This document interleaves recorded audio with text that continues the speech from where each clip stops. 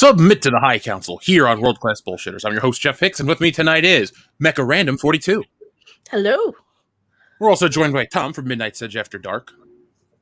Help.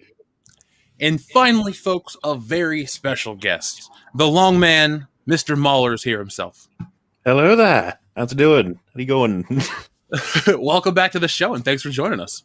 Yeah, it's been a while. I can't even remember the last time I was here anymore. It was, I think the last time I was here, we actually talked about, like, when would the next time be? It's just like, well, who knows? Eventually. Well, the world fell apart, so... Just a little bit, yes. Yeah. How has the world changed for you, and how has the world changed you? So much less going outside, seeing friends and family. Lots of different scheduled things, fun things that happen, just down the toilet. But we're at the point now where things are looking up, right? The vaccine's getting out there and lockdown's getting thinner and thinner, which is nice. Yeah, it's the dry spell for media almost over, which is funny because I've been super busy this year regardless, and last year. All kinds of things to talk about. Oh, God, yeah. The fun never stops with us in the YouTube sphere. So, folks, tonight we're going to have all sorts of fun topics to talk about. That's why we just put Mauler Joins the High Council as the title. Instead of trying to list off everything we're going to cover, Mauler's here, so you don't want to miss the show.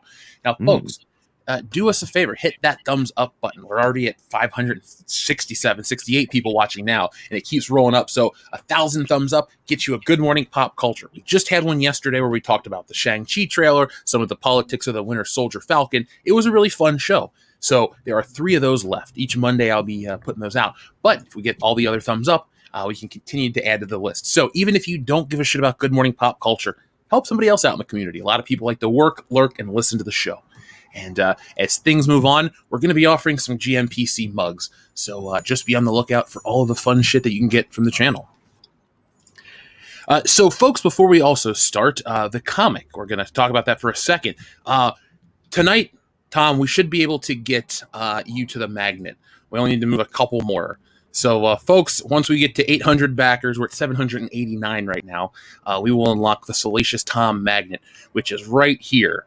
So far, we have Cecil the Hutt, we have Mecha Random 42, we have Mauler, we have Jesse Milestone. So, Anna had worked a lot of stuff to get that cover painted and created a wonderful image of the Fandom Menace and the community adjacent. So Anna will be here in a little bit. I wanted to talk about that with her, but she's here in 3 minutes, so we'll talk about that with her in a minute. But folks, there we go. Link is in the chat, and we'll talk about all that fun stuff tonight. So, what did you think of the Shang-Chi trailer, Tom? I thought it looked all right. It got a Enter the Dragon kind of vibe out of it. It didn't seem very MCU to me. I mean, could be worse. I like karate and stuff like that kind of movies, so kung fu movies and all that kind of stuff. So I'm intrigued.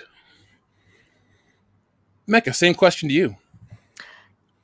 It looked kind of cute. I mean, it kind of reminded me of all of the everything from Big Trouble in Little China all the way back and forward in time to pretty much all of the little martial arts sort of San Francisco-y movies. But I mean, I don't know. I don't know. Maybe I was just in a bad mood yesterday when I woke up. All I could think of was like, oh, they're going to complain about this. They're going to complain about that.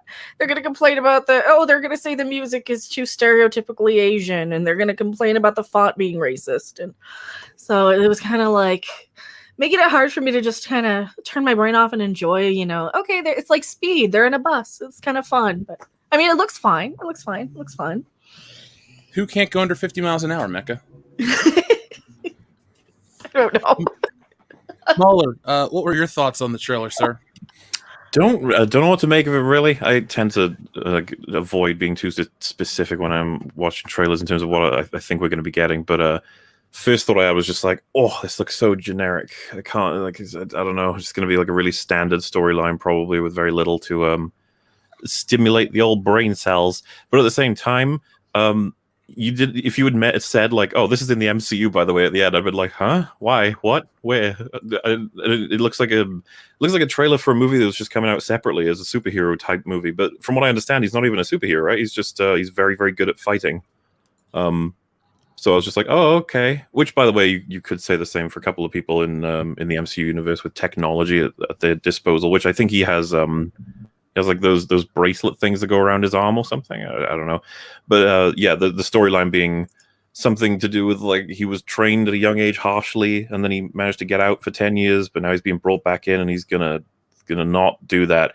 I'm really curious if they're even going to acknowledge the blip, or if this world will just be filled with random references to like people like Tony Stark or whatever else, or is this just where we're going in the MCU, which is everybody's just being brought in to tell their own stories, and they'll just be slapped the MCU label onto them. And it's just like, yeah, this is totally a part of it, is whatever.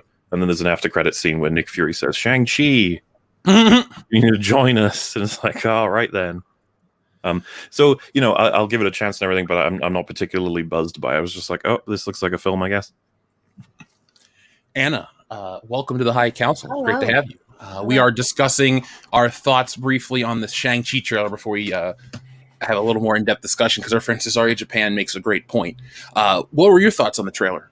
I don't care. Fair enough. There you go. Anything else you'd like to elaborate? No. Cool. I just didn't want to step on the toes, but I enjoyed what I saw enough that I didn't dislike anything, but I do feel I don't want to say apathy towards this, because apathy is a little harsh. This is more interesting to me than, say, Black Widow. If somebody said, Jeff, you can watch one of these tomorrow, I'm picking Shang-Chi, because we know where Black Widow's story goes. It's a little convoluted. In a way, this is cool because it's a fresh start, but at the same time, I too feel the superhero malaise starting to set in. It's like, yeah, now we have this with Marvel, and then it's that with Marvel. Like, back a couple of years ago, it was so cool to think it's a Marvel movie, but it's also a Kung Fu movie. It's also a horror movie. Like, I feel like they didn't do that soon enough. Instead of giving us, 3 phases, maybe like 2.5, and then jump into this. I think it would have been a lot cooler to get a little harder themed Marvel experiments. But, it's hard to be, super pumped. Aquafina, the guy that's not, whatever, he's from Canada, like, that's the narrative of this movie. It's going to be, the Asian version of Black Panther that the media is going to run with, and we're going to be terrible people if we don't just blindly praise it, and we're also going to be tired hearing how great it is. It's probably just going to be fine. So I guess I'm just getting ready for all that stuff. Hopefully the action's good. That'd be nice. Yeah. Can I ask a question? How is Aquafina famous? Because I don't know who she is, but all of a sudden she's just in everything and everyone's obsessed with her. I know her water. I'm a personal That's all I fan. know is like a water brand. Yeah. I mean, I don't even know who is Aquafina. She's the chick in the movie, the Shang-Chi movie. Yeah, she was the woman on the bus. Yeah. Oh, is she like a singer or something? Or? I don't know. She's like a comedian rapper, some shit like that. I'm Googling and I'm Singer. just getting bottles of water. How do I find She was, It's spelled real stupid, like AKWAFIN. she's a rapper. Yeah. Like Crazy Witch Asians. Then she was in that new Disney princess movie. And now she's in this. And I just feel like she's everywhere. And I don't know why. She's a better American than Brie actress, Larson. comedian, internet personality, rapper, author, television host. She rose to prominence because of her rap song "My Vag." Yep. Mm. Ew. Okay. Well, there we go. Ew. Apparently, you're only familiar with the Sonny Mauler. So now, Jesse made me watch that song "My Vag." It is not terrible, but it is not for me. And you're still together? Yeah, well, other reasons keep us. Anyway, I guess. yeah, Is it Aquafina. just like the other one with like Cardi B and the other chick like pretending to spray each other? Ugh. Well, the Aquafina one's played for jokes. She's very self-aware of what she is. It's not like serious like Cardi B or Nicki Minaj music or any of that bullshit. It's just straight up like, I'm very self-aware of how retarded my gimmick is, and I'm gonna play into it because people will laugh, and that's her. That's just okay. You So can't say anything about Nicki because did you see all like the Nicki Minaj fans were losing their minds over this trailer? Yeah, they were going after like quartering and Yellow Flash and shit and stuff. because of so people are going after the quartering and Yellow Flash because the Shang-Chi actor made fun of Nicki Minaj. yeah. And that's no, it. Something in this trailer, right? There's like Nicki Minaj music or there's some kind of joke about her. And so they lost their minds. And then he responded to people on Twitter. So the Nicki Minaj stans are going after him, is what the confusion is here, I think. Yeah, so he tweets out, I thought I was at a Nicki Minaj concert for 20 minutes before I realized I was just watching a homeless man yell at a pigeon. Damn. So he wrote that on November 22nd of 2012. Oh my God. Yeah, that's how far back we're worried about this shit, folks.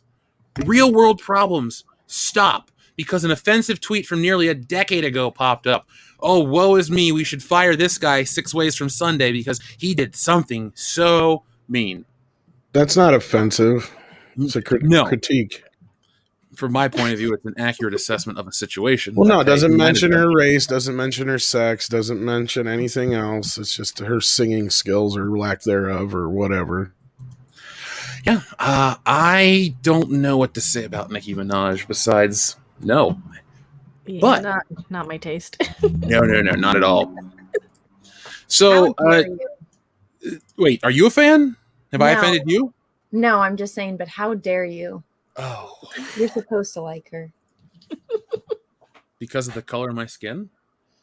No, because society says so. Oh. I was like, I thought I was past that point. Like, I don't have to deal with that anymore. None of us are. We all have to kneel to whatever they want us to kneel to. And apparently today is Nicki Minaj. Well, no, today is 420, so I don't kneel to Nicki Minaj. Oh, is it? That makes so much more sense now. Yeah. So, Simu Lee has said, well, this was a highly dumb tweet. It looks like a dumb 23-year-old trying to sound clever. So he apologized the other day for the tweet. He also followed up announcing that he was deleting the tweet. He simply wrote deleting. It really shouldn't come as a surprise that Lee deleted the tweet. The actor made it clear he's a believer in woke culture. In fact, he's one of the more radical believers in the way of the woke. So, I can't believe people are calling for this guy to get canceled or going after him because that's how sensitive society is. Yeah. It's a little bit embarrassing, yep. Mauler, how do you feel about this? To me, I feel like this is just strictly an American problem. It's like, look, it's stupid, but I guess it's everywhere because of the internet. Do you see a lot of this bullshit? Well, you got to be careful about anything you say now. Like when I tweet out, sometimes I'll like look at it again and be like, "Ooh, how could I get in trouble for this?" Like you have to think of all the different filters that could possibly happen, and it's funny. In some ways, restriction can make you you have to try a lot harder in terms of how you're going to be critical. But I think we all miss the days where we could just, say something insulting and be done with it, which we can still do to, characters or like events. But anytime it's about a person now, it's just like, oh, that's unacceptable. When, the people I make fun of the most is typically my friends and, vice versa, because it's really not that big of an issue. But it's more and more as time goes on.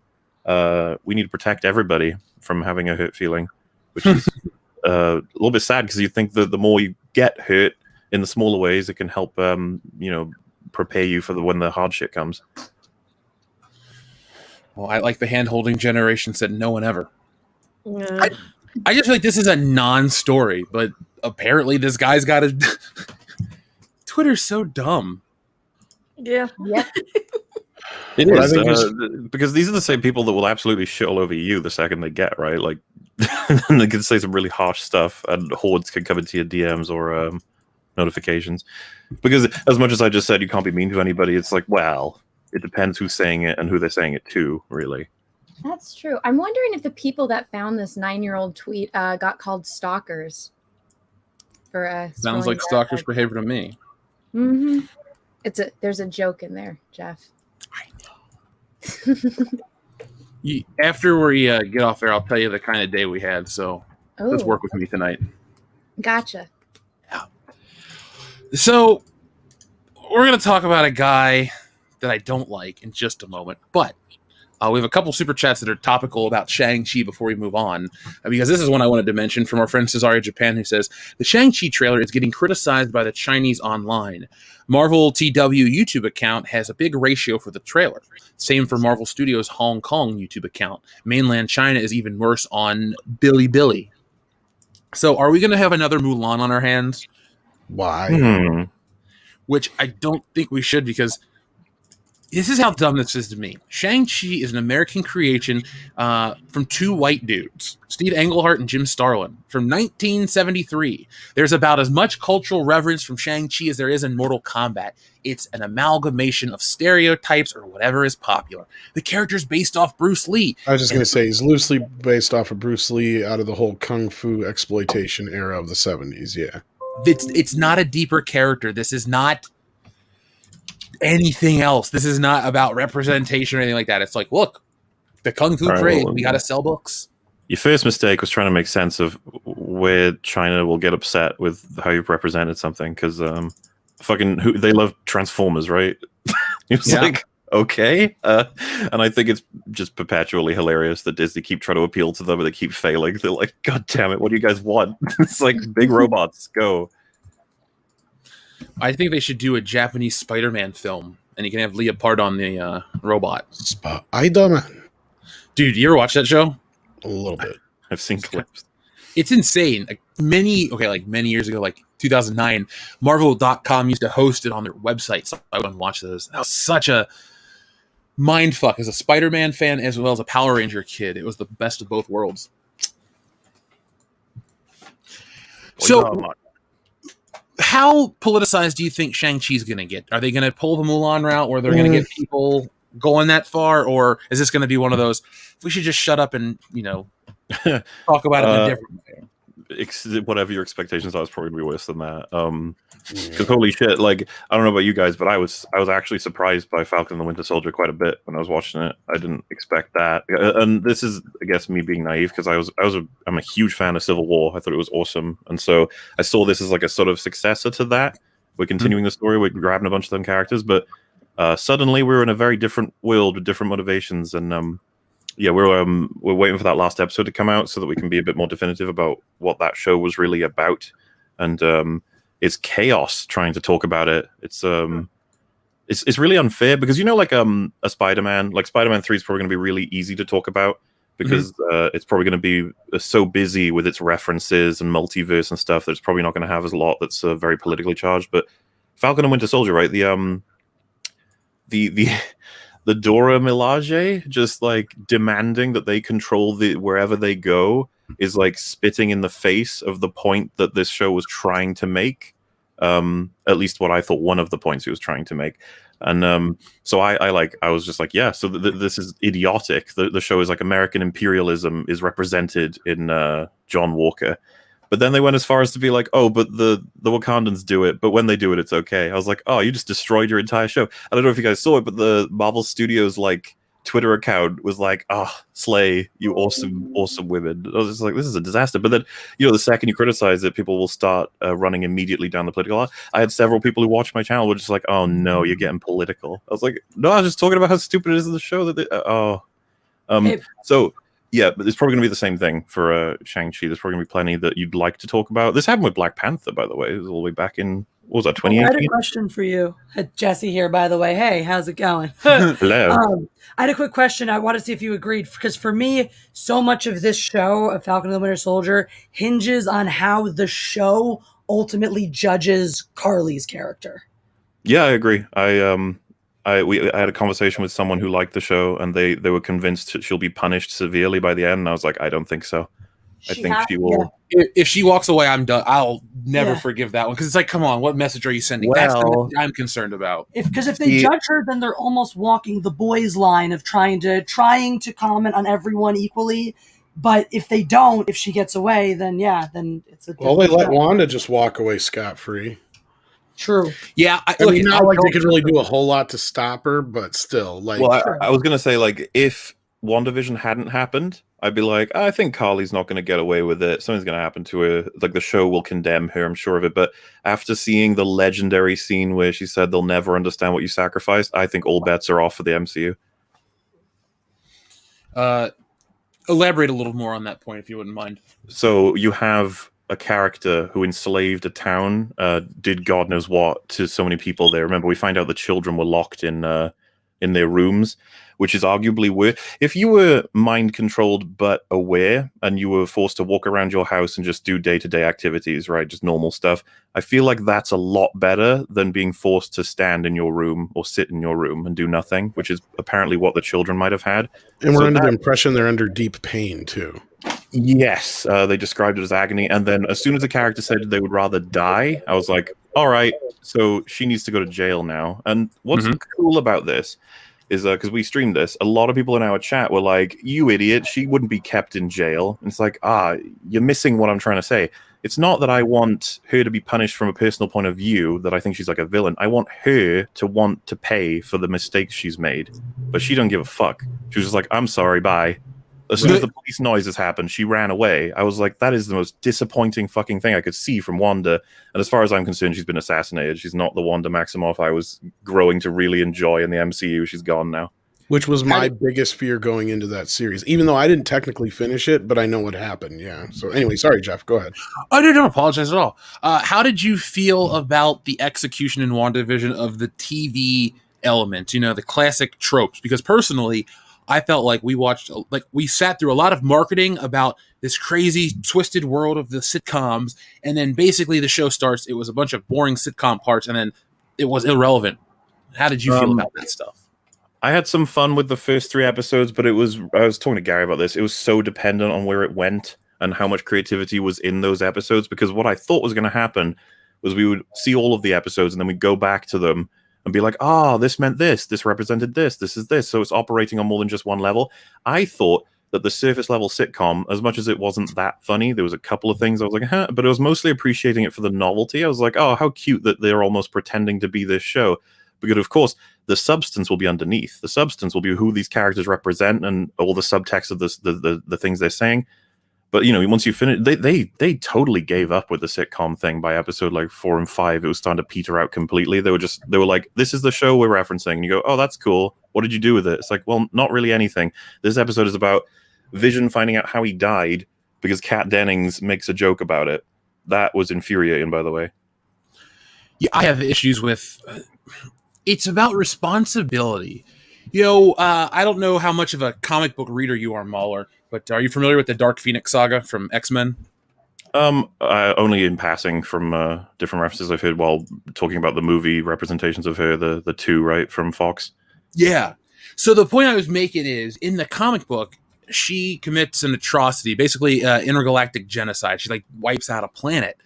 And in the story, at one point in time, they wanted to write a page where she, the Phoenix Force escapes and she goes off and does her own thing. But the editor at Marvel at the time, Jim Shooter, was like, she needs to pay for her crime, so they kill her. Now, ultimately, they go back and bullshit, but there was a point in time where Jean Grey actually paid for her crimes, which is a nice, refreshing thing when a superhero who does something messed up doesn't just get away with it. How many times do you get them... how many times do you get it towards like, oh, I did these terrible things, but you know what? I made it right with this one person, so I'm okay. Like, it's too... I know it's a superhero thing, but that's too unrealistic for me.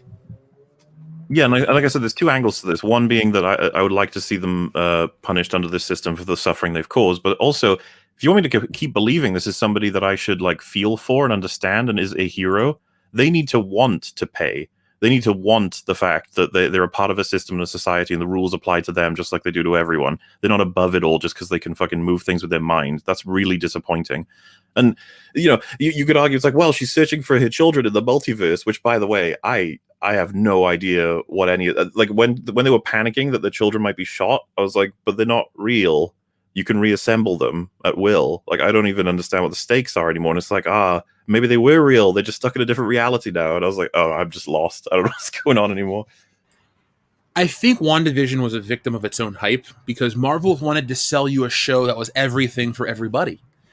And ultimately, I think you got a show full of hollow, empty mysteries and a fairly, interesting narrative with an okay execution, but overall I was disappointed with it. And if Falcon Winter Soldier disappoints in the same way, I think Loki would be it for me, because I'd give Tom Hiddleston a chance because it's Tom Hiddleston and it could be something very different.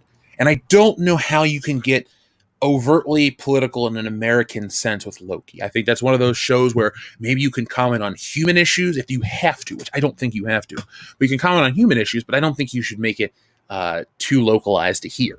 It makes sense for Falcon and Winter Soldier, especially because Captain America and the shield and what it represents. But Marvel might become too one-minded.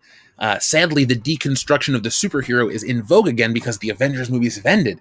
And I think this is an artificial creation. It's like, oh, they want us to be into the deconstructed superhero because we just blew our load with the most expensive movie ever made, and to get more superheroes on the screen is impossible. So, I don't know, superhero movies are just in this weird flux area. And as a fan, I'm interested, almost as a curious observer in many ways, to see where it goes. I just everyone's the temperature right now at my fan base as well as others seems to be just absolute concern going forward, because a lot of people were very unsatisfied with the writing in Endgame, and that's supposed to be like the cap, the crown on this. And then next up, they have a whole bunch of other disappointments, and just the more and more we take in, the more you'll start to question, like, wait, why are we watching this again? It's like, yeah, I don't know. Running out of investment. It'll really depend on I think Guardians 3 and Spider-Man 3 are probably going to be the last chances we have, because of how much people enjoyed Guardians 1 and 2, and then Spider-Man is usually free of like this preaching, dare I say. Yeah, that's fair. You can't do... Spider-Man's not a big enough character to hit those types of themes. He's a friendly neighborhood guy, and if they're putting him...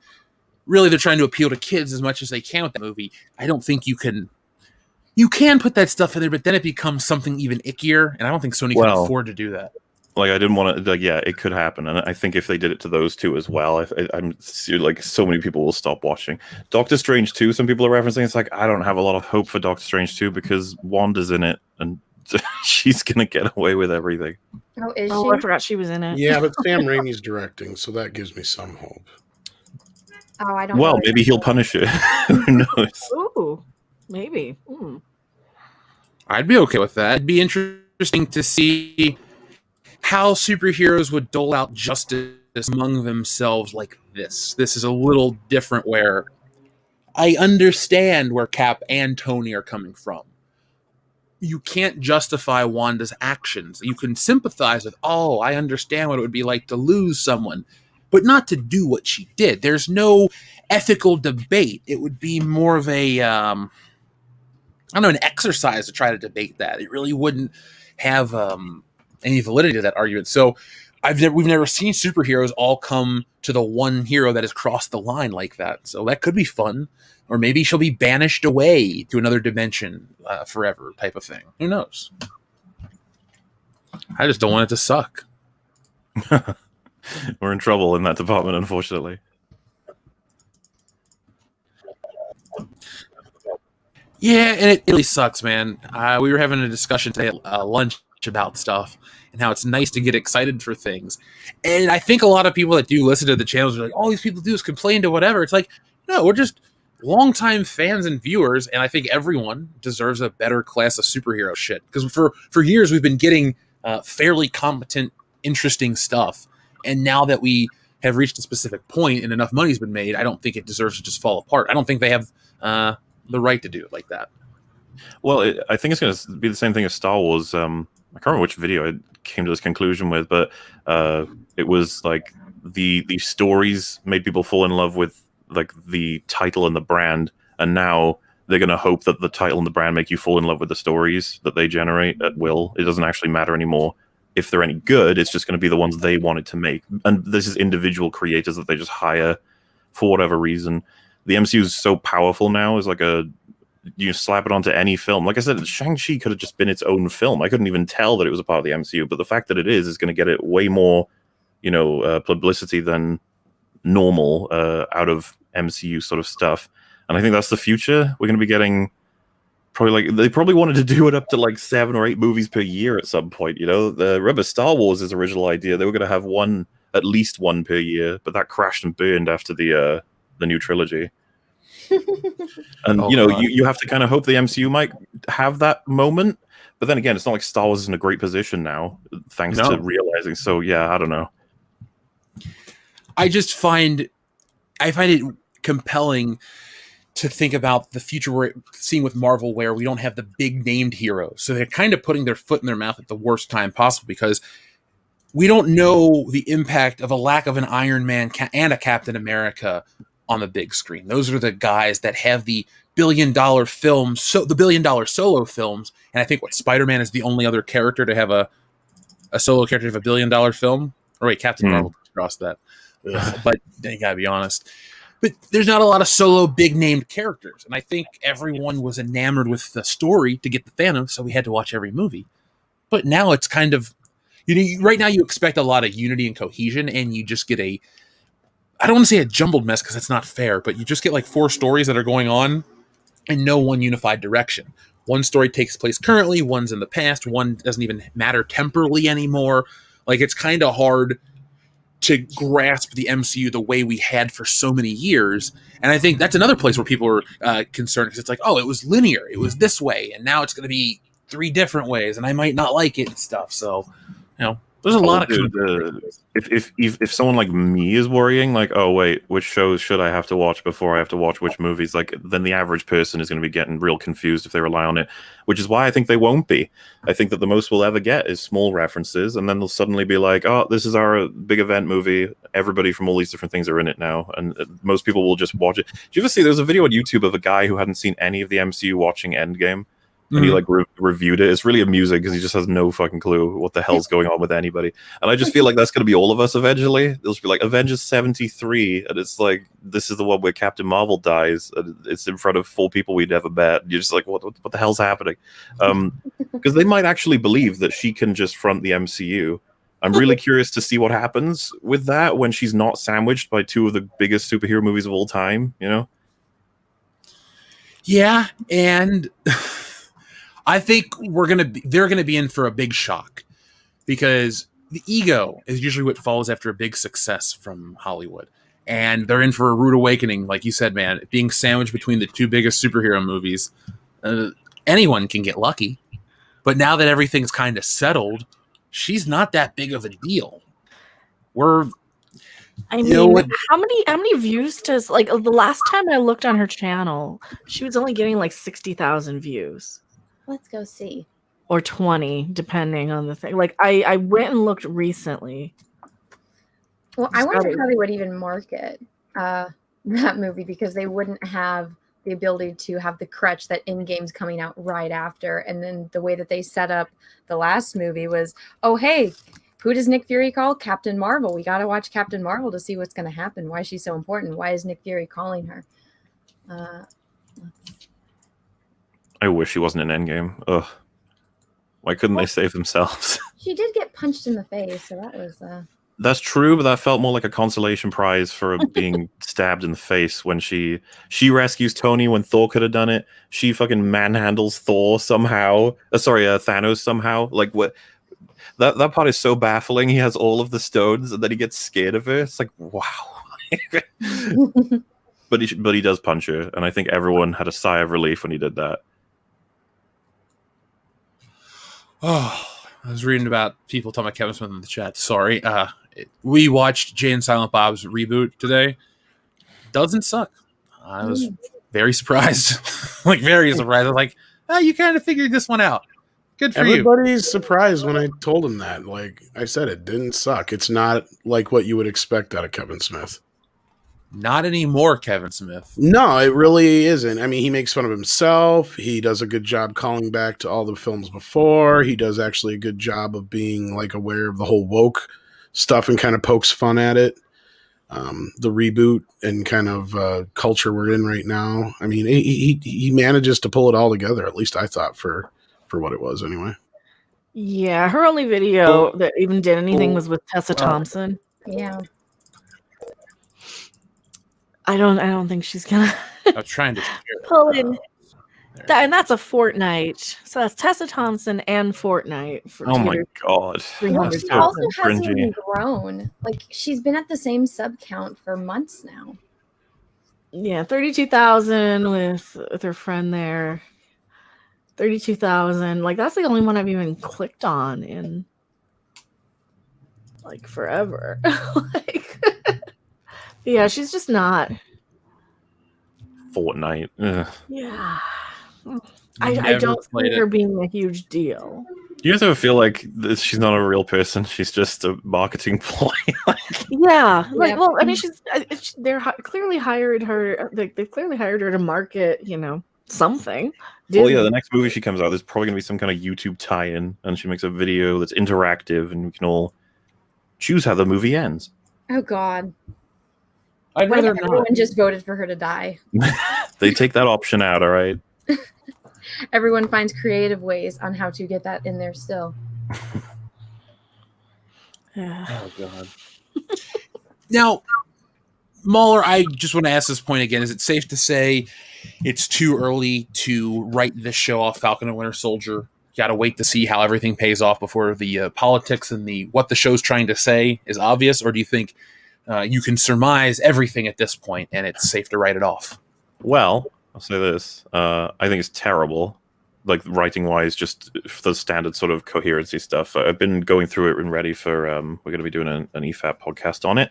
There's plenty wrong in your standard logical sense. If you wanted me to like comment on what the messaging is and how shoehorned it is and how it ends, I need to see that 6th episode. The 6th episode is probably going to be the most important in figuring out exactly what they wanted to say in this show, because the one thing I really wanted throughout it was just one character to do some pushback in any way, shape, or form, just to actually provide any kind of counter argument.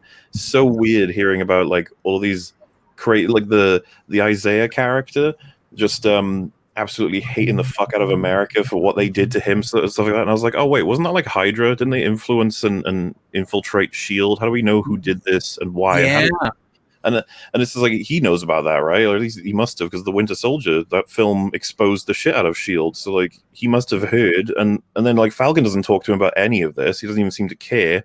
And then of course there's the stuff everyone's been talking about. This is a major topic to get yourself destroyed on Twitter. But just like, wait, didn't Iron Patriot happen in 2013?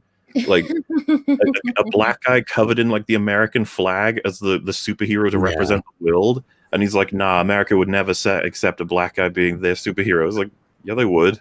That's all bad writing. I was watching it with Rags, and the first thing he said was like, what about Obama? Like, why would they let a president be black, but they wouldn't let a guy to punch people be black? Like, what? I don't understand what's happening right now. Like, this show's really straight. And that's the thing. If they want to point out that there are racial issues, racial tensions, whatever subject, there's a way to do it. But like, this is just strange. We just get told stuff that's just not true, and just sitting there like, I don't understand. And if they had the characters mention these things and then they talked about it, that would be way better. But instead, you just sort of, one view is given to you, and you're just like, okay, if you say so, that sort of thing.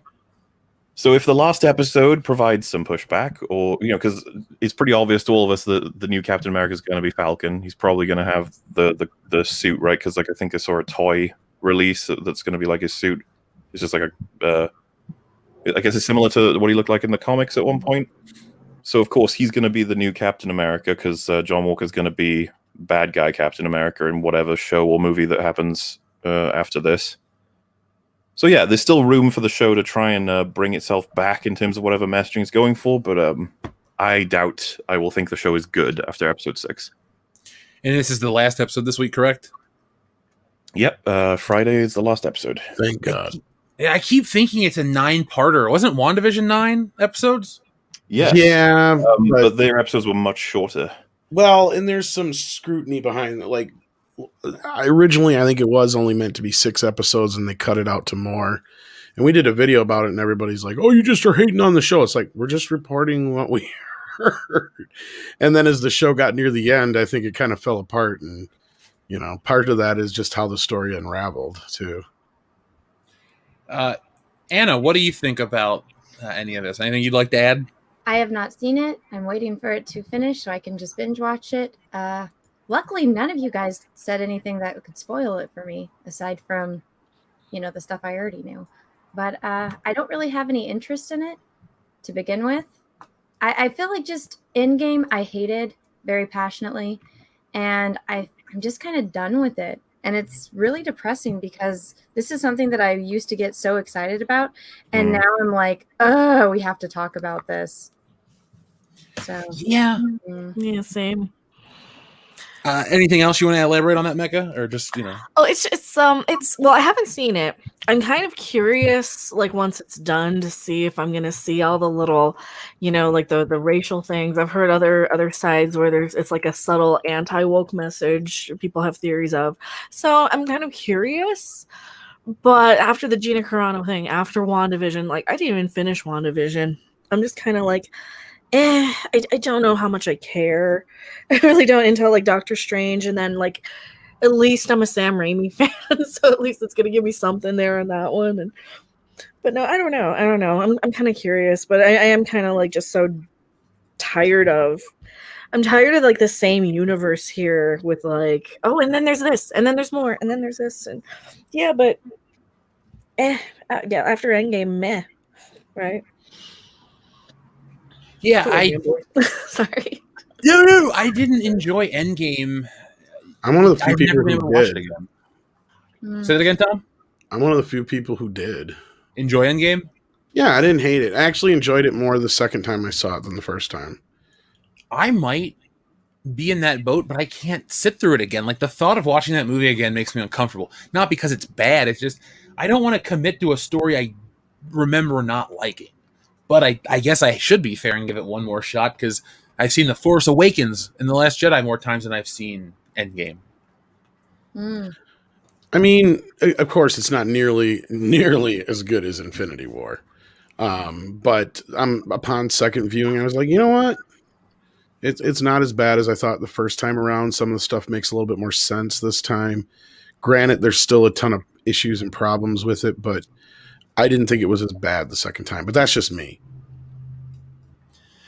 So, anything else we're going to add about Falcon and Winter Soldier, Tom? Or are we good to go? I have zero fucking interest in this. Like,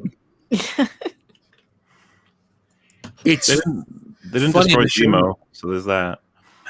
He just walked off with the whatever they're called, the Wakandan ladies, and that's it, right? He's back in jail, or are they going to kill him? So go ahead. The thing for me with Zemo, I very much like the shit out of him in Civil War, and so the fact that he didn't die in it, I was like, oh boy, I hope they don't get ruined wherever he's in next. And I was like, he's in this, and I was like, oh, please. There's a couple of things that I'm a bit iffy on, like I know he's Baron Zemo and everything in the comics, but like it wasn't clear in Civil War that he was a very rich guy. It was that he was very resourceful. And so, like, they need him to be rich in this show because it facilitates the other characters getting around the world and having the tech they need and the opportunities they need.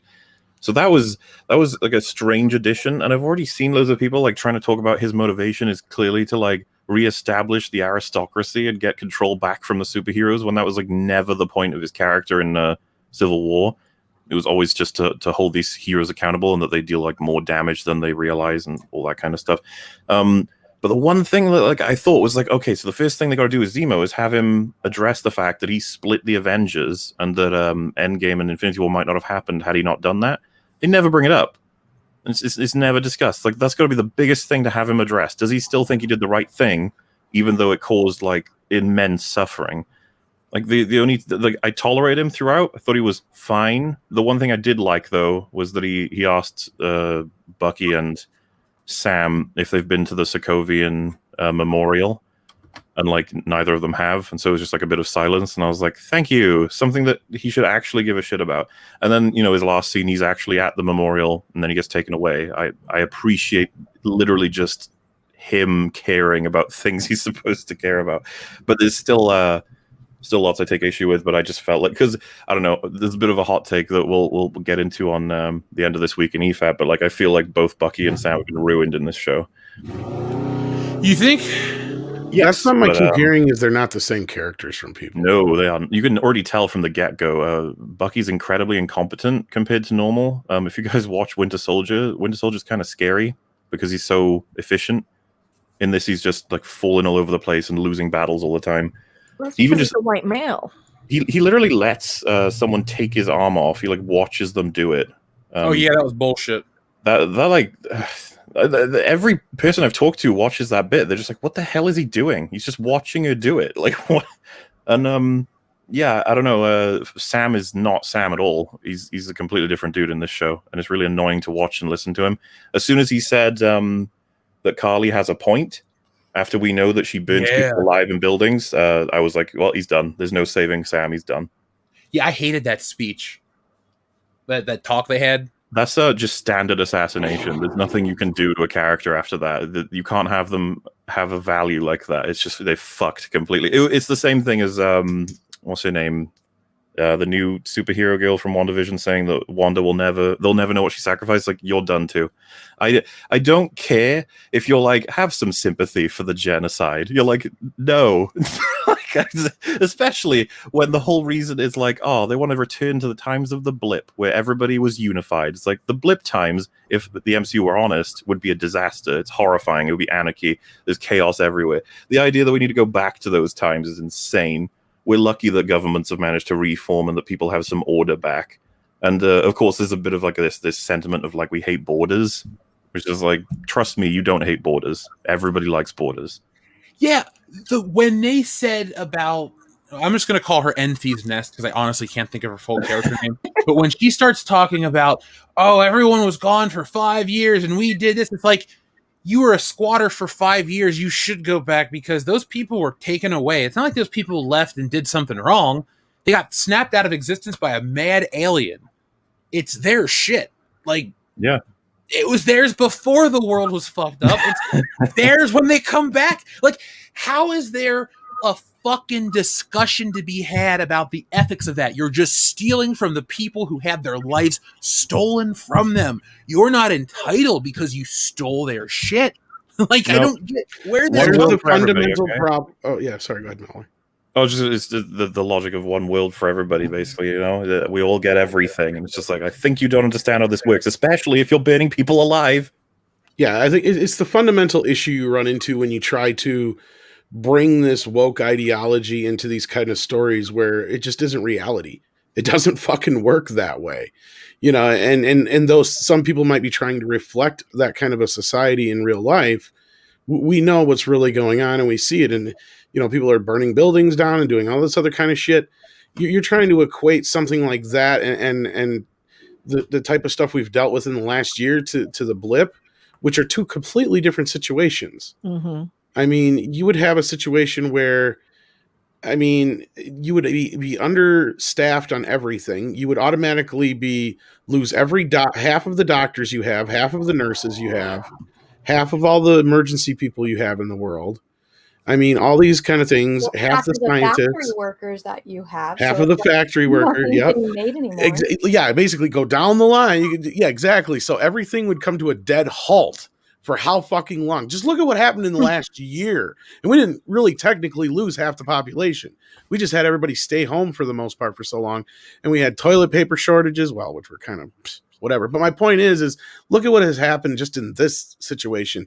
If that were to happen in our world, you're right. Like, utter chaos would break out tomorrow. And again, to my point, like, it just goes to show if you try to apply this bullshit fucking idea that they have of what the world should be to an actuality, it doesn't make any fucking sense. You can't have a hero being the things that they're saying. You can't have a villain being the things that they're saying. And I think that's another problem is they're on this kick of trying to make villains so sympathetic. Mm-hmm. Yeah, they did better before. Fucking Vulture and Zemo were way more sympathetic. Yeah. And this show is purporting, at least to me it is, that Carly is like Zemo in some ways, but the Zemo is just, you know, a lost cause. He's a dead soul. He's a dark character. While she, you know, you can understand her. You know, the fact that Falcon felt the need to, like, advocate for her, and he's never ever said that about Zemo. It's like Zemo's family were like crushed and you guys didn't give a fuck and you caused it. It's like, is there any sympathy for that, you assholes? It's like, no. By the way, that's something I forgot to mention. Zemo being Echo Scorpion, like a ex-leader of like a Black Ops unit or whatever, and he fails to kill Carly, was so frustrating. He was defeated by a table. I was beyond annoyed. I was so hoping he would kill her. Same. I like competency. It's Yes. I understand you need to write a story where the heroes come up against adversity and you don't want an overpowered character. I understand that. We get it. You know, that's Captain Marvel, that's John Cena. There's all kinds of countless stories like that. That's bad Superman writing. But like also too, remember that I understand this is a fictional world, but you should layer it like a real world so it becomes relatable. And a guy with training like that, I understand you're gonna have a super soldier, but these guys, these ex-military, somebody like a Zemo that did what he did, shouldn't look like a chump. I get it, you got to have him lose to the superhero or the supervillain, excuse me, but competency is important. Yes, they can lose at the end of it, but they got to put up a fight. I wanted to mention, by the way, because I know that this just has to be compared. Cap was shot, was it 3 times or twice in Winter Soldier, and he ended up in a coma. She was shot a similar amount of times, and she's right as rain about 5 minutes later. She got wham power. It's actually frustrating as hell. It's just like, why? And I swear to God, for 4 days a month already. So I'm not even sure they have the balls to kill her in the 6th episode. It was a joke. I appreciate it. That's all right. But yeah, I assume that we could get so many different kinds of payoffs. Like Falcon has a chance to kill her and he spares her or something because, you know, it would be wrong to kill her, that sort of thing. He doesn't want to be like Walker. You know, we might get that moment. And I just, I'm struggling, man. And so someone mentioned, by the way, about Bucky's arm. It's like, does he even need it? He's a super soldier. It's like, he super needs it against the Dora Milaje, who are not super soldiers, by the way, because they defeat him pretty easily. They defeat everybody pretty easily. They don't have any superpowers. They just have stupid spears. Training, bro. Training outdoes training and super soldier serum. Well, I was going to say, it's not like Bucky has training from the U.S. military and then also the Hydra. He's not the most feared assassin across decades. He's not someone superhero. Doesn't he have superhero serum in him too? Oh, absolutely. He should fucking slaughter them, but he struggled. Yeah. And this, by the way, is after he and Falcon are giggling as the Dora Milaje almost kill Walker and his partner, which is, again, just assassinating their characters completely. None of this stuff you guys are saying is making me want to see this at all. Oh, I wouldn't recommend it at all. At least yet. And if episode 6 lines up with the rest of them, I'll be like, yeah, stay the fuck away from this show. Much like WandaVision. Oh, God. I will say this, Tom. The opening action scene from the first episode is worth a watch. If you decide to never watch the series, cool. But one day on YouTube, just watch the opening fight scene. It's pretty damn cool, and it ties nicely back to the Winter Soldier movie. Other than that, it's hard to recommend to somebody. If you're not a Marvel fan and don't give a shit, don't. This is not. Dude, if you do give a shit, you'll be upset anyway. It's like it's a lose-lose. Yeah, well, it's a way to protect yourself from harm. Well, at least emotional harm. So, our friend Ron... Oh, go ahead. Go ahead. I was going to say, there was only one good thing I got out of the show so far, if you want to share that real quick. Oh, yeah, let me get back to the window. And that is this. I got to put my music over Baron Zemo dancing. Oh, you look good on him, Tom. Booty shaking, let's get this fucker started. High class, big brass, pretty little. But anyway, so yeah, that's the only good thing I've got so far. Yeah. You can see that on Midnight's Edge After Dark in full. There you go, folks. Yes, folks, be like Mecha Random. Listen to Mecha Random. We need to get to 1,000 likes. We have almost 1,700 people watching. How many thumbs up do we have? A piddly 696. Yeah, you guys are holding out. Yeah. Again, 1,000 thumbs up equals a good morning pop culture. Even if you're not interested, do it for your fellow member of the Fandom Menace. Lots of people like that show. And, it's a nice little incentive. And thank you. We just saw almost 100 new thumbs up. So keep that going on, folks. We'd like to have that. Flipping. I was just going to ask in the private if that was just me or him. I think that's Jeff. I think so, if you're hearing it too. So, yeah. Okay, now am I back? Yeah, you're better now. A lot better now. Okay. Yeah, you were like cutting out like bad. At the end of this campaign, I'm buying a new computer. I can't wait. The fucking cat has destroyed this computer by sleeping on it. Well, laptops are the new newspaper. You can't help that. It's okay. I caught mine on fire. So. Oh, well, like, what do? I can't punish the cat for trying to stay warm or sleep. And it's a cat, so it's not like it's doing it intentionally. But I'm just like, God damn it! The last thing I wanted to do right now is buy this, but there we go. So if it beep boops out for a little bit, folks, it'll be a little while, and that's it. Hey, watch it Second with the beep laptop, boop there's so many bops. good ones. I do need to sell that mug, Jonathan Hurst. Don't worry. There's going to be all kinds of stuff. Tom, did I tell you I bought all this Buffalo Jeff stuff? Oh God, no.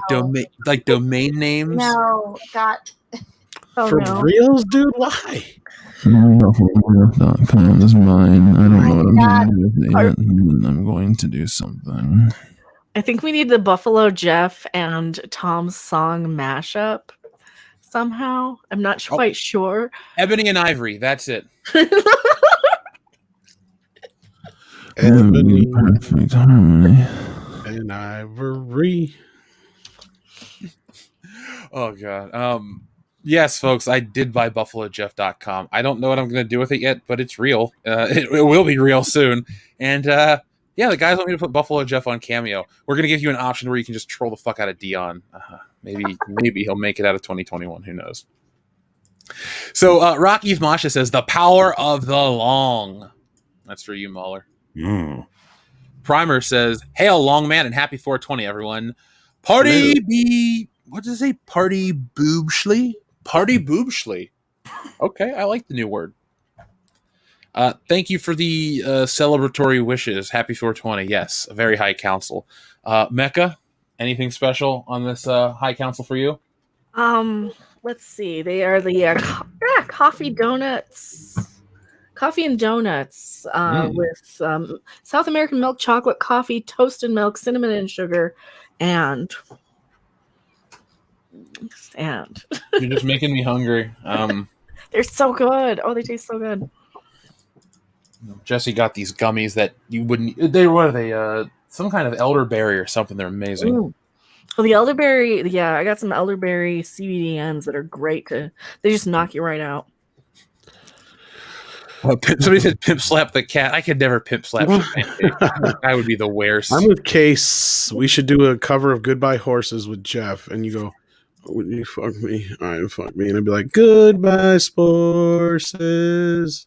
Then we'll have shots from The Rise of Skywalker. We could get down to that. Have Kylo Ren. We should also pull in shots from Last Jedi with him without a shirt on. Yeah, and just like stop. I get you. Like just all kinds of weird noises and shit. Yeah. Oh, dude. We'll get Cecil involved too. He'll be like, "Joke me." I think we're gonna. Halloween's gonna come early to the Fandom Menace, folks. Speaking of, here's a pumpkin-headed buffoon. Get that shit off screen. We'll talk about him in a minute. I want to read a few more of our Quick, everybody, knives out. Yeah. Scott's Geo 2 says, release The Force Awakens Part 4 or we mostly peacefully protest. Oh, it'll be there eventually. I'm actually, funnily enough, I'm going for The Boys next. I think it was mentioned positively at one point in this stream. So I eventually come for everything, okay? It's not personal. I'm looking forward to hear your take on The Boys. I am. I wish I loved it, but I don't.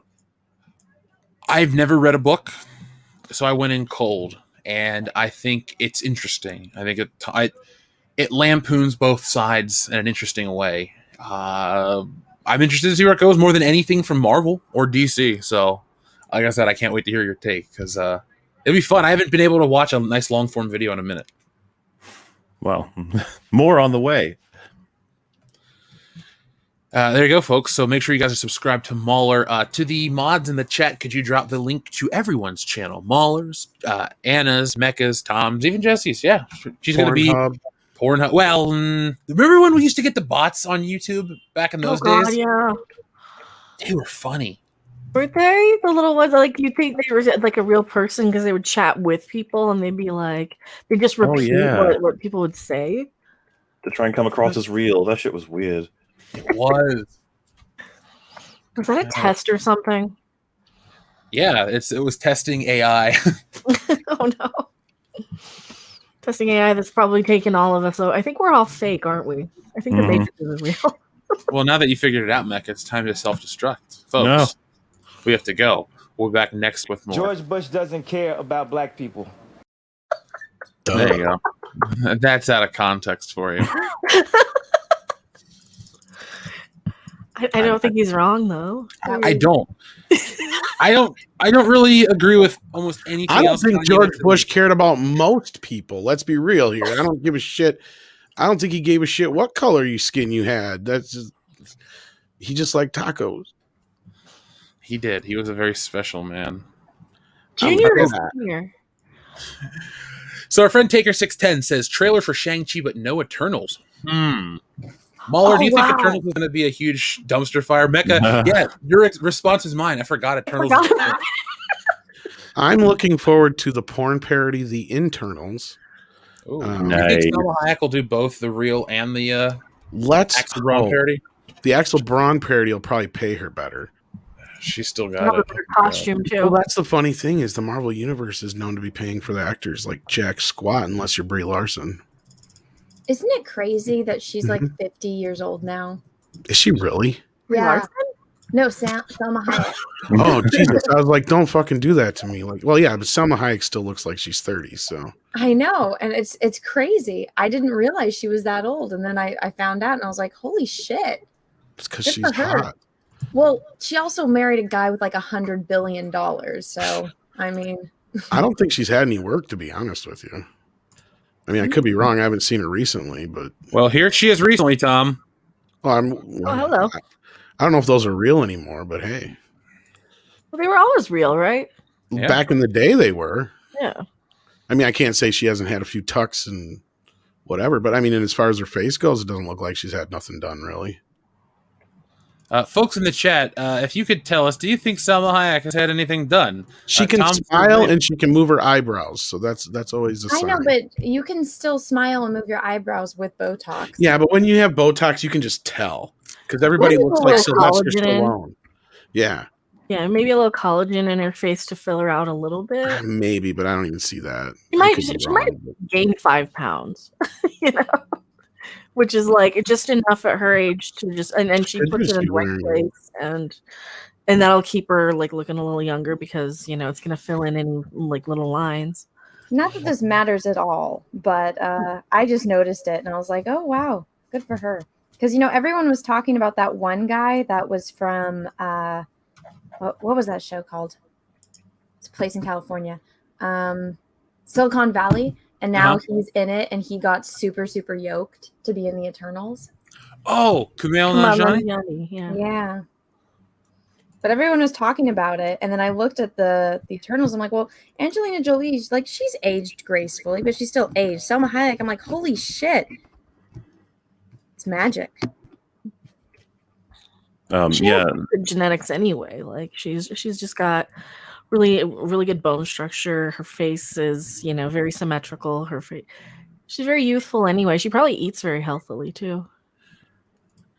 Yeah, the Eternals is like Fringy would randomly tell me about it, and I barely even believed it was a thing. It's like I don't know what's going on with it. It's like this mysterious MCU thing that's gonna happen, and I don't really believe it until it happens, I guess. But not like seriously. Like I'm sure it is absolutely coming. I just it just feels like it's absolutely been dropped out of nowhere.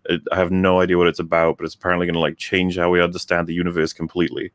No, it's not. Oh well, it wants to be that, right? Like it's going to be these people have been here since forever, and they do different things. I don't know. I don't know how that's going to fit in at all. If these are the types of people that have been around forever, right? Shouldn't they look not like modern people? Like, shouldn't they be some weird beings? Stop asking questions. Yeah, you think they'd be aliens and stuff. Just like why do they look like a Benetton ad? Okay, I'll stop asking logic. Stop asking questions. Does it really sell though? I think it gives Twitter impressions, and they don't know the difference between sales and Twitter impressions because a lot of these investors that the producers grift money out of just consume product. They don't know how to internet. I mean, they have their little private islands, or they have their little, billions in but they don't know how to internet. Well, they own the internet. They don't know. If I remember right, though, this was something that was greenlit before Disney owned Fox, and I think this was originally supposed to be another one of their attempts to replace the X-Men. And my guess is they're embarrassed by it, and rightfully so. Look at this shit. They pulled this down. because they were so upset about it getting out there. But this was official, like I Oh. guess. So Yeah, it looks super awkward. Like someone drew it. Yeah, it's supposed to be like some calendar from next year. But it got out online. Like somebody posted it on, like, I can't remember if it was Amazon or something like that. It was posted up and then they took it down. It looks fucking boring. It doesn't look anything like Jack Kirby, like they claimed it was going to be all Kirby-esque. Nothing. I don't see a single Kirby line in this shit. Not at all. I mean, maybe the woman in red has an awkward stance, and sometimes Kirby later in life had some awkward poses, but like, this just looks like Kmart Thor characters. Kinda, yeah. Kmart had great action figures back in the day. I agree. I've purchased many a good toy from Kmart. And a PlayStation. Mauler, let's take a guess. How poorly do you think this movie will do? Do you think the Eternals film will break $800 million worldwide? Oh man, I got it's usually indicative, right? Like I would have thought that Captain Marvel wouldn't have done well, but then the fact that it was between those two movies and it was marketed as like the middle piece, like, oh, that makes some sense. Eternals, I barely even know what this film is, and like I feel like the average person is just gonna be like, unless they crank the marketing up like significantly before it comes out and it becomes like somewhat of an understood thing, like I don't know what this film's gonna. I don't even know that people know what it is. It's just really like it's a group of people. They have powers. Like, okay, you know, because to a degree, like Guardians of the Galaxy, did anyone know that was going to be really successful? It's like it's hard to say. It's a tree and a raccoon and blue and green people and stuff. It's like I don't know, but I got nothing to work with this. And as you guys just said, like, how boring does that image look? Yeah, I mean, you got a point. Oh, go ahead. Diversity. It's diversity. Oh yeah, it looks like the Planeteers. Let's be real here. You know what? I'm gonna be the super woke person. Not diverse enough. Where are my goblins and where are my giant tentacle monsters? I don't like this. I don't see any furry representation. I don't see anybody in a wheelchair. Yep. Who's the kid with the poorly photoshopped head? That's the joke that I can't remember who she is, but like, oh, that's a girl. Okay, I think it's a girl. I think I don't fucking know. What's with the body? It looks like it's being like broken. I don't know. The perspective of the head is wrong. Something's going wrong. I don't know. What's the deal with Ezra Miller in this? The artist drew the bodies, and then they went and found the actors' heads, and then photo bashed it onto the poses. No, she's about right. I believe, yeah. No, yeah, that's probably it. Because that's not Ezra Miller, but yeah, it does look like him. Oh, I know. Ezra Miller? No, it's not.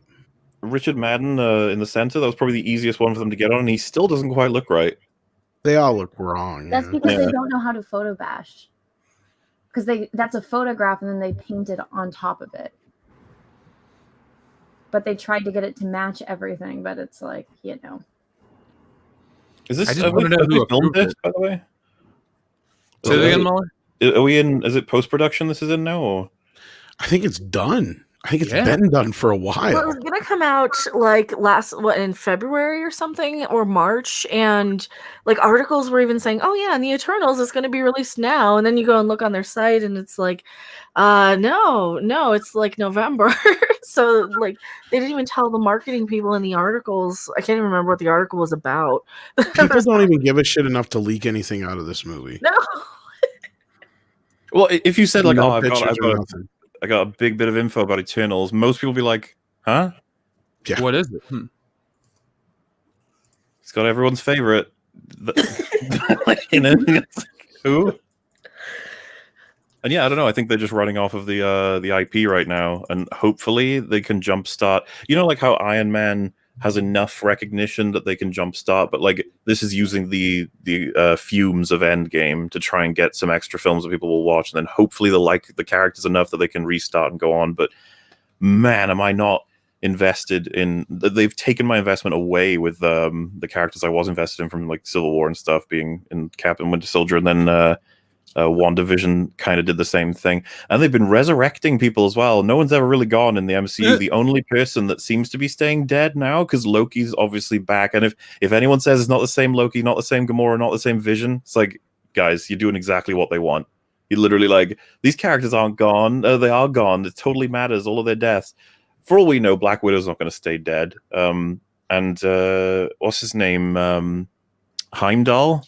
Yeah. Apparently, he's going to be in fourth Love and Thunder. I was like, isn't he dead? Why is no one dead? Like, what's happening?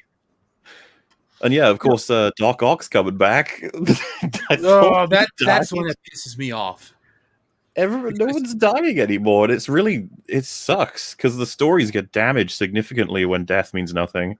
It's like a soap opera. It's like a bad soap opera cliche. And then they're in a coma for a season, and then they'll have an evil twin. Oh wait, we're already doing that with Gamora. Isn't she kind of an evil twin, sort of? I don't know. Well, and just in case, I got an official. You cannot deny the officialness of this picture. That's from one of the Disney things. Yeah. Those costumes look like shit. Dude, look how poorly photoshopped the black dude's head is. Look how big that fucking thing is. They didn't even take the time to size it properly. Yeah. So does Richard Madden look weird. Angelina Jolie just didn't show up. She's like, nah, I'm not coming. I don't think Selma's there either. Why are the costumes so shitty? Oh, no, Selma's right there. Never mind. God, they're so generic. Like, yeah. They look like shit out of Lord of the Rings, almost. What do you mean, like the average elf? Yeah, like the elf costumes, almost. God, you remember like how almost all the heroes when they were first getting around, like one of the things about their silhouettes, you can always tell who they are, or you see just their feet, and you're like, "Yep, know exactly who does." This lot, I'm not gonna be able to remember their names. They better be distinguished by their powers or something, because my God, imagine trying to get 10 characters to be individually like understandable over the course of one movie. It's like, good luck. There they are as drawn by Jack Kirby. At least they have some identity. This would be more interesting. This purple dude, that could be cool. Yeah. No shit. I don't know who that is, but he could be cool. And whoever the Richard Madden character is, this is clearly him right here. Yeah, maybe the open college a little 70s, but there's more there than what we're getting. Kirby-esque, though. I mean, look at love or hate Thor Ragnarok. You cannot deny that movie looks like a Kirby comic. Like, dude, I mean, the colors and the way it's designed, and yeah. Sorry. God, yeah. I was gonna say a lot of the Asgardian stuff in general, like the actual place, the Asgard, looks a lot like the Jack Kirby Rainbow Bridge, all that fun stuff. Like they used to get a lot of the imagery right in these movies, and I think that's what sold them. Underwhelming movies. Underwhelming images and no-name characters, I don't think will sell a movie. Like Spider-Man, he's a name. The Eternals are not. That's why all their shit's called Marvel's Shang-Chi and Marvel's The Eternals, so people know what the hell this is, because they don't have name brand recognition. Yeah, nobody says or needs to say Marvel's Spider-Man. That's not really how it works. No. The Underoos characters. If they were on Underoos, they're big enough pop culture icons that my mother would understand who they are. She doesn't know who any of these people are. She'll know who Spider-Man is or Batman even for DC, but she doesn't like who the hell knows who Shang-Chi is? Who knows who the Eternals are? Well, at the very least, they may be able to earn their own recognition through their great movies. But who thinks that's going to happen? We're in big trouble for that. It's like, what if Shang-Chi was like an amazing film that we all loved? Like, that'd be nice. Yeah. No, I think you're right, Mauler. I mean, Guardians of the Galaxy might have gave him delusions of grandeur that you can, do this kind of thing with all these different characters, when it's like, no, you have to find a way to establish some of these things first. I mean, unless I just don't see the potential of this being the next Guardians of the Galaxy at all. No, it's kind of like the argument, well, every casting from superhero movies has got to be great because Heath Ledger was met with adversity and look what happened. Well, that argument folded in on itself once Jared Leto was cast, so I'm tired of that shit. That's an old passe argument that you can't hide behind anymore. Like, nobody can. Dude, all I learned from those two is because I still remember when Heath Ledger was first announced and everyone was like, oh no, not the lover boy from all these like movies, blah, blah, blah, blah. And he turned out really awesome. And then everyone was like really happy when Jared Leto got cast. Like, yeah, he can pull it off. He's a pretty damn good actor. And it's like, man, you've shaken my trust and like expectation about actors forever. No, Zack Snyder has like a 50-50 track record with casting. He Hey, got now. Batman. He got Batman, Cavill, and I guess Get Out No, Right. Batman is terrible casting. Batfleck is the yeah. worst thing to ever freaking exist in the freaking. Hey, I series. gave you Cavill at least, huh? But Well, Ezra okay, Miller. Zack Snyder knows how to cast handsome men and make them enhance their handsomeness. Like 300. Yeah, that was it's not the best movie in the world, but I love to watch it for reasons. But anyway, I was saying, like, Ezra Makes Miller, sense. of course, bad casting. You know, practically everybody else, but maybe what's his face is Jim Gordon. Gordon is all bad casting for the most part. I would just go as far as saying it's just they don't have much to work with. Well, that as too. well. Like, I mean, what, 'cause Amy he had, Adams like, would have been great one- 10 years ago. Yeah, again, I don't even know what Lois Lane is in Snyder's universe. She's so undercharacterized. Like, Yeah. I barely know who she is outside of she likes Superman a lot. And the same goes for Jim Gordon. Like J.K. Simmons never, to me anyway, pulls in a bad performance, but he had like one scene in the Snyder Cut. True. So yeah, I don't know. And why would you waste what a great actor for a character that everyone loves already? Like, why? I don't know. And then I don't know if this is a hot take for you guys, but like, I don't think that the Wonder Woman casting was very great. She looks incredible, but holy fuck, she can't act. I could give or take it, and then of course there's Jesse Eisenberg and all that Oh. shit too. Yeah, That's the worst thing ever. Yeah. nobody liked that. I don't think. Mauler, I haven't been able to talk to you since Wonder Woman 84 came out. I thought the movie was abysmal. What did you think? Oh, disaster, dude! It Wait, currently did you holds just the call it a spot as- movie? That's the nicest thing I can say, right? It was a movie. Well, it had how many openings? I mean, it had to have been some sort of a movie, and it kept starting over and over again. That whole Olympic every sequence in that film is baffling, and yeah, to see, like, it was phenomenal watching the director quote tweet someone to help explain it totally wasn't rape. That was, I don't think I've ever seen that before, and I don't think we ever will again. What? Where- so I like the didn't even director, see the quote tweet, but she's so incompetent, right? She has Wonder Woman sleep with a body inhabited by someone she loves without realizing the implications of that. And so everyone goes nuts on the internet about this, discusses it back and forth. And then Patty Jenkins quote tweets someone trying to explain how it's a reference to films like Big and its criticism of it. Big's a completely different situation. It's infuriating, man. Like, to try and drag Big down because That's you made still a his huge body mistake. in Big. I mean, yeah, he's grown and he's an adult now, but it's still his body in Big. It's also the girl he's with has no idea that he's a child, yeah, so yeah, you or at least a teenager, I should say. and it's like, it doesn't take away from what she's done. She made Wonder Woman awful by doing that. Because we comment a lot on how some of the DC EU heroes have committed genocides, like Aquaman and Man of Steel. Superman. They've both been involved in a couple things here and there, but nobody was a rapist yet. So you got Wonder Woman taking that crown. At least it's equal opportunity. Absolutely. No one should be allowed, it's prevented from committing crimes. Women also. Yeah, I don't know. Wonder Woman 84 was absolutely shocking. I can't believe something was written so horribly bad. And, What if that guy was gay? Oh yeah, well, this is the thing, man. A lot of people brought up, it's like, oh well, would you complain if it was Gal Gadot? It's like, oh my god, we need to have a conversation. Like, we need to sit down and understand how Because everything clearly in the works. movie, he's not that interested in her. If you watch the movie, like, she kind of gives him the, kind of thing, and he's like, no, I'm good. He's more interested in himself.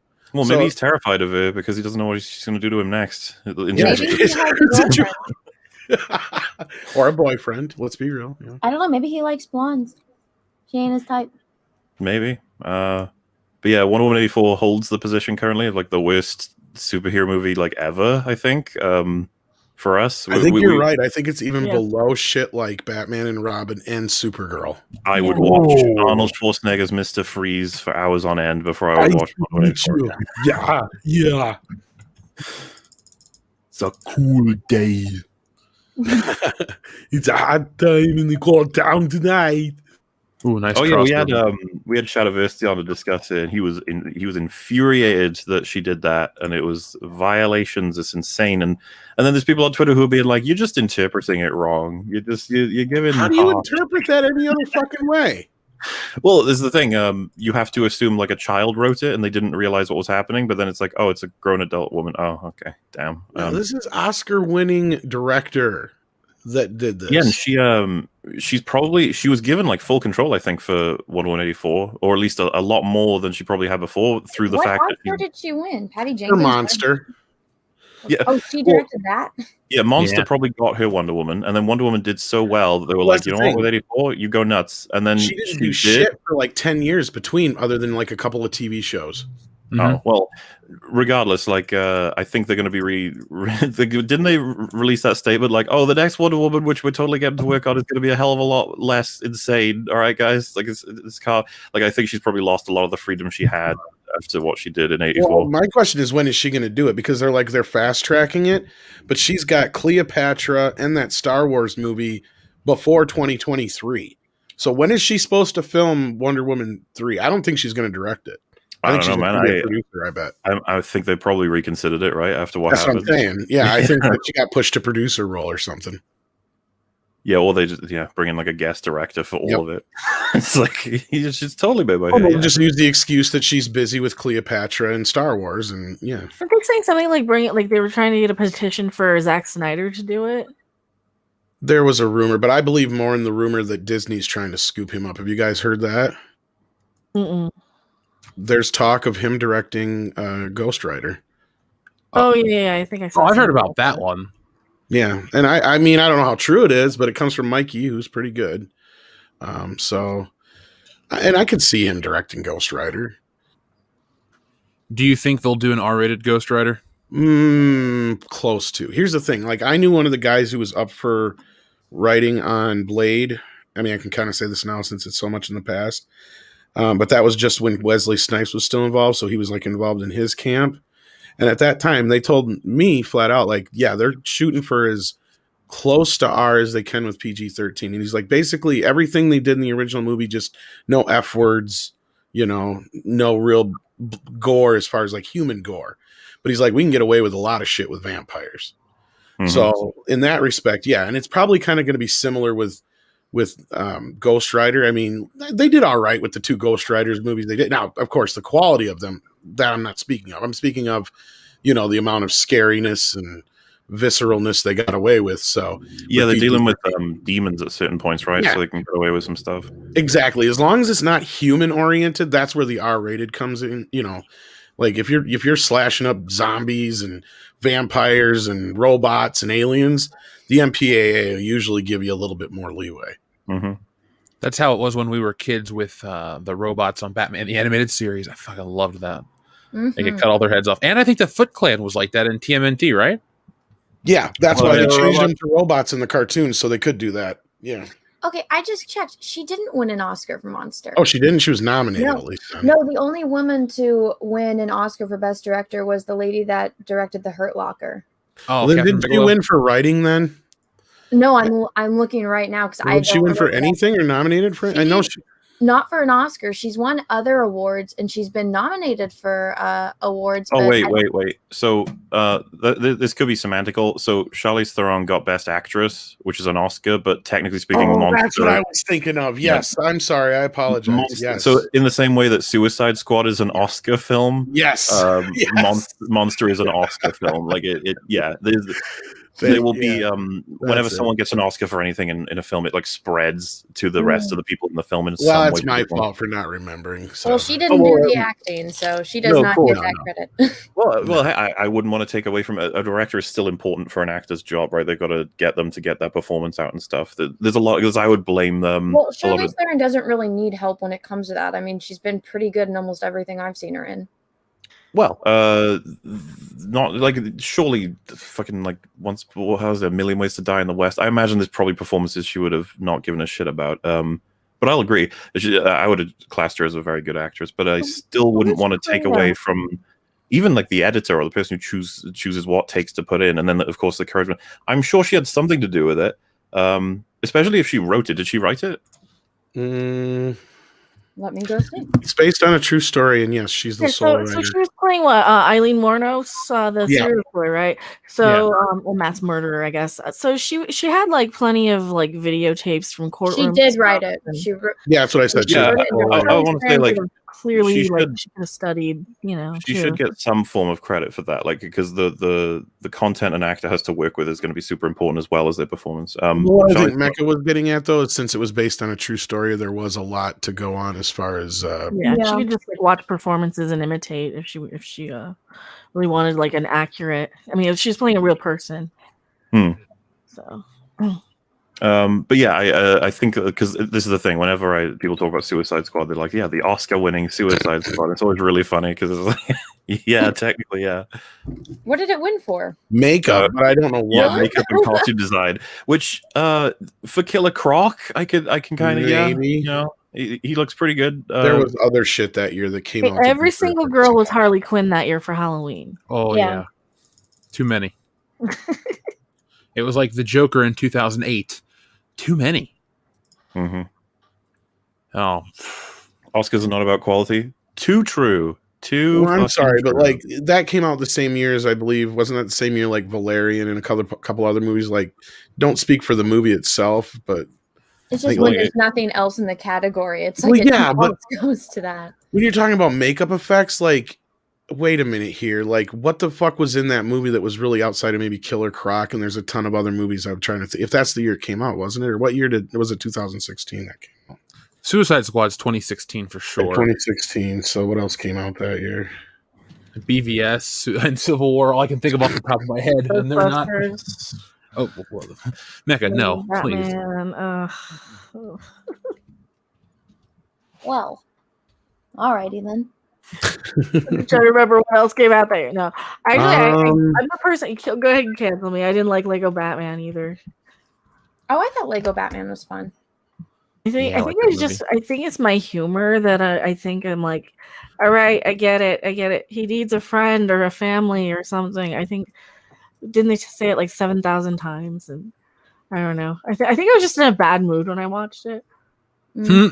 I was just happy it wasn't Ninjago. Because my stepdaughter, all she wants to do is watch fucking Ninjago. And then one day I was like, can we not watch Ninjago? And she's like, okay, let's watch Lego Batman. I was like, thank goodness. And so it was significantly better than Ninjago. So I am rating it on that skew. But I enjoyed it. See, I watched it like the same week I think as Ghostbusters 2016 probably, and the Star Trek, the forgettable Star Trek movie. What's Which the one? That third one. All Beyond. Don't people think that Beyond is like the best of the three? Yeah, I hate wouldn't that know. movie. so that ain't forgettable. saying Though. much. Oh, I just All of Didn't, JJ Star Trek just sucked though. Didn't Simon Pegg like have a big hand in writing the third one? yeah. Yep. He's like a big Star Trek fan, right? Yeah, he is.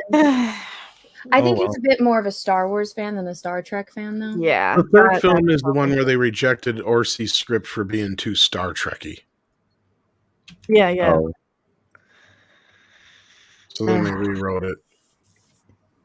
I just can't. I hate the fucking ending. It's Sabotage is how they fight all those guys. Like Sabotage is a great song, but you wouldn't use Sabotage to take out aliens. And But that's a callback, Jeff. That's the song he played when he stole his uncle's car. yeah, and it was a stupid ass callback at that. Hey, Jeff, as much as I love Alex Ross, can we not look at the Eternals anymore? Yeah, I think I'm done with you. Yeah. Well, I don't know. You know what I'll do? I'll show nothing. By the way, folks, we have moved up again, so thank you very much for backing the comic. We just need a few more, and Tom will get his magnet. So 9 more, folks. We're going to drop the link again in the chat. At least it'll be And some Steven kind of Flow- magnet anyway. Tom will buy them all himself so he can have a magnet. So, and also, that closes in 11 days. So this is the second to last High Council where we'll talk about it. So we'll have a big special closeout show, and I'm working on some stuff right now. So be on the lookout for that. Now, Darian217 said during our conversation that Wonder Woman 84 is not lower than Fan 4 Stick. I will agree with that statement. I haven't seen Fan Stick in ages. I know it's terrible. I've never even heard of it until right now. That What? was that Fantastic Four movie that came out like 5 years ago. Oh, Fantastic Four. Yeah. Yeah, it was it's the guy who made Chronicle, right? And he wanted to go like super sort of body horror with it, and have it be that a lot of them were like, you know, like the powers were also a curse sort of thing. And then I think they butchered it and lightened it up, and he like fucking shot all over them on Twitter, and now he doesn't work anymore. Like, yeah, the week the movie came out. Yeah. Then it came out, he was like stoned and fucked up through the whole fucking movie and trashed some hotel room and all He this. destroyed a other shit. house, dude. Or it was a house. Yeah, it was like a house they rented. Yeah. Who was I this? think I forgot. I think I Josh missed Trank. some of that. Who's that? He was the guy who directed Four Stick, and he was supposed to originally direct Boba Fett. But after the whole Four Stick thing went down, he lost that job. We actually covered it over on Midnight's Edge before. Has I was he there. done like any other movies that I would Not actually watch? really. Chronicle, I think, was his only other big movie he did. Yep. I think he Chronicles directed of like Narnia? no. Chronicle, like the with what was his name? Is that about weed? No, that's Chronic. Oh. It's about like these kids who get superpowers, and it's like Michael B. Jordan. found footage. Yeah, and Dane DeHaan, isn't he one of the other kids in it? Yep. I think there's a third kid, but he's not famous enough to care about. Mm. Yeah, I can't remember who the other kid is. Nobody. It's not does. Miles Teller, is it? Maybe. No, I don't Can't think so. remember. I live under a rock. Really? I don't know any of this stuff. Well, But I can't remember who wrote Chronicle though, because I think that was who was more. Max Landis. Yeah, I was gonna say he was probably more responsible for it. Max Landis' career didn't really go further after that. I mean, he did American Ultra and a couple other things, but he's kind of in the same place, right? He's somebody who doesn't help himself. Like, I think we've had this conversation before. It's like every time he says something smart, he says 2 or 3 things that set him back, or he does or says something stupid, gets himself canceled. And he's already living in the shadow of his father to begin with, which isn't exactly the best place to be anyway. But I don't know. He's just one of those guys where he's got talent, but he's not very focused, I guess. I don't know. What do you think? I agree with that. I liked American Ultra quite a bit. I thought it was an interesting movie. It was different compared to what we see all the time. But it seems like Hollywood people hate him, so I don't know. He's fighting an uphill battle to make interesting movies that really aren't gonna really stick around, sadly. So I don't see much of him left. I don't see him making big things anymore, which is sad because his dad is top 3 favorite directors for me, and I feel like he could tap into some of that, or even have his own identity. He's not bad. Well, he'll always have that black mark because of that whole Twilight Zone thing, so that'll always haunt the family. Oh, of course. It's a tragic thing, though. Yeah. So let's get caught up with some of the stuff in the audience. Oh, God. We got a lot of these. So, Party Elm City, haven't heard from him in a while, says, now, will the fandom menace recognize his lengthiness, just and righteous claims against the blasphemousism of the Snyder Cut? Ave Malia. oh no. Ave Malia. Oh, okay. There Don't we be go. bringing up that subject. Oh no. What, the Snyder Cut or Ave Malia? I don't know what that is, but Snyder Cut, yeah. What's your deal? You just hate it? Oh, I thought it was terrible. Like abysmal. I thought the writing was horrible. I thought it was worse than Joss's version. I thought things made even less sense. I would rather watch the Joss Whedon cut before I do the Snyder Cut again. Oh damn. That's closer to me than like anyone else that I know. So nice. I thought I'm it not was saying to be nice to you, dude. Like, you can go back. The WCBS review of the original Justice League it's just okay. It's not a good movie, but it's not terrible. It's just it's a 5 out of 10, cut and dry, just exists. But man, the Snyder Cut wasn't that good. No, I got shit on for saying it was pretty much the same movie, just 3 hours longer. And then I actually got shit on a little bit more for saying I actually prefer Superman in the Joss Whedon cut because at least it felt like Superman. Other than that, I will say that this is the best of the Zack Snyder films in the DCEU. That being said, perhaps a 3-hour cut of it might work better because otherwise I feel like I'm just You speed up the slow-mo maybe. You Yeah, spent an 'cause- hour playing with the mother's box, and I fell asleep, and I kept waking up, and it was like time was standing still, and I kept thinking to myself, are they sniffing their fingers after the mother's box or before? And it made me not care, and I didn't finish the movie. I didn't finish it. Up until that, I mean, it's too slow. Why was the Ezra Miller stuff not the only thing in slow motion? He's the only one who needed to be in slow motion. Like, that was decent, but Well, I for one just- appreciate all the walking around that everybody did. I think like people would have, really appreciated like a 3-hour cut. You know what I mean? Something that was like somewhere in the middle. We didn't need all this excessiveness because it's really just Zack Snyder flogging himself or jerking himself off for 4 hours. I mean, let's be real. I was really surprised that they just had Darkseid get annihilated in his introduction. I was like, why? And it's like, oh, he forgot where Earth was. I was like, Jesus Christ, this guy's an idiot. And it's like, no. He's like the most threatening thing ever. You're like, oh, okay, if you say so. And then of course, I was a little bit surprised because like I was like, oh, it's so cut and dry that Superman is better in Joss's version. He's like a superhero and he cares about people and stuff. In this one, he's like miserable and he like kicks stuff. He lasers several like army members in half. Like there's a clip that you can see like someone jumps behind a Jeep as he's blowing it up, and it's like that guy's dead. Like, and why did he kill them? Because they tried to stop him from executing the Flash.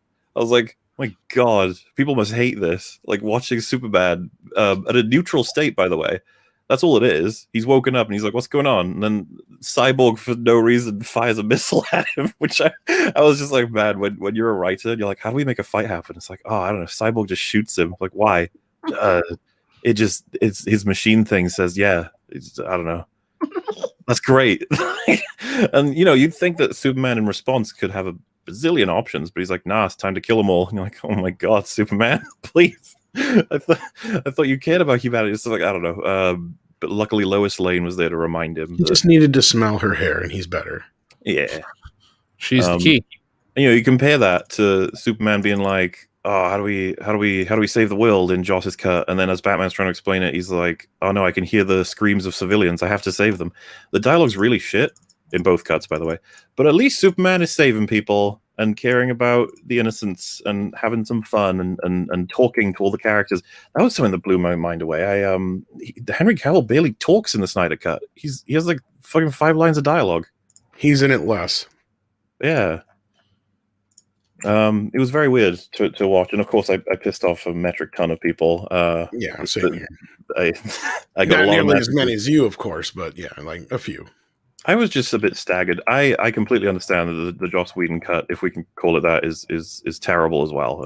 I'm totally on board with that. I just and if you watch the coverage of Justice League as we were watching it, we all agree that the Snyder cut's going to be better. It's like, how could it not be? Like it's going to be a coherent sort of story because it's a guy's scenes. It's not going to be cut up and then replaced with other scenes and stuff. And there's no studio mandate for a time limit. There's no studio mandate for comedy. Oh man, some of the cringy jokes stayed in, guys. Like what do we do now? I don't know. Yeah, it was quite an adventure, and I think some people like interested in seeing if there's any kind of like bad blood or whatever. It's just like, nah, it's fine. Some of us like movies, some of us don't. It'll be fine. Yeah. I'll get over it. One day, hopefully, I will too. So, Party on Civvy, thank you very much. SA Troubles 08 says, Buffalo Jeff, please sing Because I Got High by Afro. Okay. I know most of the words, but I just want to make sure I got them in front of me because sometimes I get lost in Buffalo Jeff. Boom. Boom, boom, boom. Boom, boom, boom. Boom. I was gonna clean my room until I got high. I was gonna get up and find the room, and then I got high. My room is still messed up, and I know why. Because I got high. Because I got high. Because I got high. Da, da, da, da, da, da. Thank you. There you go. SA Troubles 08. That was for you. Buffalo Jeff lives in the hearts of no one. I'm starting to get used to it. Is that sad? It's worse because sometimes my voice starts to talk like I start to What talk. is that? What like, is that effect called when you're like taken hostage, but then you start to relate to Stockholm your syndrome. that. It's just like in Die Hard, man. So there you go. I want to put the lotion on my skin and put it in the basket. All right, just give me the damn lotion already.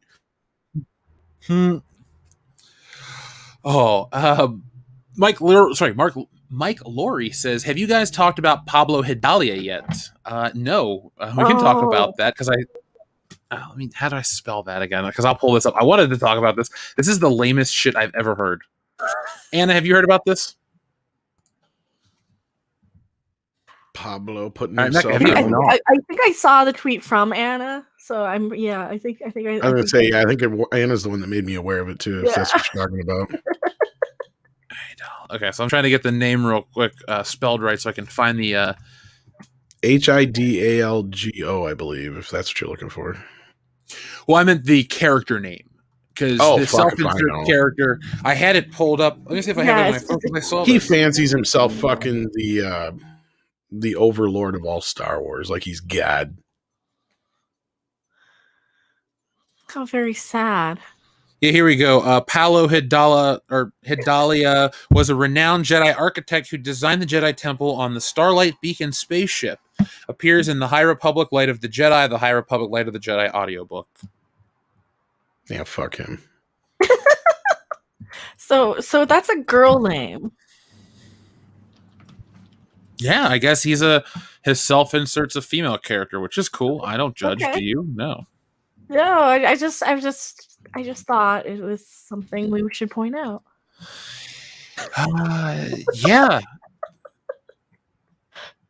It's kind of sad that this is what you want to put yourself in. I can understand if you're making a Star Wars movie and you want your self-insert character to get shot by Han Solo, or maybe be force choked. Like, yeah, I'm going to put a self-insert. How much closer can we get to fan fucking fiction? Fan fucking?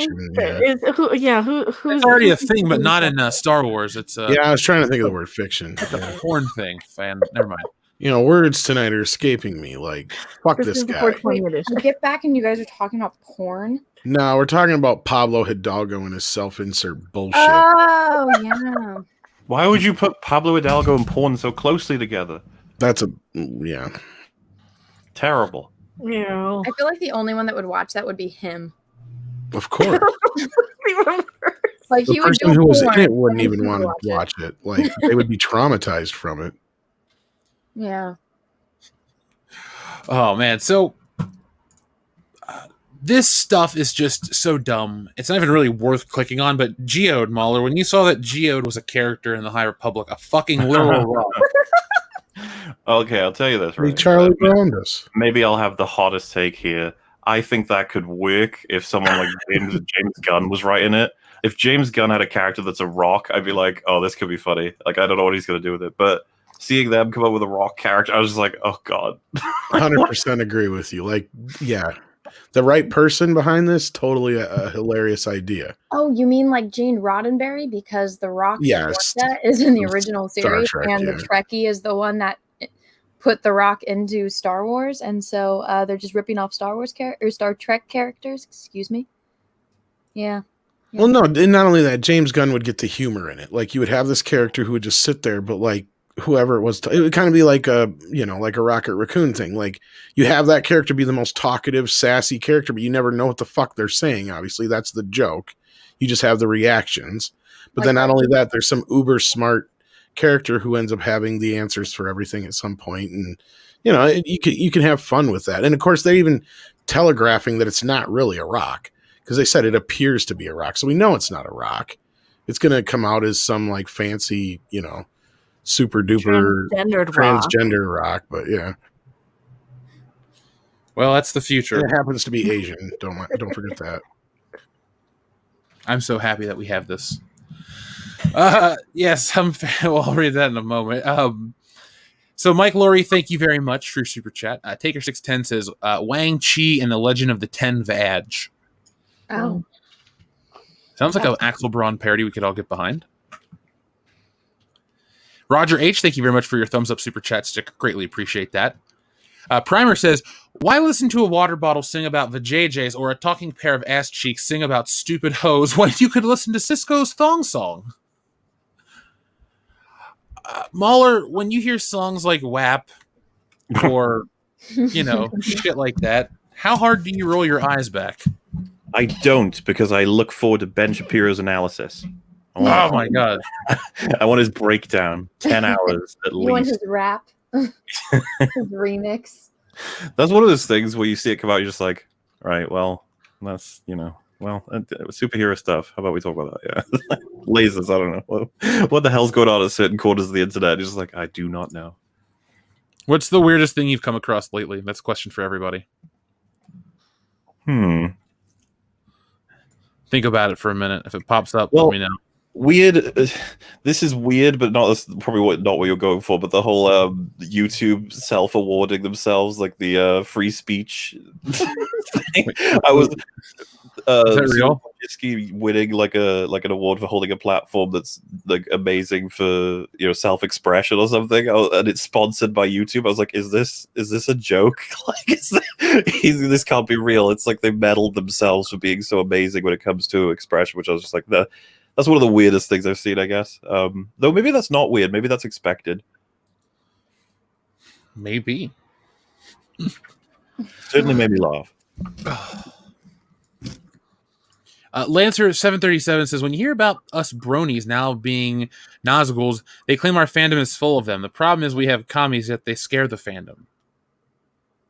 They scare the fandom. I don't know much about the bronies. Mauler, are you aware of bronies more so than maybe me? I'm at a 0. Is the logic here rags or? Just because he has friends that are furries, Jeff, doesn't mean he knows bronies. Well, yeah. So is there a difference? Yes. Oh yeah, there is. Yeah, yes, even I know this. Gosh, I'm offended on their behalf. I back in they appropriated My Little Ponies from like me when I was a kid, so and I have finally got all of mine displayed.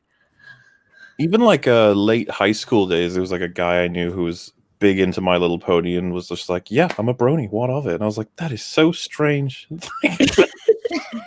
You know what? You do you. That's fine. And I don't know. What is there to say about this phenomenon?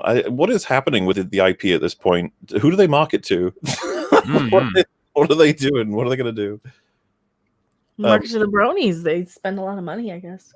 I cannot confirm if Rags is a brony or not. I suppose that can be found out on the next EFAP, maybe? I don't know. There you go, folks. From what I know, there's probably plenty of bronies that are decent guys, but from what I've heard in my experience, they are a very odd bunch. Is that a good way of putting it? That's a very light way of putting it. Yeah, they're creepy as fuck. All right. And like from what I've heard from people like inside, like I don't know shit about them, but like they've pretty much taken over the fandom and they're not well liked. I don't know. They do probably spend a lot of money. That's true. But they spend money on weird shit too. Like there's like fucking. They're not hurting anyone. That's the thing. As long as they're not hurting anyone, fine. Like I said, I'm sure there's plenty of guys out there that are perfectly semi-normal, but like some of them just come off as like weird in the wrong ways. Yeah, keep it. Look, enjoy the pony show. You don't need to go further than that. All right. We're all going to get canceled by the bronies on Twitter tomorrow. Yeah, well, I'm used to it. Look, it talks about friendship and the power of togetherness and stuff. I'm sure it's great. Thank you, Battle Steed, or whatever their fucking names are. I don't know. Is there one like Rainbow or Punch Pie or something like that? I'm sure there is. Rainbow Punch Pie sounds really delicious. I'm hungry. We gave our cake away yesterday, so now I kind of regret that. Aww. Jessie found a homeless guy out by our dumpster, and she's like, "There's this guy. We should give him food." I'm like, "Well, we have this cake. It's unopened." So she just made him give him a bunch of shit that was unopened. And I'm like, "I'm glad we gave the cake, but I could use a piece." I would never give away my cake. I mean, Fair. It was a Black Forest cake as well. How are you? What are your thoughts on Black Forest cake, Anna? If it's sugar, I probably like it. But Black Forest cake is delicious. Have you had a beignet before?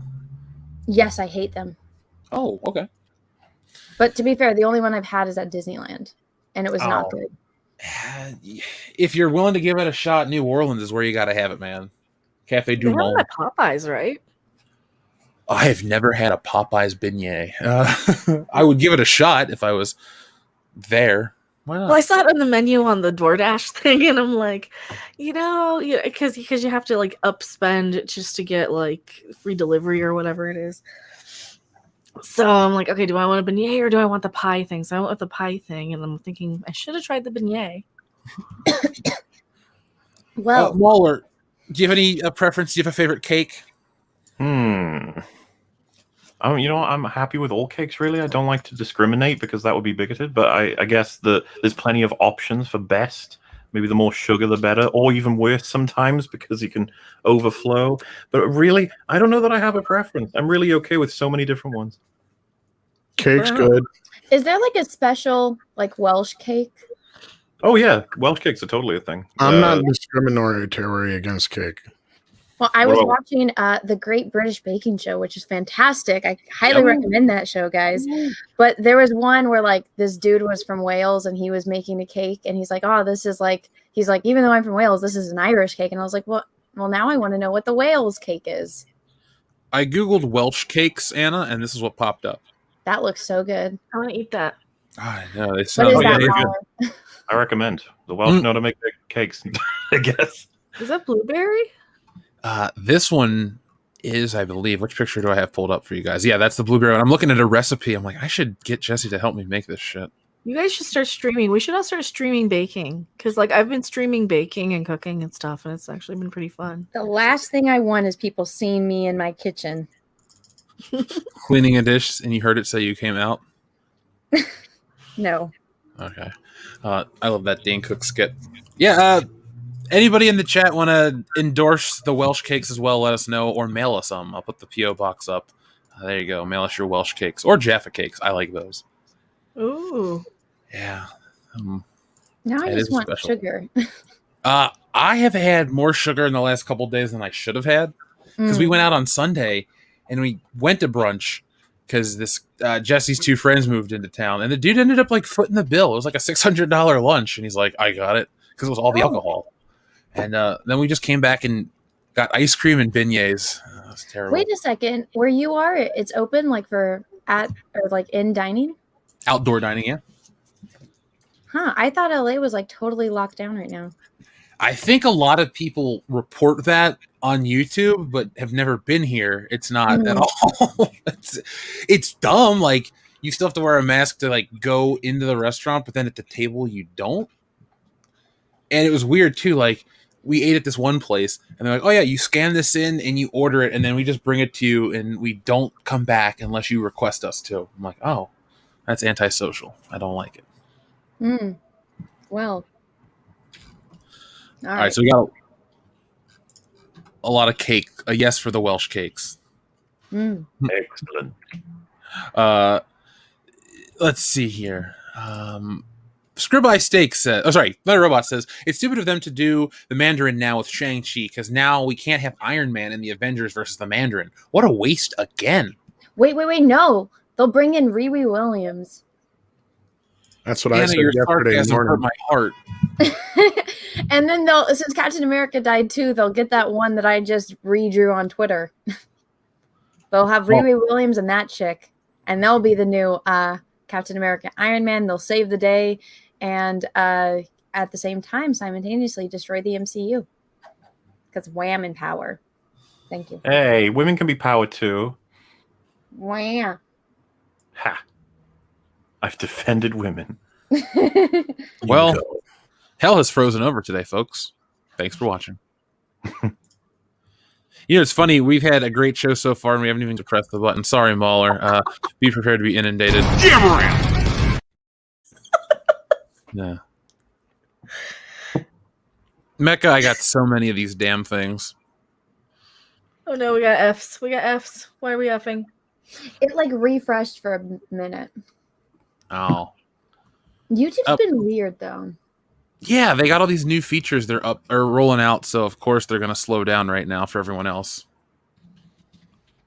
Well, it's like even when you set up the stream, it doesn't show up as like a thumbnail. It's just the gray YouTube button. Like I keep seeing that for people that are setting up streams. Yeah, sometimes it'll not load like a thumbnail. That's weird. Well, you know, they're just updating something small, so it'll ruin all of our lives for a while. Yeah. Well, did you guys take that wonderful survey they sent to everyone? I did. Should I have? Yeah. Just say that you identify as non-binary or trans and all the things that they like to protect, and then it'll help you out with your channel. I guess I can just play the Oppression Olympics game. There you go. That's exactly what you're supposed to do. And then maybe you won't get shadow banned as much. Yeah. That'd be weird. Give it a shot. If it works, Anna, I owe you a thank you.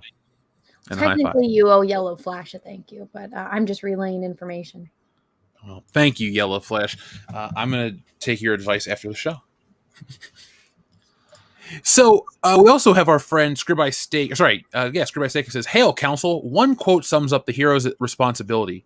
We need to be held accountable. We have too much power not to be. Jon Stewart, DCAU." What do you guys say about the Green Lantern stance? He blew up an entire planet, so I mean, you know.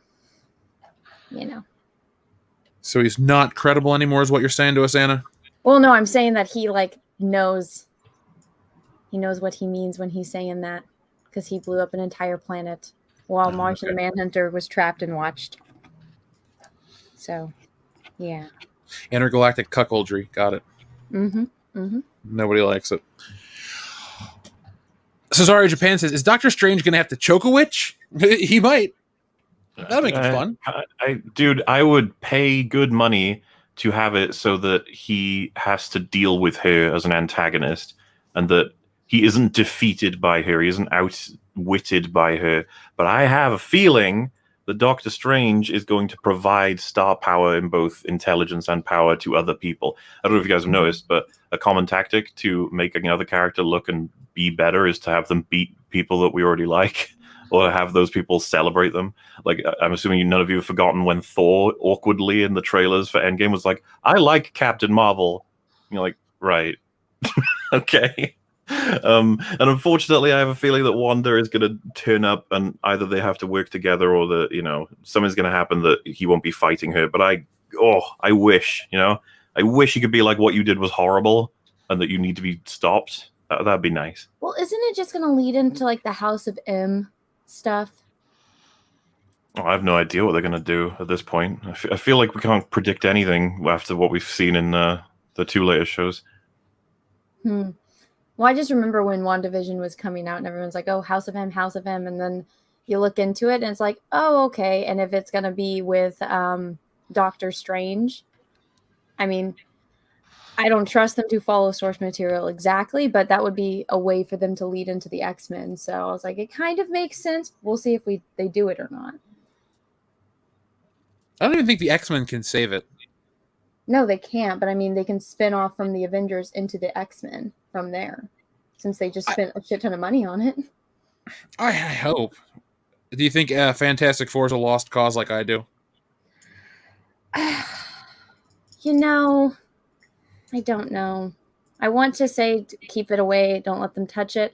But at the same time, I feel like they will, and then they'll fuck it up. But I think they'll know that people like them, so they'll want to capitalize on that, and they'll change everything about it that made it great, and then they'll just simultaneously destroy it. Because I think that it's been a long time, but I think I remember an interview where Kevin Feige was talking about the Silver Surfer. So I feel like maybe they're going to try to introduce him into it, either through one of the Guardians of the Galaxies movies or by, leaning in towards the Fantastic Four. That'd be cool. Well, it'd be cool if it was done right. obviously, that's what I'm always operating under the guise of. If done right, it will be cool. Somewhat of a catchphrase at this point, isn't it? Unfortunately, we have to say everything with the disclaimer now. Well, it's really just so we don't become too disappointed. That's sad that we have to talk about movies like that. It's the world they wanted to create for us. Everything's more of a brand and an IP more than it is an actual piece of art. They don't care about art. I mean, I do personally, but Loser. Actually, it's kind of funny you mentioned that because there's this article I was thinking about bringing up, but we were getting late. But maybe now I will. Yep, I'm glad you brought this up. I sent Mauler the notes about this. Did I, Mauler? Oh yeah, I wasn't even sure what the idea here was, but this doesn't seem this is. What is Now- this? now- So is this through like CGI? Are we talking or? Yeah, there's a company that's already figured out how to do this. You can do it with pretty easily with software. Now, this long article, I'm not going to get into every bit of it, but yeah, it basically says we have this technology, we can do this now. You can put a billboard, change whatever they're drinking, a logo on a building, all kinds of things real easily and quick, and you can do it multiple different times. So like if this month Pepsi wants to sponsor it, well then all the Coke products will be changed to Pepsi. Oh my god! Yeah. You know, I actually don't have a problem with that because I feel like it was done before. Like if you go and watch, I mean, I doubt people have, but if you go watch the original Beverly Hillbillies, every time they go past a billboard in their little carts, whatever is that week's sponsor is up on the billboard. Yeah, but that's a of its little time different, though. Well, I mean, if you're paying a shit ton of money into a movie, I would want my billboard in the background, and I think that would be cool and iconic, especially if it actually is awesome and artistic. I think it's absolutely wrong across the board because you don't deserve to buy history. What happens when you go to But watch? you're Let's paying say for it. who? What? No, but we're paying for the movie we always paid for to watch. Oh, so they're going to go change old ones. Yeah, That's that's what what's they're happening. saying. This isn't Yeah, also yeah, a new product placement. That I have an issue with. If you're going to just do it in a new movie, I don't know. No, this that's is a talking different about story. going back into classic films and actually changing things within classic films. It's bad enough they pop up stuff over them, like Yeah. on like the not you, not you, but like like TNG coming up next. Watch this other show from The how Bucks, it's yeah. like half the screen and stuff. It'll just be some dumb ad for something, and it'll be like some other show that's coming up next. It's like, no, I want to watch this thing, but So, Tom, what other thoughts did you have on this? Well, as I said, this article is very long, but what it does raise is some interesting questions. And then at the end, it basically says, as of right now, this is not something they can do because they haven't quite worked out the logistics of how it would work legally. Because they even bring up the question of, a sponsor may have to actually buy the film to actually legally be able to do this.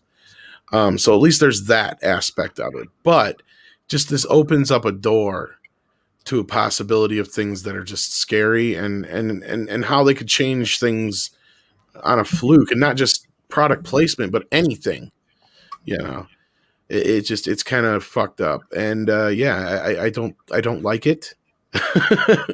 And I can tell you don't like it either, Jeff. Could you imagine Gone with the Wind with Coca-Cola in the background?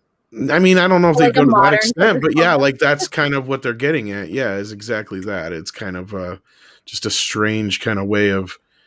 do they not understand those things didn't exist in the time period we're supposed to be looking at? Is that going to be definitive? Or, for example, what if let's say they run past a billboard and originally it had Coca-Cola on it in the time period, and then they have something for a modern product, but they like oldify it so that it looks like it's like a 50s product or whatever, but that's the form of advertising they do. How do you guys feel about that? Well, that's kind of what the article is positing, is that the technology is so far advanced that it can tell distance, it can tell cloth, between cloth, plastic, glass, all that kind of stuff. So chances are they would be able to seamlessly integrate whatever it is. But that's exactly it. Like, say if they had an old Coca-Cola sign, but Pepsi turned around and they decided they were going to sponsor it instead. They could do what you're saying, Mauler, and just use an old school Pepsi sign. But I don't know if that's necessarily what it's going to be used for. What if they Yeah, replace the stuff? And yeah, I was just saying, I bring it up because, like, is it a principled stance against changing films at all, or is it to do with the product placement, or is it to do with the anachronisms? Like, I figure it's just to do with we don't want them touching them at all. Yeah, I don't want them touching it at all. Yeah, and sometimes the products are a very big part of the film. I mean, look at like E.T. What if they turn around M&M's like, you know what, we fucked up years ago. Now we want E.T. to actually eat M&M's. You know, like, I'm not saying Spielberg would ever let that happen, but I'm just using that as an example of how changing a product can change the film. And it may not change it overall per se, but that's still a part of history in a way. And Zemeckis, you know, went to great pains in Back to the Future films to make sure all the stuff that was in there was stuff that was real, but it was different enough for the time period.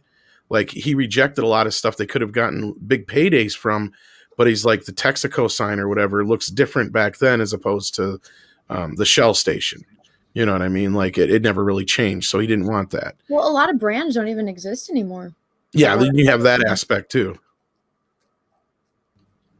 I think the ethical question, the ethical nature of this it's interesting. It's a dilemma because Mauler, the point you make is compelling, but ultimately I'll go with no, because what is the point? You know, I don't even like when I put in a Blu-ray and the menu, or excuse me, the trailers at the beginning of the movie change. It's kind of a weird thing. I don't like ever evolving entertainment. When I watch like Back to the Future, I want it to be Pepsi free or Pepsi perfect. See, Pepsi free doesn't even exist anymore. Shit, I don't think Pepsi free you're gonna pay, son. Yeah, I don't think that existed in my lifetime.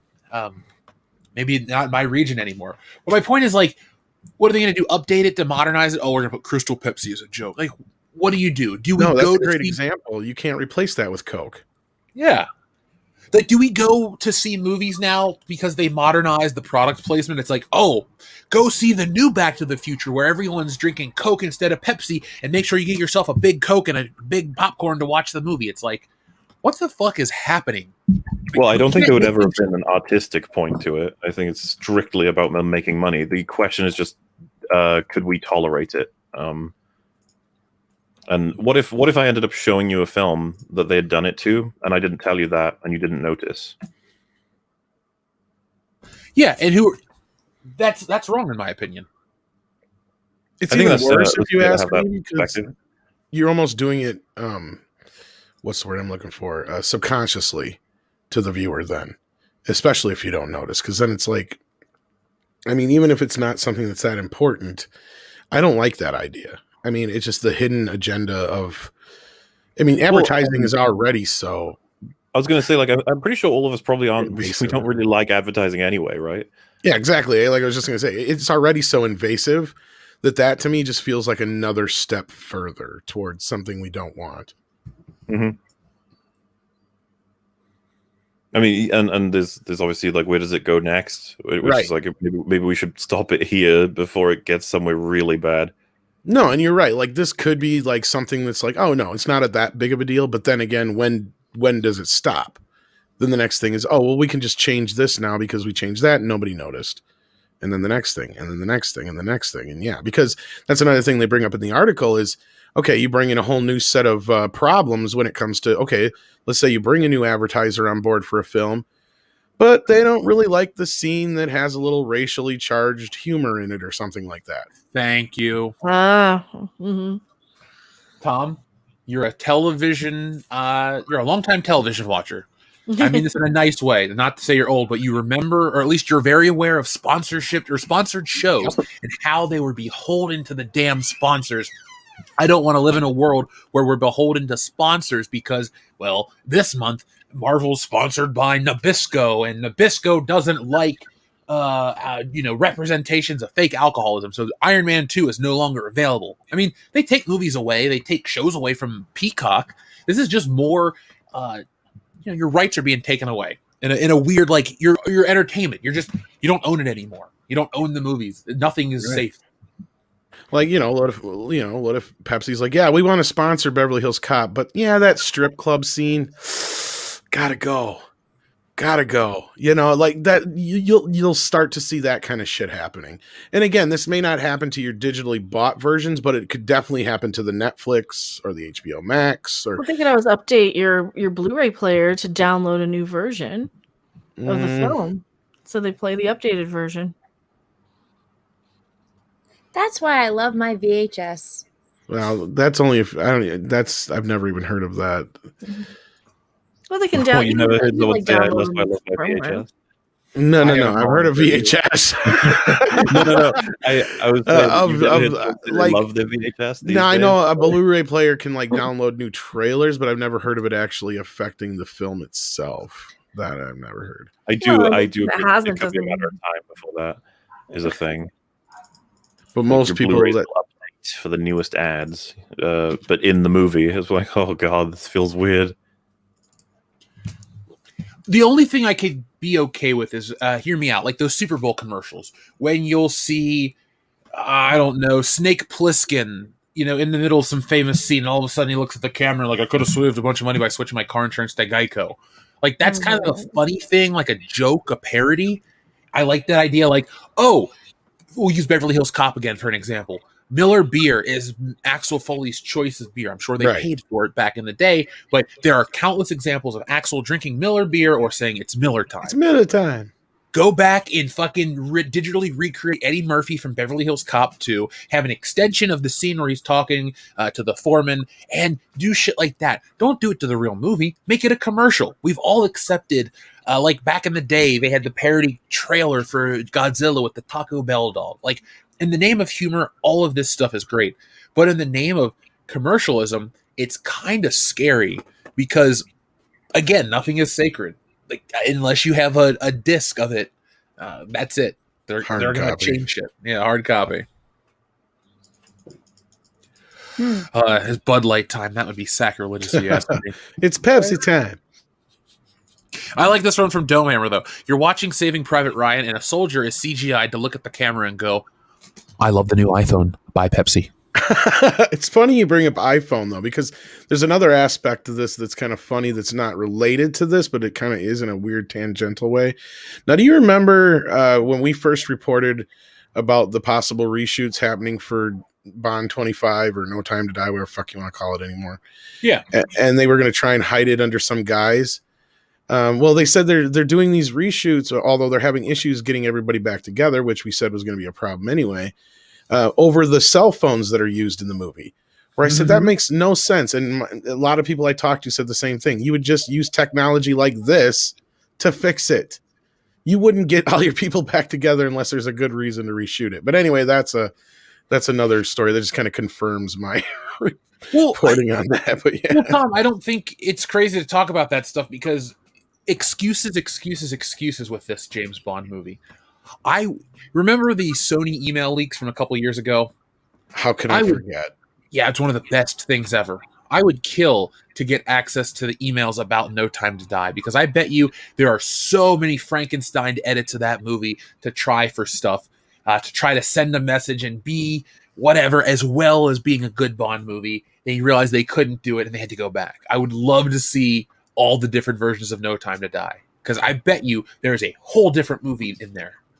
Well, did they announce Phoebe Waller-Bridge after the pushback, the first pushback? So didn't they bring her in after, or no? Am I mistaken? She was brought in 2019. Oh, okay. And it was like the week or two, she was brought in 2019, maybe in April, and like a month later, Lashana Lynch was announced as the first female Black 007, yeah. So that was kind of like a 1-2 punch, and a lot of people were like, "Oh God, this is what they're going to do with James Bond." So, Yeah, I knew it was something. I knew it was something with her, and I'm not surprised if we got the entire script leak where he's supposed to. Well, I don't know if we want to spoil it, but well, for James Bond, yeah, I already know somebody who's seen the movie, so I've read script leak.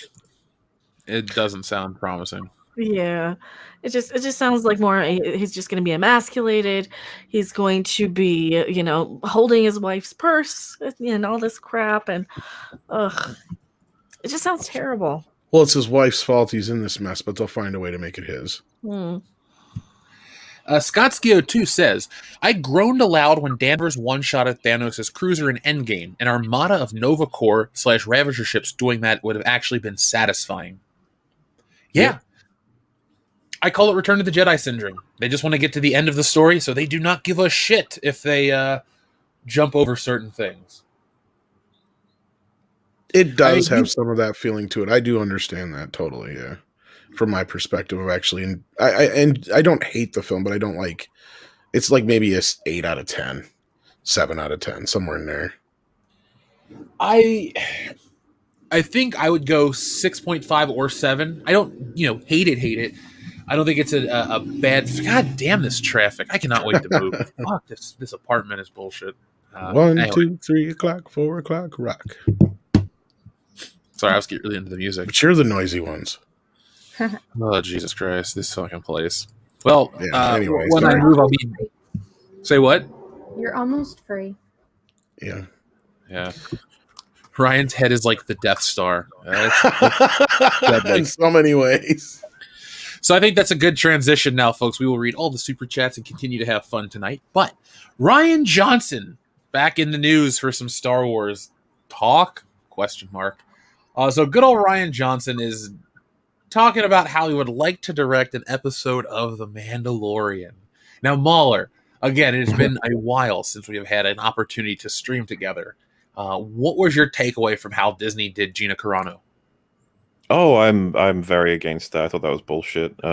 Listen, like what she did on Twitter is a little unfortunate in terms of you can make it much clearer exactly what comparison you're making. You don't have to use the images because you want to evoke a particular thought or feeling, but at the same time, nobody else on the correct side of Twitter gets punished for the exact same regular comparisons. So I don't know where they're getting that from. And they happened so fast that I was like, oh, they must have had this prepared. Like they must have known that they were just waiting for the right tweet that they could use. And as for they always get to choose who will be hired and who won't be. And so, all the logic of you make your own Twitter. Nobody has to hire you for anything. It's it's pretty clear why they fired her. It's not like we're all wondering. And it's really lame because they won't do that to basically anyone else. And man, I've seen plenty of different streams and videos and stuff of her. She's one of the nicest person on the planet, but she says a couple of things that are just unacceptable, unfortunately, to certain people. Yeah, to very specific people. It was so crazy to see that go down so quickly, like you said, man. And now I don't think The Mandalorian will come back. I know that sounds a little extreme, but we keep getting, it's gotten delayed. It's indefinitely delayed. Oh, we have this other show to work on, Book of Boba Fett. Why would we announce a show at the end of this show? I don't think Mandalorian Season 3 ever happens. Do you? Something interesting to consider is I saw an article the other day that was Din Djarin is going to be appearing in the Book of Boba Fett. It's well, he has his own show, doesn't he? Why would... Because I've always thought that Mandalorian was it was almost clear that they kind of wanted to just have Boba Fett have a show anyway, but Mandalorian was an experiment. And then it's almost now, because I don't know how everyone here feels about this, but once you take away his fear of droids and you take away Baby Yoda, he's basically got no character left. There's nothing. So now it's Season 3. We've joked, me and the people on EFAP, that it's Season 3, I guess, will be about him finally. We'll finally get to know him. It's why not? They could just ditch him at this point. They don't actually need him. And if you ditch him and you go Book of Boba Fett, a season of bounty hunting with Boba Fett, the guy everybody fucking remembers and loves, it's so, yeah, why would there be a Mandalorian Season 3? What's going to happen in it? I don't know. Yeah, that's why I have the stance I have, man, because just looking at it as a viewer who has watched... without Cara Dune, that takes away the whole Cara Weathers, Cara Dune, Din Djarin triangle. I thought that was a pretty good group. Plus, there was so much of this show dedicated to Baby Yoda. What are you going to do without the character? Really, Gina Carano being fired is the final nail in the coffin, but I think one alarming thing was getting rid of Baby Yoda, writing him into another series. Do you think there was ever a possibility that some of these decisions it was known that they were going to kill off the show. They just said fuck it and just took some of the more marketable elements and planned to transfer them so they can continue to make money from the image of Baby Yoda. Kind of feels like it's like it's a blood pack of a show, and they're just going to drain it into something else now. Everything that people really liked about it, which is of course shows were popping out everywhere for like, Luke Skywalker will get his own show, Boba Fett's going to get his own show. All of those cameos you saw, they're going to be tuning up another thing. It's just like, wait, Mandalorian season 2 is kind of just a jumping off point for everyone else, isn't it? They were introduced, and then it was like, go follow them to their shows, and it's like, once you take everyone out, like, how many people are going to be left to watch Din Djarin doing something? Well, it could be, if what's his face is throwing a temper tantrum about not getting screen time, and so someone is just like, all right, fine, I'll do something else, and we'll just end your character. That, to me, once I saw that it was basically just a marketing ploy to get all these other shows going, it kind of made me believe that rumor. It's just Jon Favreau saying, fuck you. What's his name? Pedro Pascal. We'll do something else. Which I don't mind, because I thought Mando was an idiot and I hated that character. I'm not a fan. I'm sad to see the show go. Why? Okay, maybe. Well, it did get shitty in season 2, so I don't care anymore. I keep forgetting that. It's not that I'm riding the high I was riding the high of season 1, that I'm like, wait, they did shit the bed in many parts. That egg episode was stupid with the frog lady. I didn't like Bo-Katan in Ahsoka's episodes, so yeah, because all it's going to be is more backdoor pilots for shit, so fuck it. I'm just bored of cameos being like that's the story. It's just like, who are we going to see this week? Remember this character? It's like, that's something I hate. I was itching to get to know our protagonist, but I just feel like we never found out what he even. If we drop him into certain scenarios where he has to make choices, I can't even tell you what he would do. I don't really know. I guess too much of it was based around Baby Yoda. The baby. Well, it was for a lot of people. That was the best part of the whole show. It was the most marketable part of the whole show, Anna. It was the cutest part of the whole show. Well, I loved yeah. little Baby Yoda. Baby. Millions of people did. I just, with him being gone, what are they going to do? What are they going to make that's cute again? It's not going to be as organic, I don't think.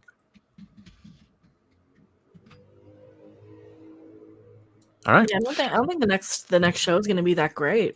They're not going to have Baby Yoda. They're going to have a bunch of stupid human characters that nobody cares about. Like what, Cassian Keyboard guy? That guy? Or Casio Keyboard? Oh, God, No, yeah, Cassian Andor getting his own show. Why? Because milquetoast characters have to have representation, too. Because they want to have Mon Mothma yell at him and make him apologize for his male privilege. No, he's Hispanic enough. You don't have to. Well, you know what I thought? I was like, oh, it'll probably be about how the Empire is going to build a planetary wall blockade around his planet and try to make his planet pay for it. So I was like, I guarantee you that's what it's going to be about. So he joins the rebellion to fight it. Yeah, I think you guys are right about no season 3 happening. At least I don't see it. And it's being retooled at this point. Because it was supposed to start shooting right after Boba Fett, and that's not the case now. Obi-Wan is shooting. Kathy came in, flexed her muscles, got rid of Gina, put that whole thing in a tailspin. Can somebody get rid of her? Because she's not doing anything good. Oh, no. She's out there proving that she's Miss Powerful. Why do you think we got all this fucking Indiana Jones news? The wham Indiana Jones. Yeah. She's going to ruin that, dude. If it was up to her, she'd make another one just to prove a point as well. Mm-hmm. That's why I said she ain't going anywhere until she's good and ready and she's done burning shit down. Yeah, and I keep hearing shit like she does not care about franchises. She just loves to insert herself wherever she can gain power, and that's all that the shit's about. And we're suffering for it. Yeah, and Pablo Hidalgo is the one who's behind a lot of the bullshit behind the scenes at Lucasfilm. I'm almost positive of that now, and I don't trust I don't trust Filoni as far as I can throw him. I think he's taken Jon Favreau for a ride, which would suck because Favreau's the only guy, in my opinion, that's made anything decent. No, I can tell you Favreau and people that have been there for a long time and some other people that are there, they genuinely do want to tell Star Wars stories. That's all they want to do. And then you have all these people that have basically led by Pablo Hidalgo who have this incessant need to just constantly inject the politics and the divisiveness. And they genuinely believe that if they make Star Wars a safe space, all these just tons of fucking fans that are so scared to come into the series are going to show up. I don't think so. Well, of course, we all know better than that. But they don't. Or at least they're trying to convince themselves of this. I think it's just social engineering. Because it's not working. Like, they're not... There's got to be somewhere where they're... What is that movie? Oh, Die Hard. When they talk about the casualties, well, is it like 12% or something like that? We can deal with that. I guarantee you there has been conversations in boardrooms where they're like working out what they want to do with the direction of Star Wars. Like, well, I'm sure we'll lose up to 12% of our audience if we do this and alienate them. But if we think about the long term, blah, blah, blah. Like, I guarantee you that's how they talk about this. Like, there's a certain portion of the audience that's expendable. But I don't think they counted on how much love there was and how there's so little wiggle room to fuck around with these characters. No, and that's just it. And the more we hear, the more it was, she kept saying, get Luke Skywalker out of Star Wars and put Rey in there. So. Ugh. So, do you think the Angels will win the pennant before Kathleen Kennedy is fired? Or she steps down or goes away? I put more money on the pennant. More pennant. What about you, Mauler? I honestly, this is the problem for me. I always get surprised. I've never Rise of Skywalker had bad guys who didn't know what up was. Like I never know who's going to ruin what first and how significantly. There's no limits to what they can do. So honestly, it could be anybody. Could be anything. Could be someone we trust. Whoa. Nah. Is there anyone we trust in Hollywood? Well, that's the thing, right? What if they hired someone that we go, hey, we like them? You really got to listen to what Gina's saying. She flat out says all this stuff was orchestrated by people in Lucasfilm. She kind of implies that there's people that, we don't think that would be that way are. And then at the same time, there's other people who want to speak up but can't. And I don't know how many times she's hinted at Pablo Hidalgo. I don't know. She may have blatantly even said his name at one point for all I know. But that's the thing is the guy is clearly shown that he's self-inserting himself into the Star Wars fucking universe, for fuck's sake. Well, he's an idiot who doesn't know anything about Star Wars. Just because you memorize the technical manual for an X-Wing does not mean you're a Star Wars lore expert, Pablo. Yeah. And then as far as this Rian Johnson thing, I'll tell you. Well, the Rian Johnson thing is just that, somebody said that they wanted him to be in it, right? He talked to Filoni, according to him.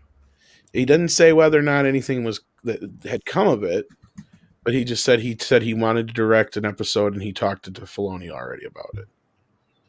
That's a red flag right there. But was that on Twitter?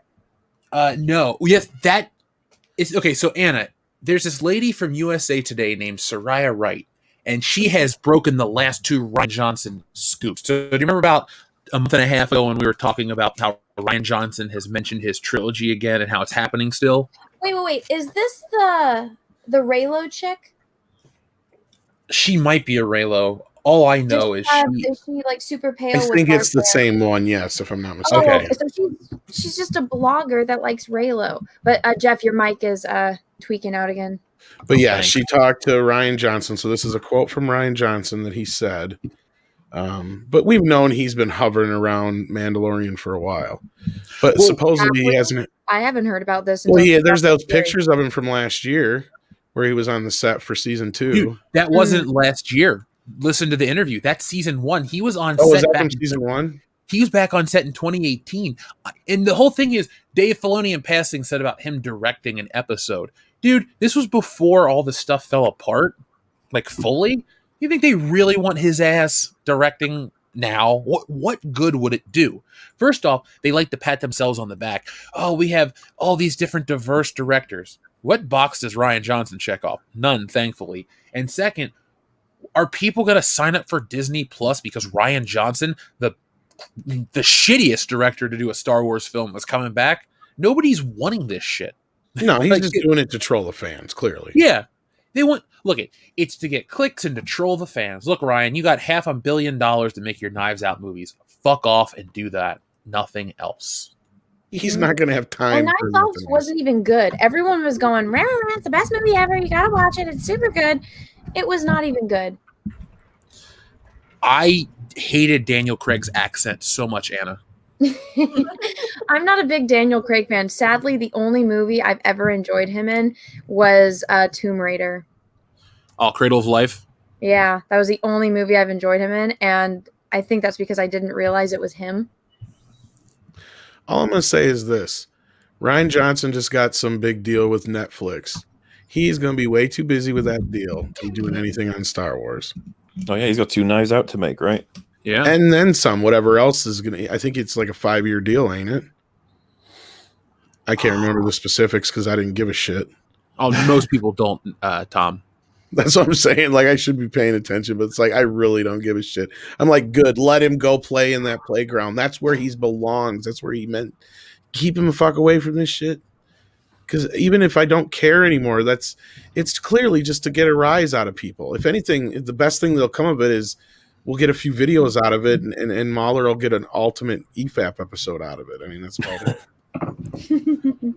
I wish Rian Johnson would get his trilogy because we will get so many views on YouTube. It'll be glorious. That's the other thing is people are like, oh, well, you're just doing this because you hate it. No, I love Star Wars, but I'm to the point where, like, I'm daring you motherfuckers to put Brie Larson in Star Wars. You want to know why? You'll buy Jeremy a fucking mansion. That's why.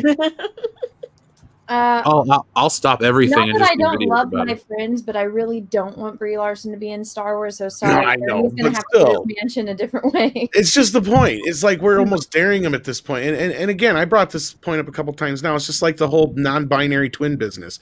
Why do they keep shoving this shit in there? Nobody else is talking about it. It's clearly so guys like us will, and women and guys like us will talk about it on fucking YouTube because nobody else is bringing it up. It's the only way they can get any kind of fucking attention on this shit because it's garbage. Nobody gives a shit. Well, some people give a shit, but I think that's why they enjoy our videos because they feel that way about it. And then they're like, oh my God, does anyone else feel this way? And then you go look into it and then they find, all of our channels and stuff. Well, give a shit from a fan perspective is different than the one, like the type of fans they're trying to bring in with this crap, though, is what I mean. So normies. Yeah. Yeah, to a point. But I mean, the non-binary twin thing, again, that's another character that they ripped off from 2 different Star Trek characters. So it's not even like they're coming up with original things. They're just ripping off other franchises. And the lore expert, Pablo, should have noticed that, but he didn't. And I mean, even the last 2 stuff for the High Republic, they ripped off their own characters. I mean, they ripped off an entire plot from Rebels, and then they ripped off the KOTOR plots for another character in the High Republic. So everything with Star Wars, nothing is original now. And it's so sad because if you go back and look at every movie that came out in the 80s and that everyone keeps wanting to redo these movies, it's like, oh my gosh, because they took risks and did original ideas. How out of this world for people that work in the entertainment industry, which are supposed to be creative storytellers. Oh my God, the horror. No, it's because they want to recapture that moment. They want to recapture the I am your father moment. They want to recapture, look at perfect example is in Star Trek Into Darkness. JJ cramming Khan in there for what reason other than the audience? No reason whatsoever is that character Khan.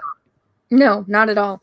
And I mean, again, if it's a parallel universe and you want, for whatever reason, to switch the tropes of certain characters, it's like, okay, well, Khan and however many other of the superhumans were alive. Okay, so have them not wake up Khan, have him wake up someone else. And so it's somebody else for Spock to fight. That would actually make more sense in this off Or just a parallel completely new world character that JJ altogether. created. But then they can't have him say he's Khan in the trailer. That's the point I'm getting at. Yeah. I know, which you shouldn't have You're that ruining revealed it. in the trailer. Well, that's JJ the thing. They fucking don't know how to Star Trek. create. They don't know how Well, to create new moments. They only know how to recreate, or at least try to recreate, stuff that came before. And People talk about how like when he says that, it's like, why does he say it that way when they wouldn't have any idea who he is? Well, we do though, you know. Exactly. It's like for us. And that's what I'm getting at. It's like it has nothing to do with the storytelling. It has everything to do with the pull you in. It's for the trailer moments. It's for all that. And again, not to drag back into the Snyder cut, but that's what I kind of felt like watching that movie. Is like every scene was a build up to a moment, and then it was just like, oh, I could see that in a trailer. Oh, that was in the trailer. You know, like even though it was a 4-hour movie, I still seen most of it in the trailers.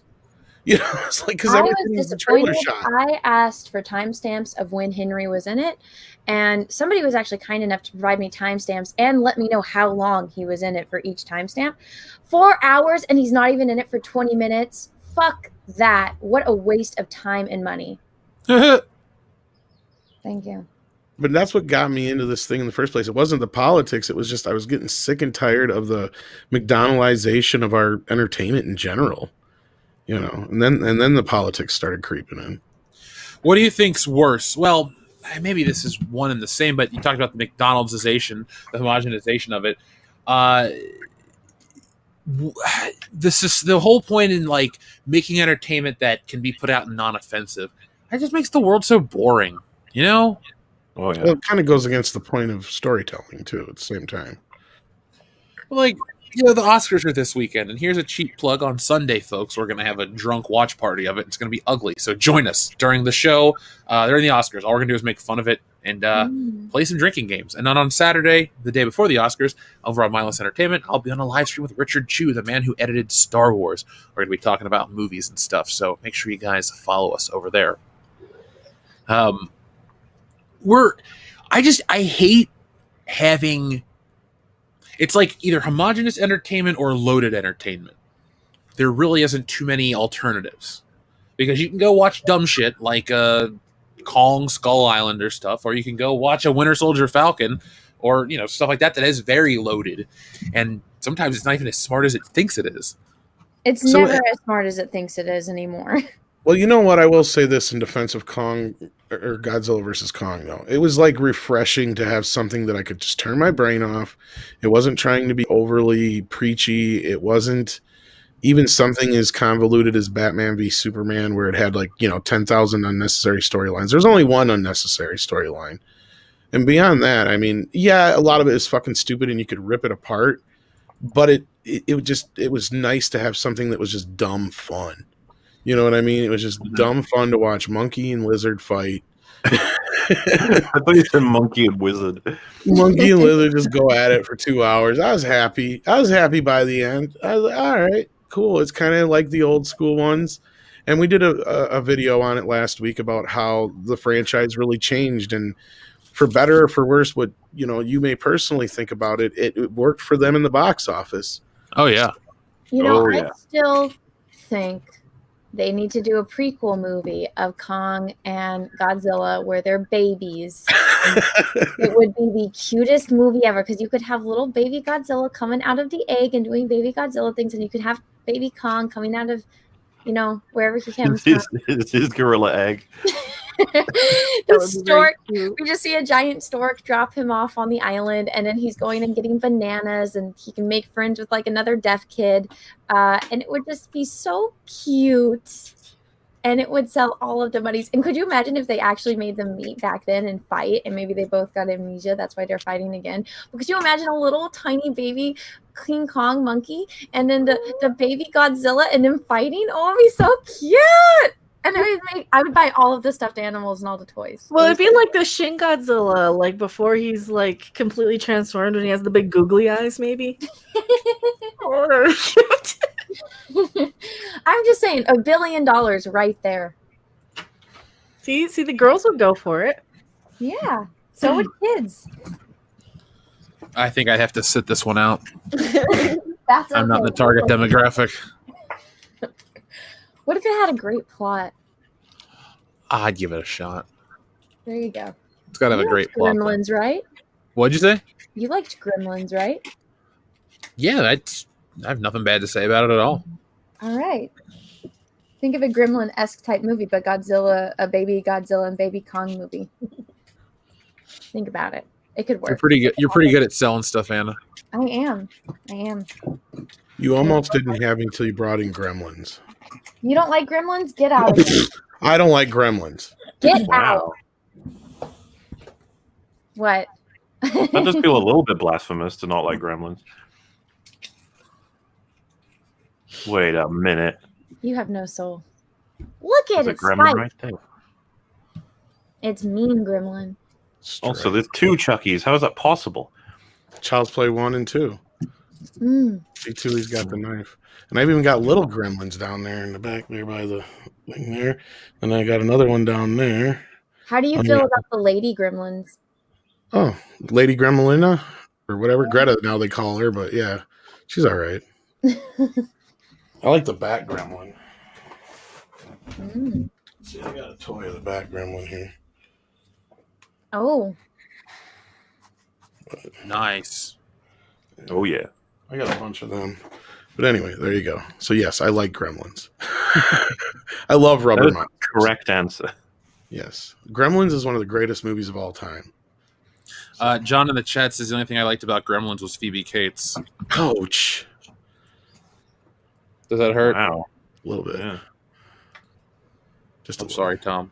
I hope we can salvage the show for you. I could understand to a point, but Every man has a limit. yeah. mm. So, I was looking for this really. Oh wait, I know you found it. No, go ahead. Never mind. I didn't find it. I thought I did. I had this really cute cartoon that I thought Anna would like, and then it's like I can't find it. It's got like little kid version of Kong and Godzilla, and it's the mom says, "Oh no, he's not coming out. The last time you two played, you destroyed Hong Kong, or something like that." Aww. But they're so cute. And you see little Kong poking his head up through the window, and Aww. They're so cute. They can make an animated show. I'd still watch it.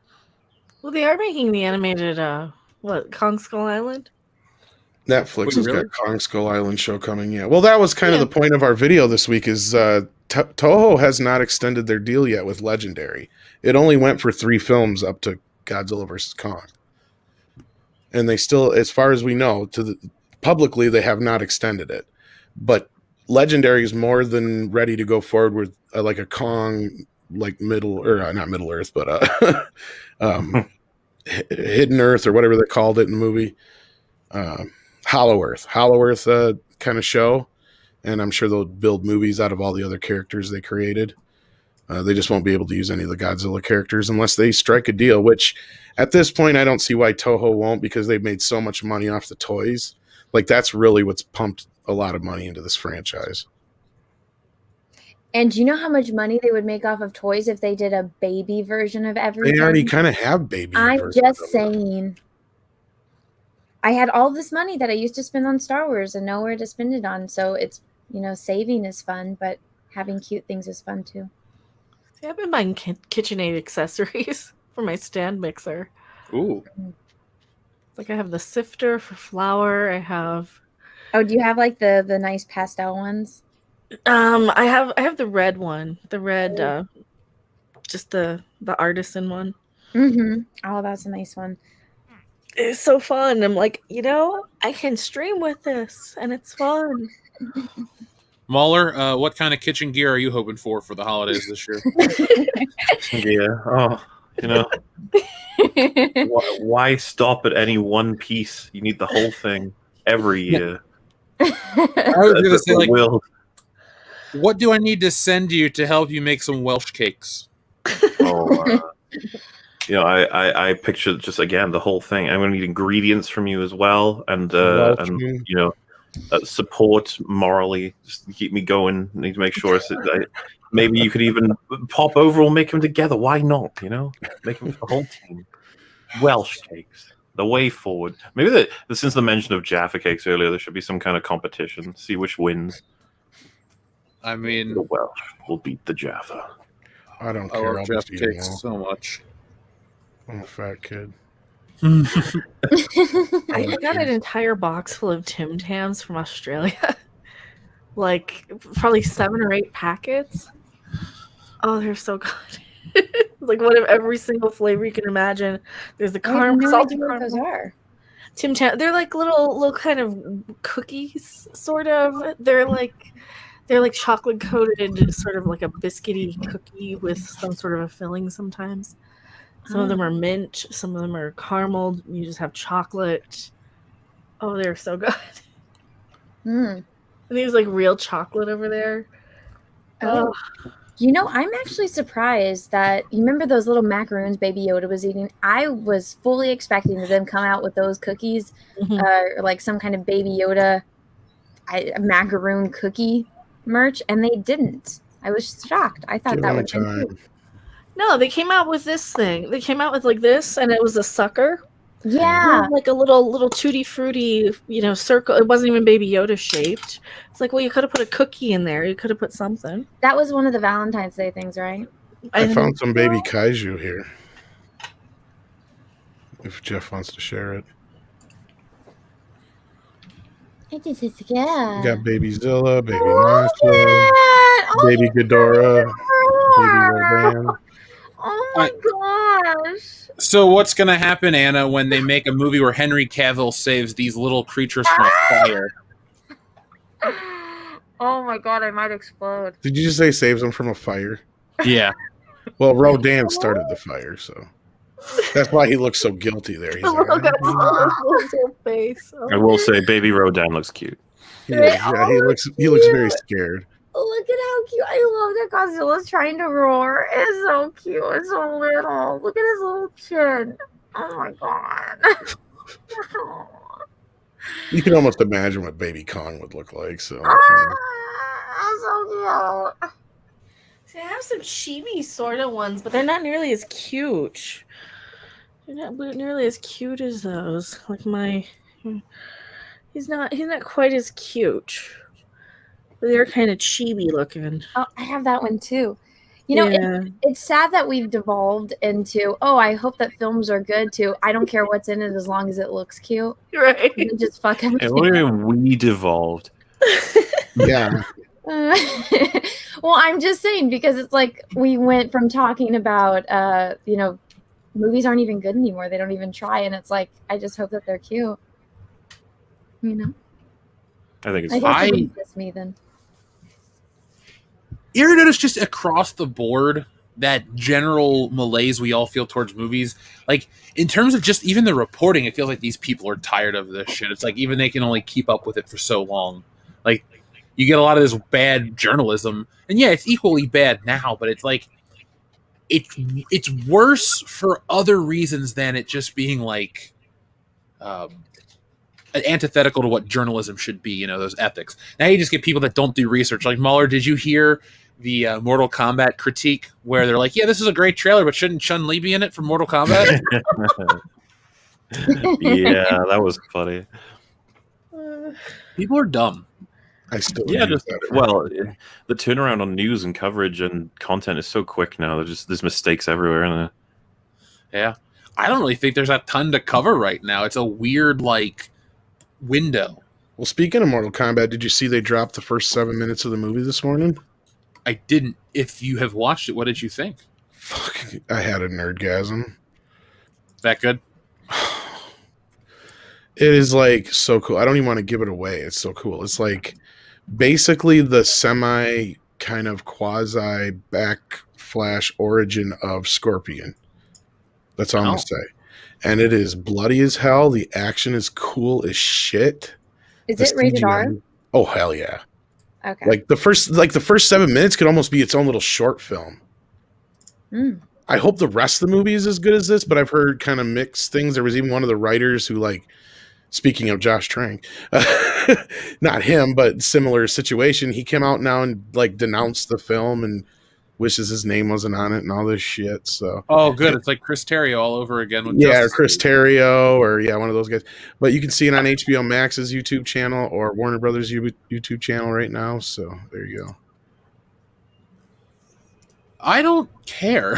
Like, you know what I'm saying? Like, I was kind of like, well, whatever. And then I saw the original trailer, and I'm like, all right, I can dig this, because I was a big fan of the '90s film and the video game. So, oh, dude, Mortal Kombat 95, very special. like, I kind of felt that vibe in the trailer, but it was like, an updated version. So I was like, all right, cool. The only thing is, like most people, I was like, where's Johnny Cage and Chun-Li?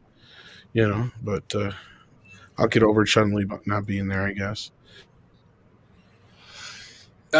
So, random question. Did you guys hear about Teespring shutting down people's stores? Yes, but I Yeah. also heard that Ryan's TeePublic and so did Jay's TeePublic got put back up. So So after the stuff, so the that's TeePublic, not the Teespring. okay.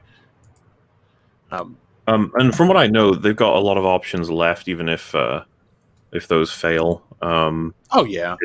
So don't panic too much. You should be able to make it. Obviously, panic if you get blocked off everything. that's when you might be in trouble, or you said some stuff that people really didn't like. Yeah, it was just a result of mass flagging, and then just talk to people, and they showed some other examples of people having similar items, and it got taken care of pretty quick. But I gotta love the politics of selling T-shirts now.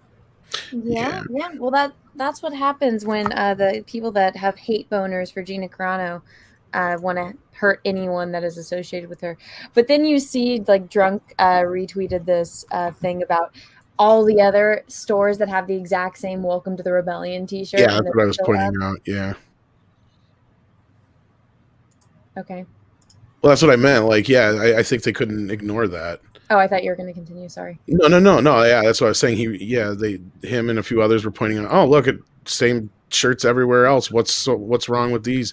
And Ryan's was like a complete red flag, because all he had just his logo. Exactly. Yeah, it's just his logo, which is something I think he or had somebody design. It's a completely original logo. So, yeah, it's bullshit. I didn't mean to interrupt you, Anna. I'm sorry. Oh no, I thought I was interrupting you. No. So I got this image to share real quick. It's a nice reflection of the state of Star Wars from our buddy Salvador over on our Facebook page.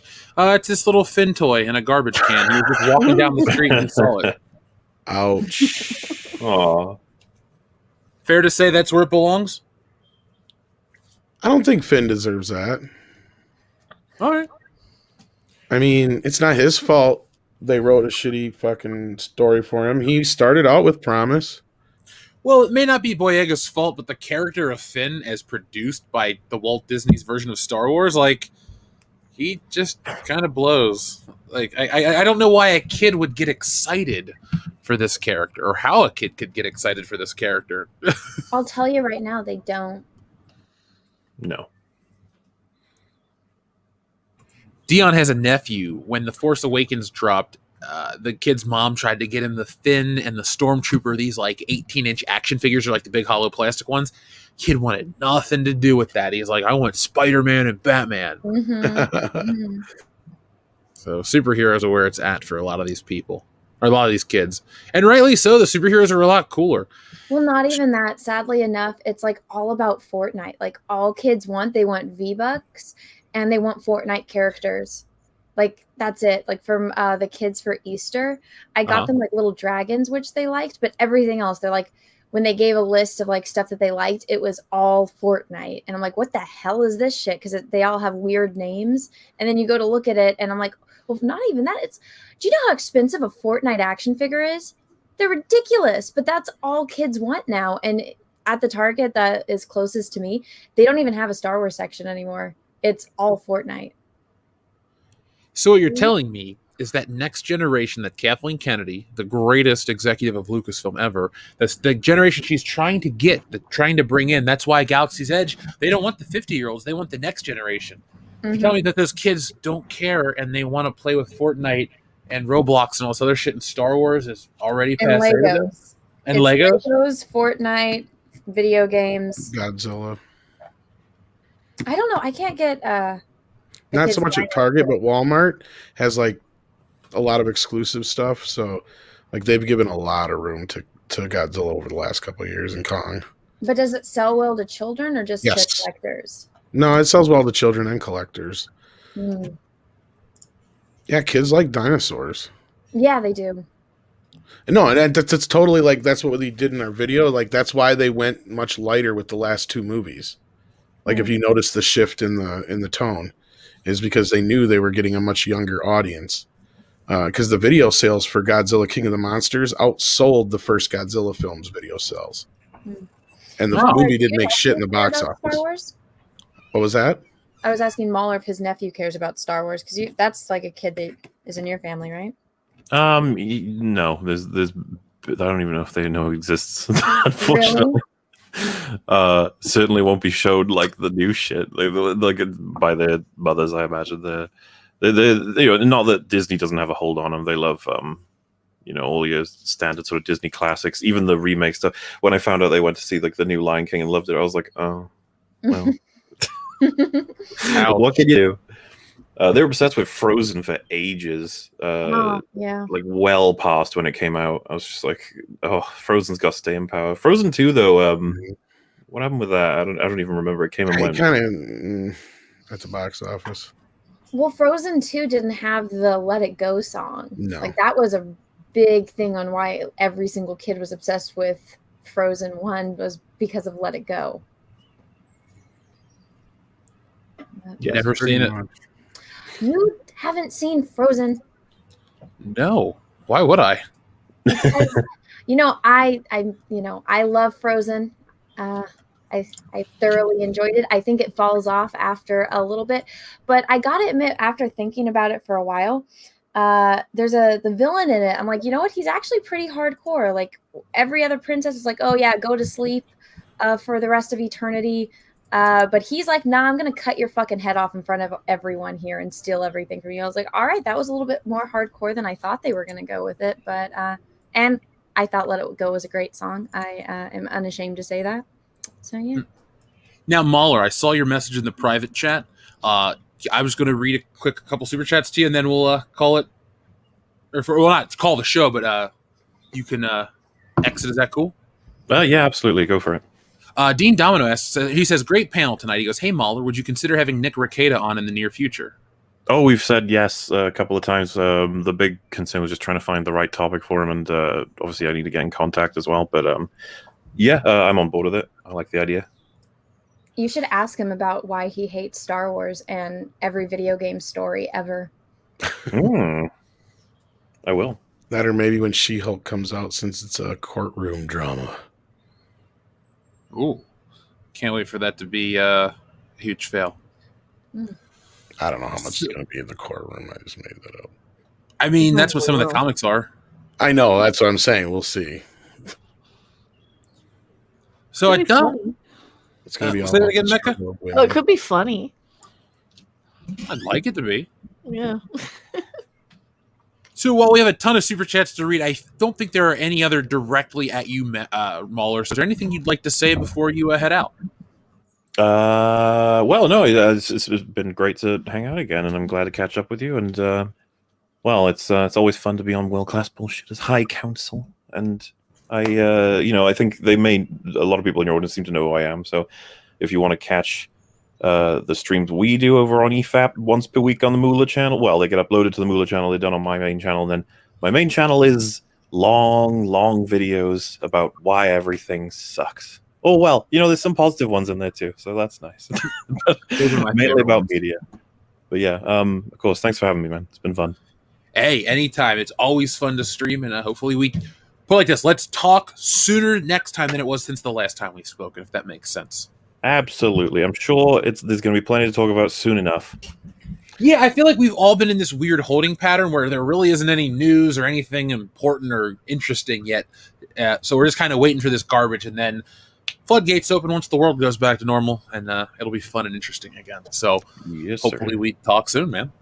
Yeah, man. All right. I've heard since the last time we talked, your names also get echoed through the halls of Lucasfilm.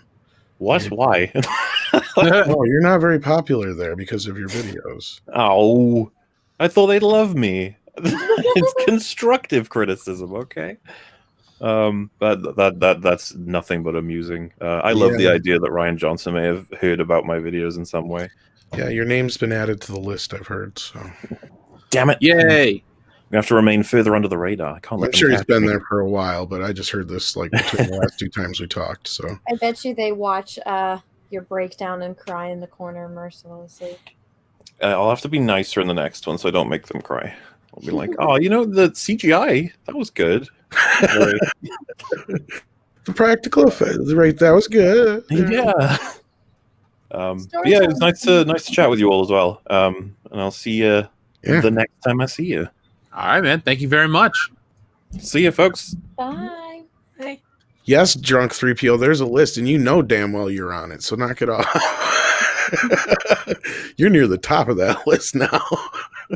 Persona non grata. Uh-huh. And Jeff, I'm gonna have to go in like 10 minutes as well. Oh, that's fine. Before you do, though, I want to get your take. It says WandaVision doesn't look like it's getting a second season. Are you heartbroken, Anna?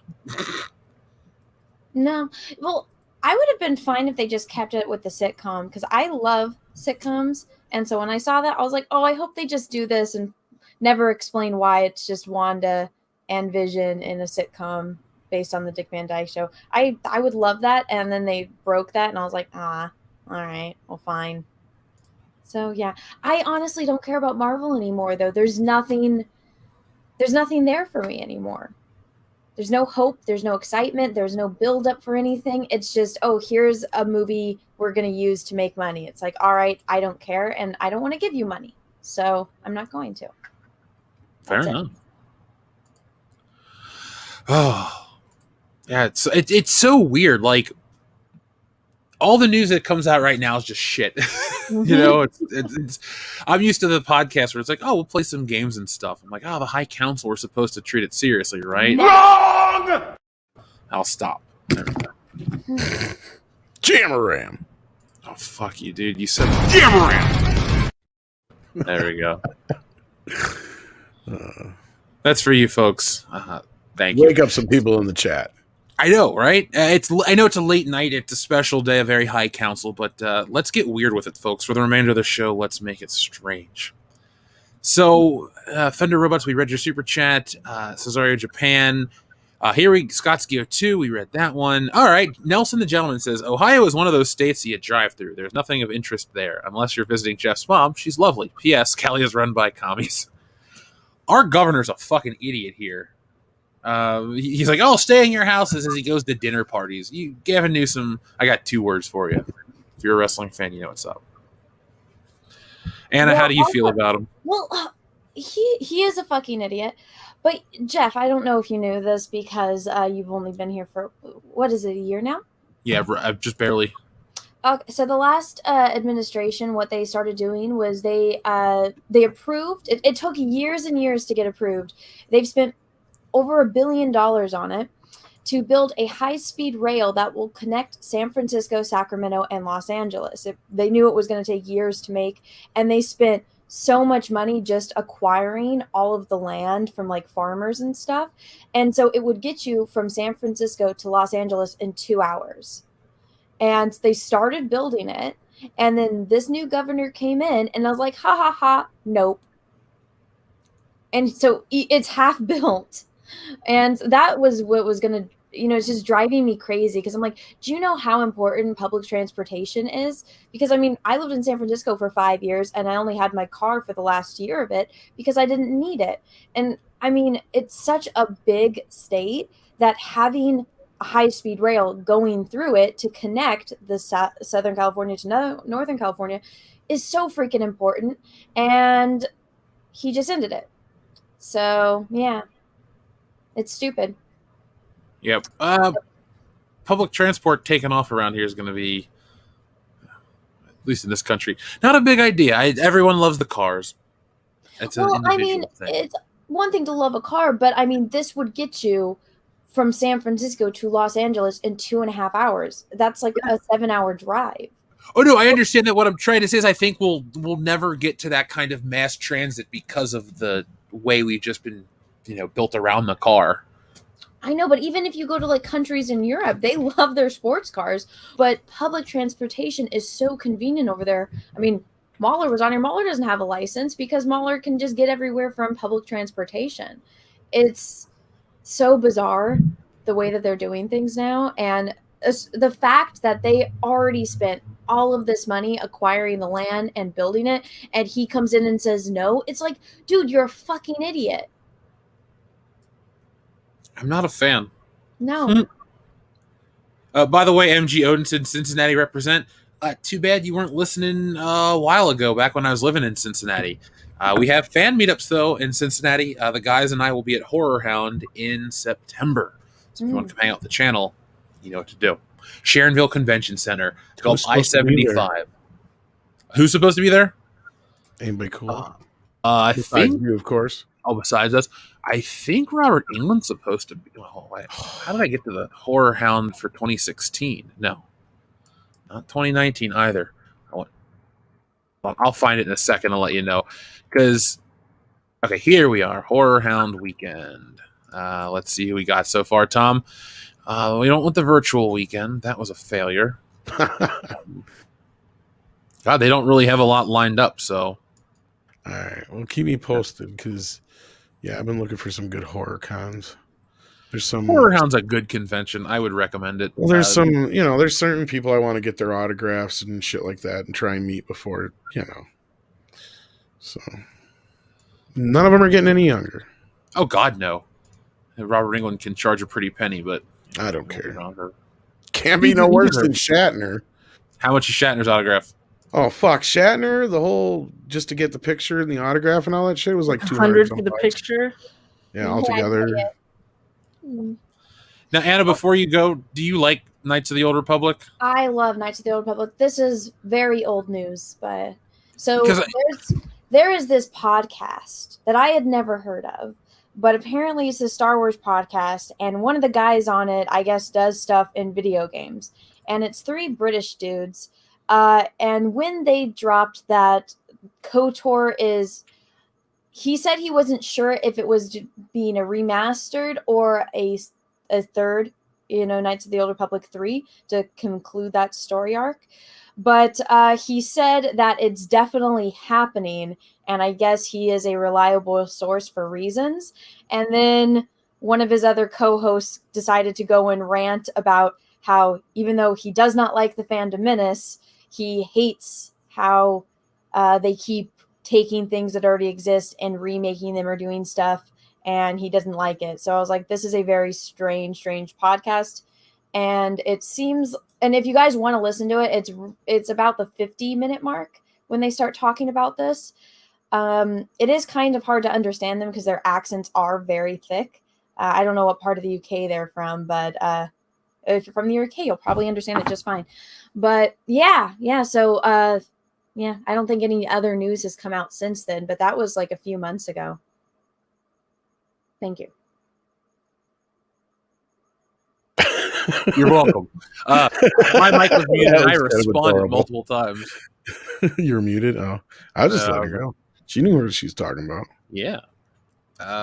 I love my KOTOR now. I don't know if you guys know this. I started playing it like 2 years ago, and it was the first time I ever live streamed a video game, and I had my phone on a tripod in my living room pointed at my TV, and everyone... The first time I ever play it is like the biggest headache ever because people are just helping me pick out a character, and it's excruciating to rewatch because I don't know how to play video games very well. And I played these games that are like, 20 years old, and nobody spoiled it for me. So I had the complete mindfuck amazement moment when the plot twist gets revealed. And I have since then fallen deeply in love with these games. The KOTOR era is my favorite era of Star Wars. I love these characters. I actually like KOTOR 2 a little bit more than KOTOR 1 because the storytelling is so good, and Kreia is such an incredible character. And the fact that they made that game before the first one was even finished, it just blows my mind. And it's the fact that the game came out unfinished. There's a fan mod of it that fixes it, But it's like, oh my gosh, the amount of constraints that they had making KOTOR too, and it's still that good of a story. It gives absolutely no excuse to JJ or to Ryan. Like, give me a fucking break. Thank you.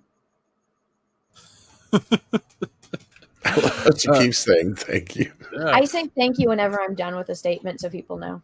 It's like, You were in thank you debate for class or what? Huh? Were Ethan you in says debate that. class or A gate class? debate class? No, I never took a debate class, Oh, but okay. I think it's nice to thank people once you've just gone on a rant and people have had to sit back and listen to you for whatever extended amount of time. So it's a habit I have. Fair enough. I usually apologize, so I guess You know who did that back in the day, Tom? Axel Foley. Oh, that's true. Axel Foley. Who's that? What? Axel Foley, Beverly Hills Cop, played by Eddie Murphy. Oh, this is the moment where I tell you I've never seen it. I'm not surprised, but Tom, I just think of, can you put this in a good spot? All this shit happened the last time I parked here. Thank you. And he just walks off. He's so the Super funny. Cop thing, it was working. It was working. But you had to go and fuck up perfectly good lie. But I don't know if I would consider that a movie I would recommend to you, Anna, but for those out there who have not seen Beverly Hills Cop, check it out. Would I not like it? I don't know. I think it might be too slow for you.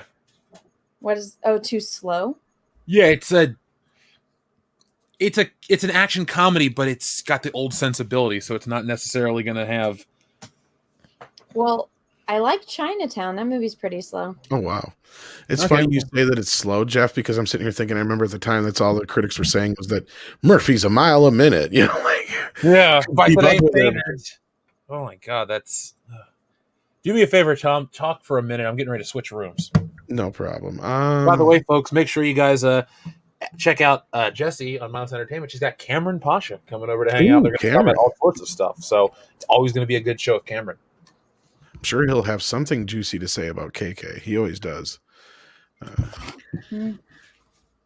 Well, yeah, I don't know if I'd call Beverly Hills Cop slow, but I mean, I do get where Jeff's saying it. It does have kind of classic sensibilities. It is.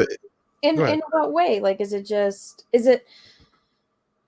because somebody was watching RoboCop, and I remember them saying it was slow, and I'm like, how is that movie slow? It's just paced. It's well paced. You know. Well, if you liked RoboCop, then you might like Beverly Hills Cop. Beverly Hills Cop is just funny, more so than like the whole like shoot 'em up kind of thing. So much you just get to watch Eddie Murphy be Eddie Murphy. So you got to kind of like Eddie Murphy too. I do like Eddie Murphy. Yeah, then you might like it. So. All right. Well, I'll give it a try. I've been meaning to watch it. I wanted to watch it when I was a kid, but we just never owned it. My mother wouldn't really buy us stuff. So. Well, as a kid, I can understand your mom not letting you see this movie. My mom let us watch porn when we were kids. It's not anything that's new. Oh, okay. Well, my mom was never. You can't watch A, B, or C. It was just, does she want to spend money on it? Gotcha. Or not? Yeah, you've said that before. That's true. But no, I think you might enjoy it. Okay. Well, I'll eventually watch it when it's free on like a streaming service. Totally Doug Keller. There's a movie we never got that we should have. Beverly Hills RoboCop. Dead or alive, you're coming with me. I always thought it would be cool if like it was RoboCop versus Predator. That would be interesting to see. What about Troop Beverly Hills Cop? No, Troop Beverly Hills RoboCop. I can't picture Shelley Long with a gun. she has to be robotic though. I just can't see her with a gun. Well, she'd have a robot arm or something. Maybe a hairdryer. And yes, I've actually seen Troop Beverly Hills. I've never heard of it. It's that one you might enjoy. It's like what, 1989 or something. Something like that. Yeah. Well, the year doesn't tell me anything about Shelley it. Long plays Beverly Hills divorcee whose daughter's in basically like a Girl Scouts, but it's like Wilderness Girls or something like that. Yeah, they're like And brownies or something. yeah, and they lose their leader, so she takes over the troop, and it's kind of cute because like the whole thing is she's like, well, we're from Beverly Hills. When are we ever gonna do all this stupid camping shit? So she makes their own patches for them. Like they get a shopping on Rodeo Drive patch and like, like community service patch, but it's like, it's all like, kind of related to what the girls are into and stuff, being like upper class Beverly Hills kind of. Wouldn't they like scream at the top of their lungs that that's sexist now? Oh yeah, totally. You couldn't make that movie now, which is funny because I think they've even mentioned about a remake of it. True Beverly Hills empowerment, though. Yeah. Have you ever seen Slums of Beverly Hills? What was that, Jeff? Have you ever seen the movie The Slums of Beverly Hills? Yeah, with what's her name? Gosh, poofy red hair. I can't think of her name. She's American Pie and all those other movies too. God dang it! Oh, Natasha Lyonne. Yeah, Natasha Lyonne. Yeah, I've seen it. It's one of those. I just figure we're talking about Beverly Hills movies, so it's not a bad movie, but it's just kind of a weird movie. Well, Anna, to answer your question, Beverly Hills Cop is my 4th favorite movie of all time. I own it on every format that exists. So one could say I like it more than Star Wars. Oh, wow. Well, next time I come over to your and Jesse's house, I'll watch it with you guys. I think he's got it in 4K, don't you? As I invite myself over to your house as well. You were going to have to come over because we figured out where we're going to move. So we're going to have a party. Exciting. It is. If you need help, I'll come help you move. I have a track. Ooh, okay. Well, obviously you and Jesse talk all the time on the matriarchy, but we'll be talking about that stuff. Okay. We'll talk about it tomorrow. Oh, yeah? So you got to head out, sadly, Anna, right?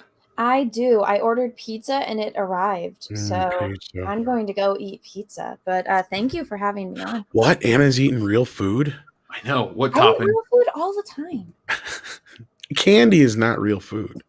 Yes, it is. It exists on this plane of existence. It is real. It is an ingredient in most foods with being sugar, but I'm it's not also made of other things that are real or else it wouldn't exist. And we just say this because we love you. We just want you to eat real food, okay? I eat real food all the time. I just don't advertise it the way the candy does. But I am going to go eat my pizza. You all have a lovely night, and I will talk to you later. All right, Anna, folks, make sure you guys grab a copy of the comic book that has a painted cover from Anna. So, link is in the description below, as well as in the chat. So, how do you guys want to do this? Do we want to read some super chats and then talk about a couple more topics? I mean, well, I know it's pretty late for you, so it's up to you what you want to do.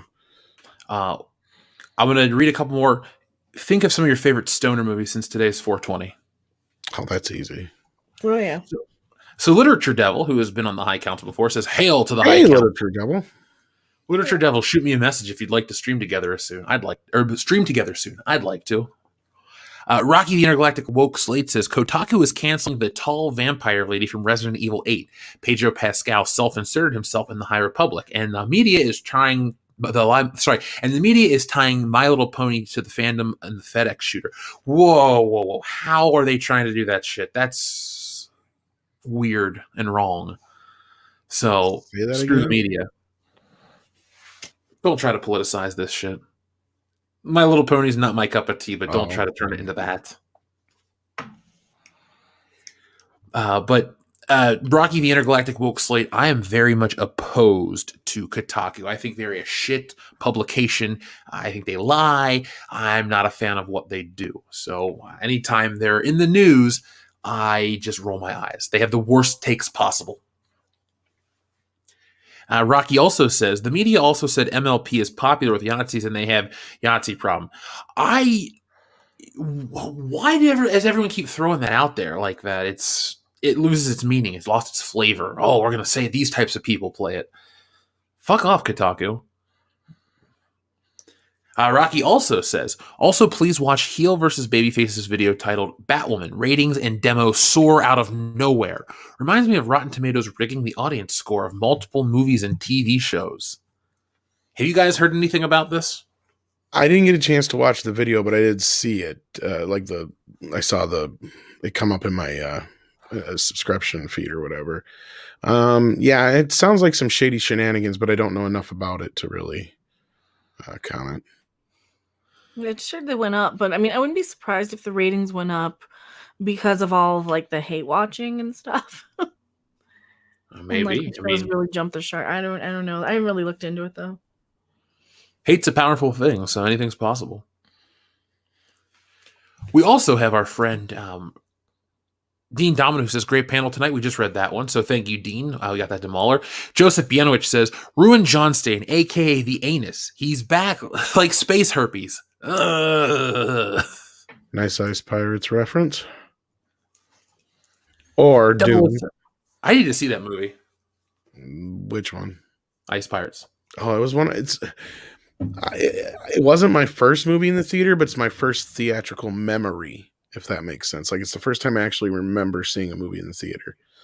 And it took me for years to figure out what it was, because there was like just 2 or 3 scenes that stuck out to me. And then just like one night on TBS it was on, and it just happened to be on that one scene that I remembered. And I'm like waiting throughout the entire movie to wait for him to go, this is the movie you're watching, and blah, blah, you know, like they do usually in between, like, we'll be right back. Finally, I figured out what it was, but it was like before the times when you could just click the thing on your thing, kids, and you could see what was on TV.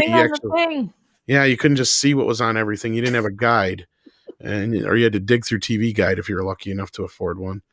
I remember those days. Or you had a TV Guide channel. I hated those because it took forever. We didn't even have a cable. Our cable company wasn't even cool enough for that. Yeah, well, that was later even.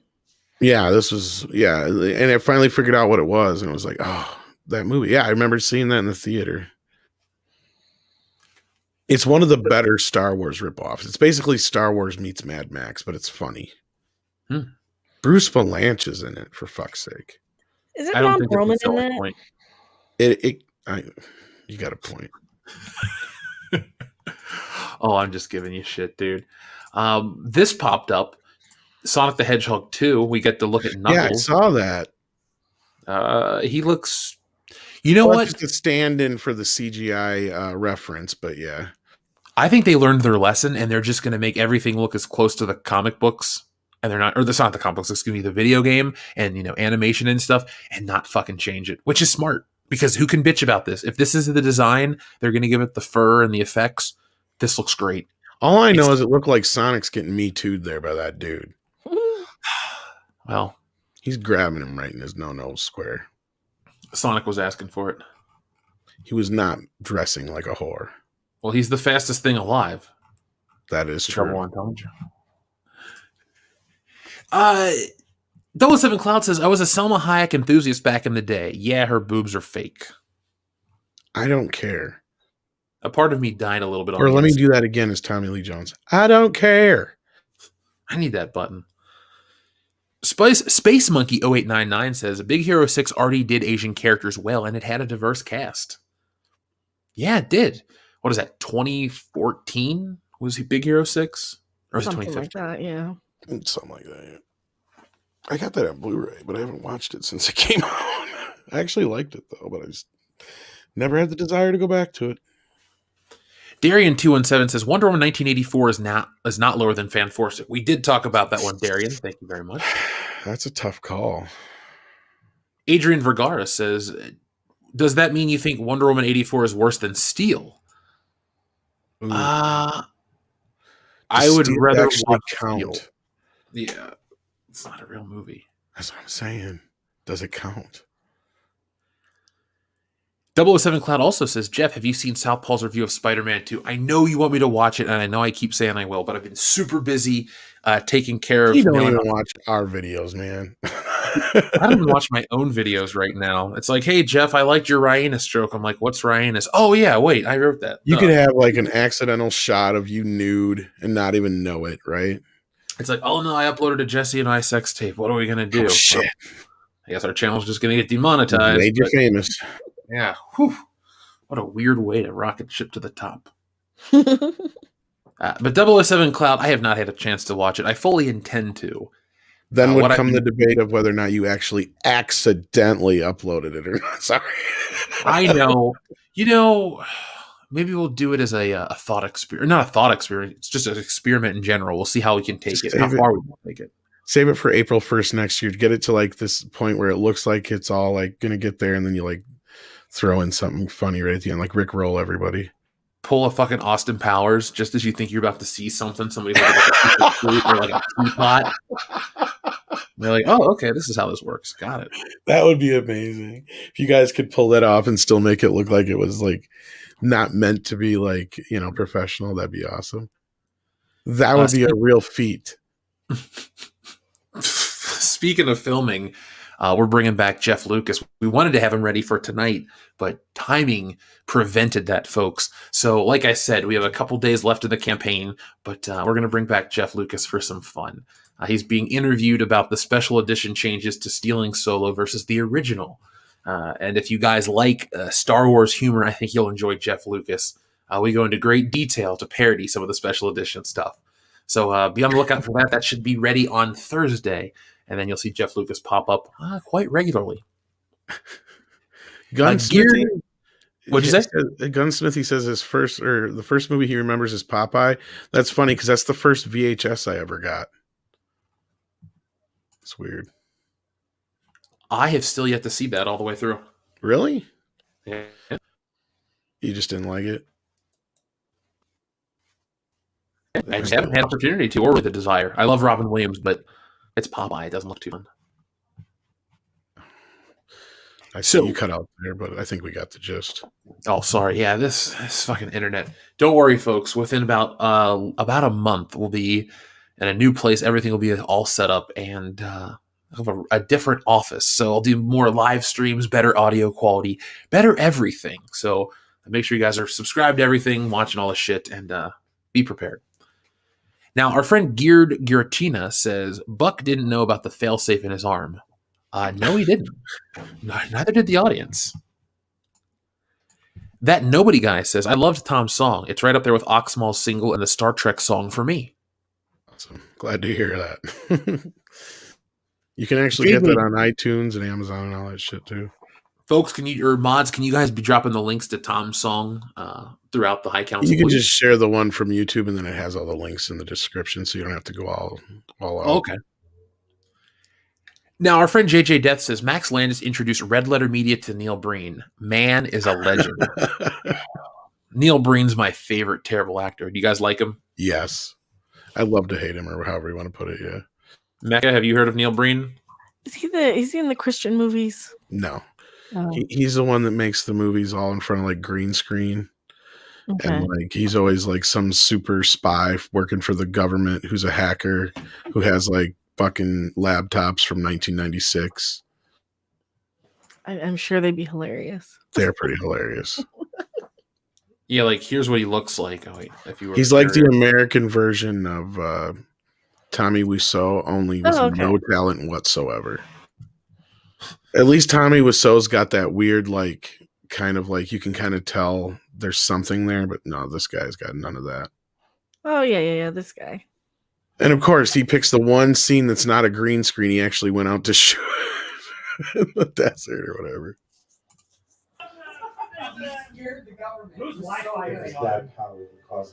Oh, never mind. This is people talking over it. Shit. Folks, look up Neil Breen. It's as good as Tommy Wiseau shit. I say, if you know RLM, you know what it is. Xenomorph Skullhunter 79 says, Buffalo Jeff and Buffalo Jesse, could this wind up being a thing? I could use another wife. Xenomorph Skullhunter 79 says, Kame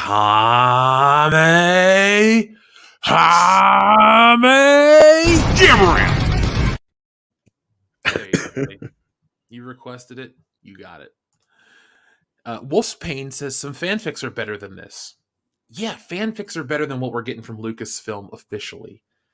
I could write better Star Wars fanfiction than The Force Awakens, Last Jedi, and The Rise of Skywalker. No, you couldn't. Yes, we all could.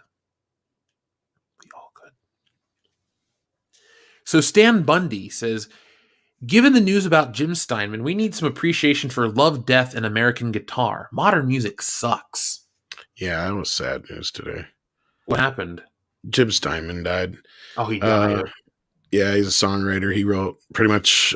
He wrote a lot of Meatloaf stuff, not all of it, but "Bat Out of Hell," "Bat Out of Hell 2." He wrote "Total Eclipse of the Heart." He wrote "I Need a Hero" or "Holding Out for a Hero," whatever the hell it's called. There's a couple of songs for Celine Dion and all kinds of other people. I was looking him up right now. It's sad. Yeah, he was in Footloose, or at least involved with Footloose. Cool. Yeah, "I Need a Hero" or whatever, isn't that? Xenomorph Skull Hunter 79, thank you very much. He says, if I owned Star Wars, the EU would be canon. I would have kept it as canon as well, because it was fun. I loved when you would go to the bookstore and you'd open up the first page and it's like the Star Wars timeline. You're like, fuck, there's like 88 books to read. Okay, I'll read them all. And then you go watch the movies and it's fun. You could get lost in the world. I think that's the trick for all of this. And that's where Disney loses it too, because they want to make it so representative of the world outside. But nothing was cooler than being a kid and just picking up a Star Wars book and just living in that book for as long as you read it, or picking up the technical journals or the magazines or the shit like that. You just got immersed. That's where we lose it, because we now live in this digital age where you can be immersed in VR, auditorily, like audibly, all these different options. But we have a less and less rich world that we can explore. It's, the technology's there. It's the best it's ever been. But the raw materials that you would use to make the actual entertainment, they're not being utilized properly. There's a formula, a recipe for these things. And they just choose to, throw out the sugar and put Sweet and Low or Splenda in there. And it's kind of sweet, but it tastes off. And that's what all this is. It's just slightly off, and it's disappointing, because I remember that, and I can't really come up with a reason why we shouldn't have it. That's all I can say. That's the gate. They're keeping it out. Because YouTube should be the bridge. Because we've been through this cycle a couple times already with Hollywood. They make overbloated productions. Everybody gets sick and tired of what they're doing. Then they go to the young independent voices. They bring something new to the table. But we haven't had that ability yet. They're keeping out. And a lot of it is the politics. If you don't hit the right political, check boxes, and that's what's going to happen eventually. We're going to have a lot more of this, situations where, the diversity quota. Lionsgate was the next one in the long line of the rest. When I said that months ago, when everybody's like, well, I don't give a shit about the Oscars when they took on those, diversity rules and whatnot. And I'm like, yeah, but it doesn't matter. Hollywood does. And they're all going to follow suit. And what did they do in the last few months? They all put out the same manifesto. It's all the same shit. Well, like I keep saying, even though it doesn't matter to you, eventually they'll come for something you care about, and then you'll get invested in the fight. And it could be too late, too early, but I just want to bring attention to all of these things. If it's not, wanton censorship, it's, putting product placement in old things. Like, they're testing the waters for all of this shit, folks. And I, for one, don't like what they're trying to put in it. So, certain things seem like, oh, why should I care? But things just are evolving. Like, these things allow for other things to happen. It's like the inch take a mile thing. So, yeah. And then Marcus Trahan just said it happened in the 70s and it happened in the 90s, but it should have just happened recently, or we're already overdue for it. And we have the means and we have the ability to do it, but they're gatekeeping us. They don't want anybody in there who isn't in their bubble. It is it's like the hardest time it's ever been to probably get into Hollywood, I would imagine. Because it used to not be that hard. You could just make a movie, and as long as you can get it thrown in a theater somewhere, you were all of a sudden a filmmaker. Or a festival. They would get a lot of people from festival or whatever, yeah. Well, I think with the digital platform, there are a lot of opportunities. It'd be nice if somebody could make something that really just speaks to people on a base level. Because if you can get something that everyone just kind of understands, I think that's the next big hit. That cross-cultural appeal. Because everyone's so worried about this or wokeness or that. It's all disappointing, but there are certain elements in film that we all kind of gravitate towards. So I think that next property that we're all waiting for, it could be the next Superman movie if done right. Well, maybe not, but there's like something we're all waiting for. There's that movie that's going to be like the Bill and Ted song. When it comes out, everyone will be like, yeah, shit, this is cool. This is fun. And then I think companies will start to try to copy that trend. Division is no longer the name of the game.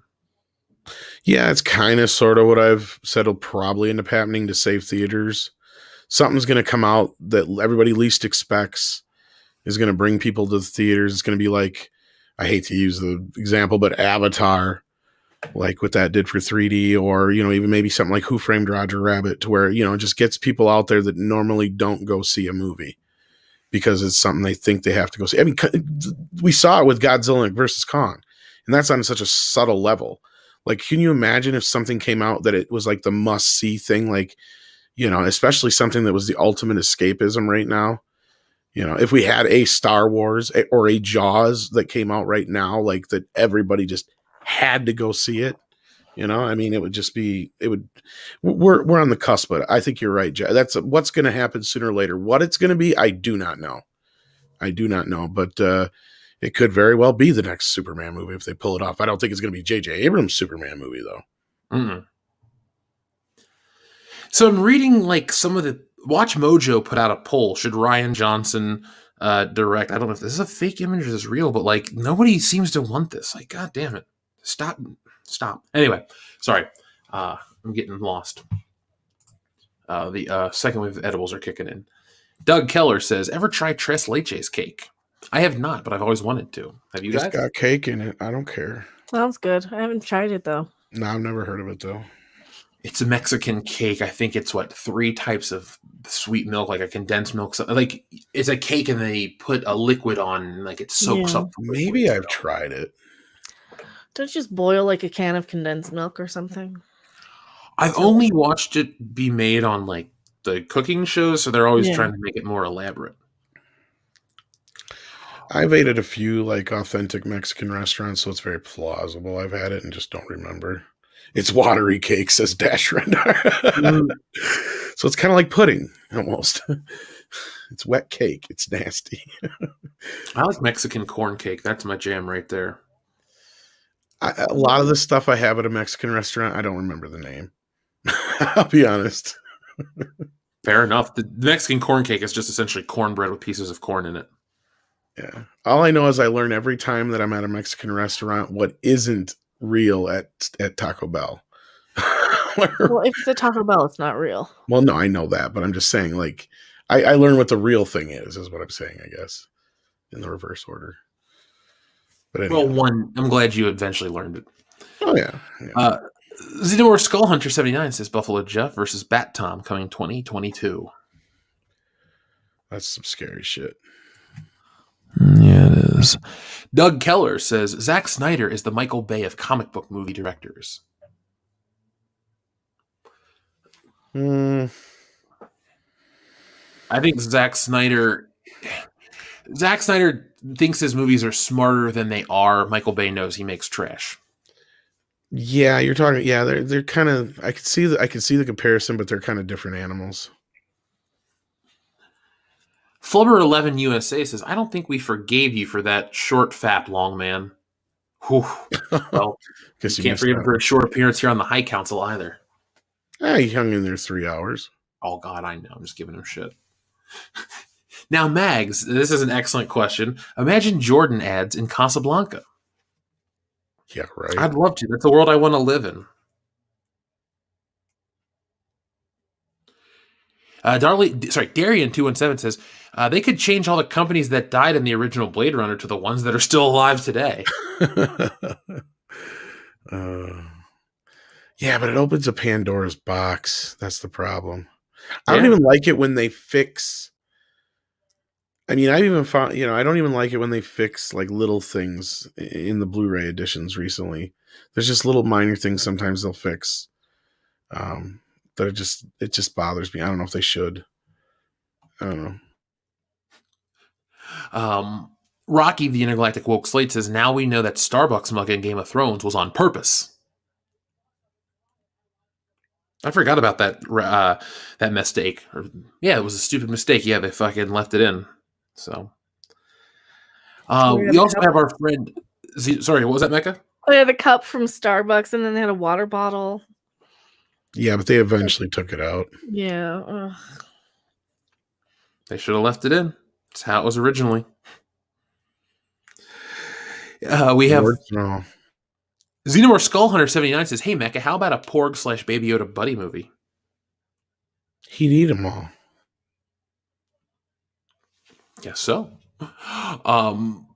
Tickletrunk says, "When this becomes a precedent, changes for advertising will be the least of our worries. Compromising art for the products or message? Here we go." That's what I was getting to. Like, yeah, that's the big problem. Yeah, it's the little things that lead to the bigger problems. It's scary, man. It's a slippery slope, and I know that's very redundant to say that, but every week it seems like more and more invasive things they get pitched, presented, and accepted in record time, and it's like nobody really cares.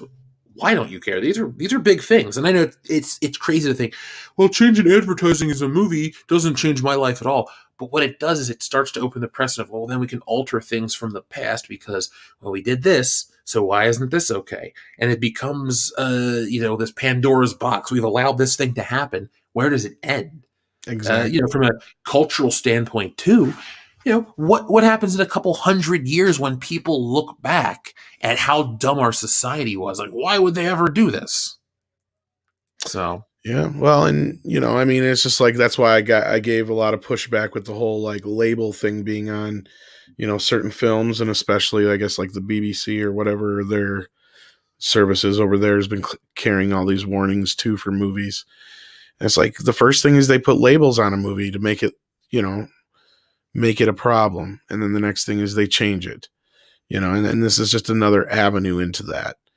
And it's things that we've already seen. It's things that have happened. There's already movies that have been altered that we don't even know about because we weren't aware of it. Unless you're somebody who's keen enough to catch things, it's slowly already happening, folks. It's ugly. The Machete Order says, "This sounds like a way to get corporations to fund streaming shows and movies by being able to change sponsors whenever they want."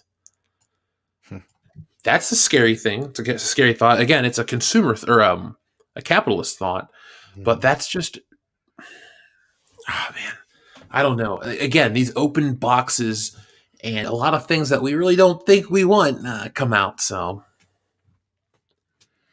Primer, thank you very much. He says, "Ghost World sponsored by Tampax and Lipton Tea."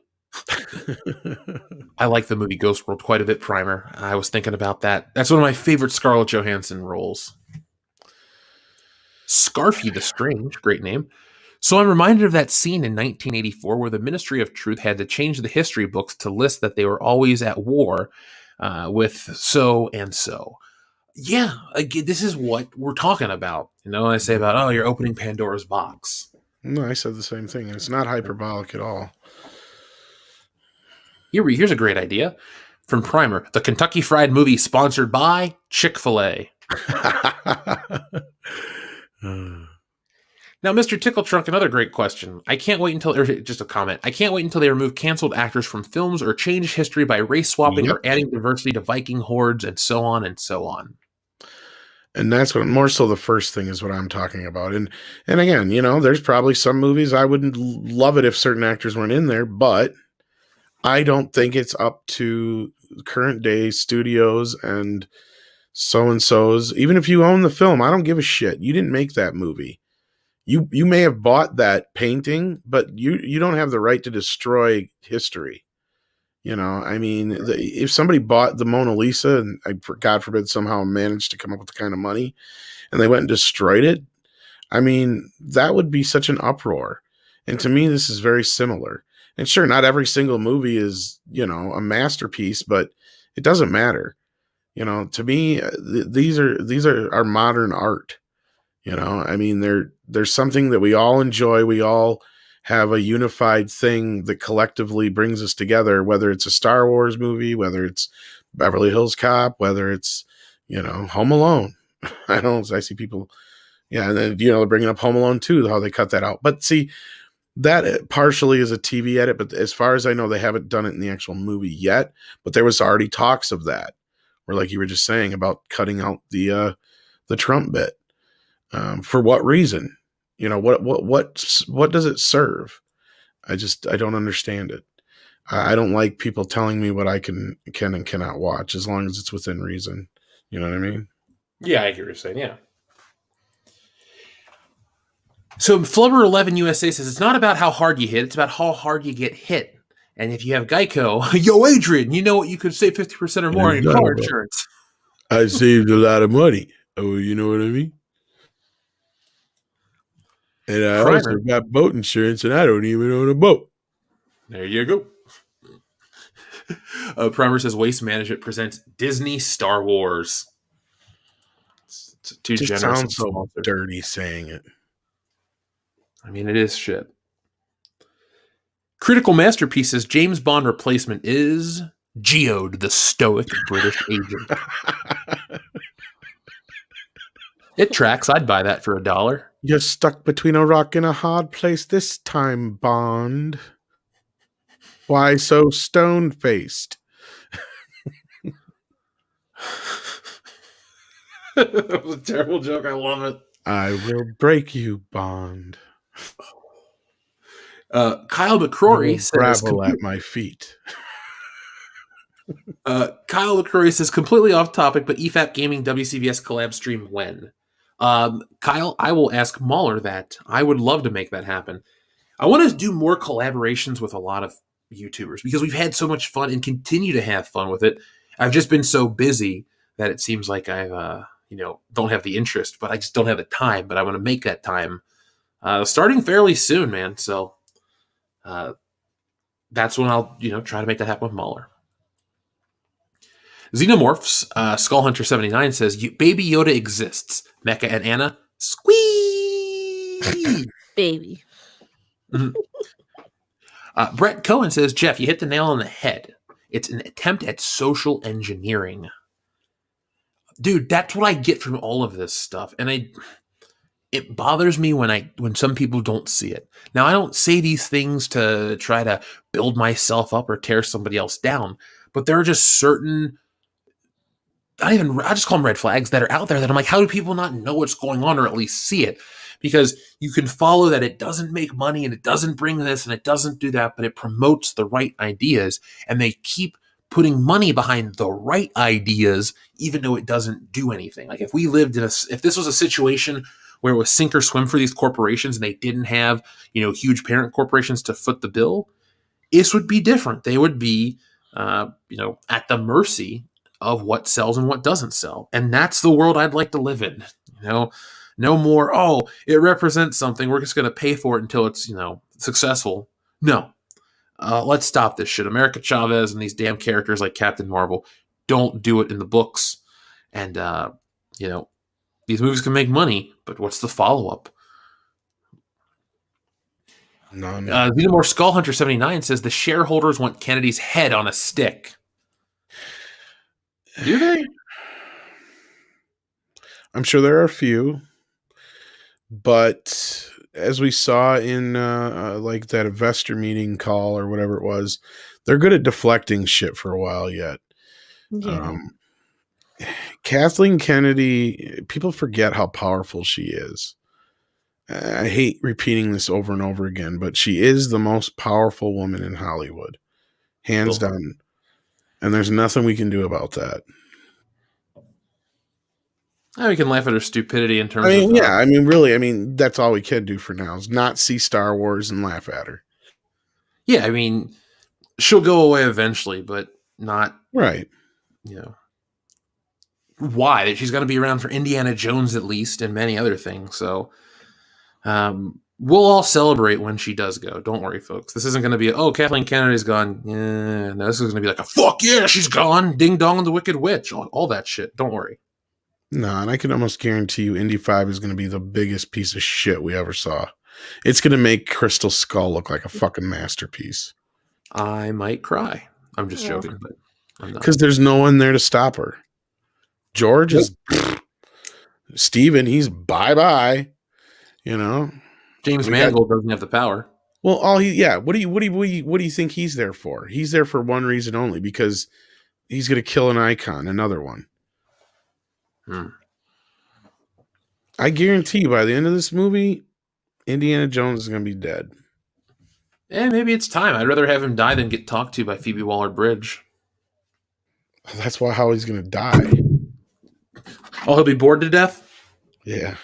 Good old Poob. Primer says, "Get Marvel off my plane. Second thought, I'll take care of it myself." Wow! I want to hear a Wilhelm scream when she dies in the movie. Oh, she's not gonna die. Primer. Oh, why are we doing this? Folks, let's share this. She's gonna take on the whip and the hat. Oh, well. Isn't that what we all are dreaming for? This is all predictions, folks, so don't take this like running to the bank. But let's see. I can look at those Phantom Menace cards. Remember, folks, these are part of the campaign. You can get these without the book, and it will help. So if you pick up a pack of trading cards, you're going to get all the magnets that go with the cards. So remember, this is for every backer, not every backer of just the book. So Primer, thank you very much. He says, Marvel Comics, presented by Elmer's, save 50% on an 8-ounce bottle of rubber cement with the purchase of any America Chavez or Captain Marvel comic. And you so get a they're free big old Cheeto. coupon. It's about all they're good for.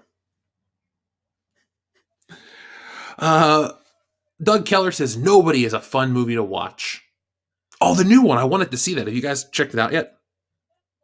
Not yet, because it's like $20 to rent still, and I can't see myself spending that kind of money without at least owning it in some way. So I'm holding off, but I've heard good things. Which one?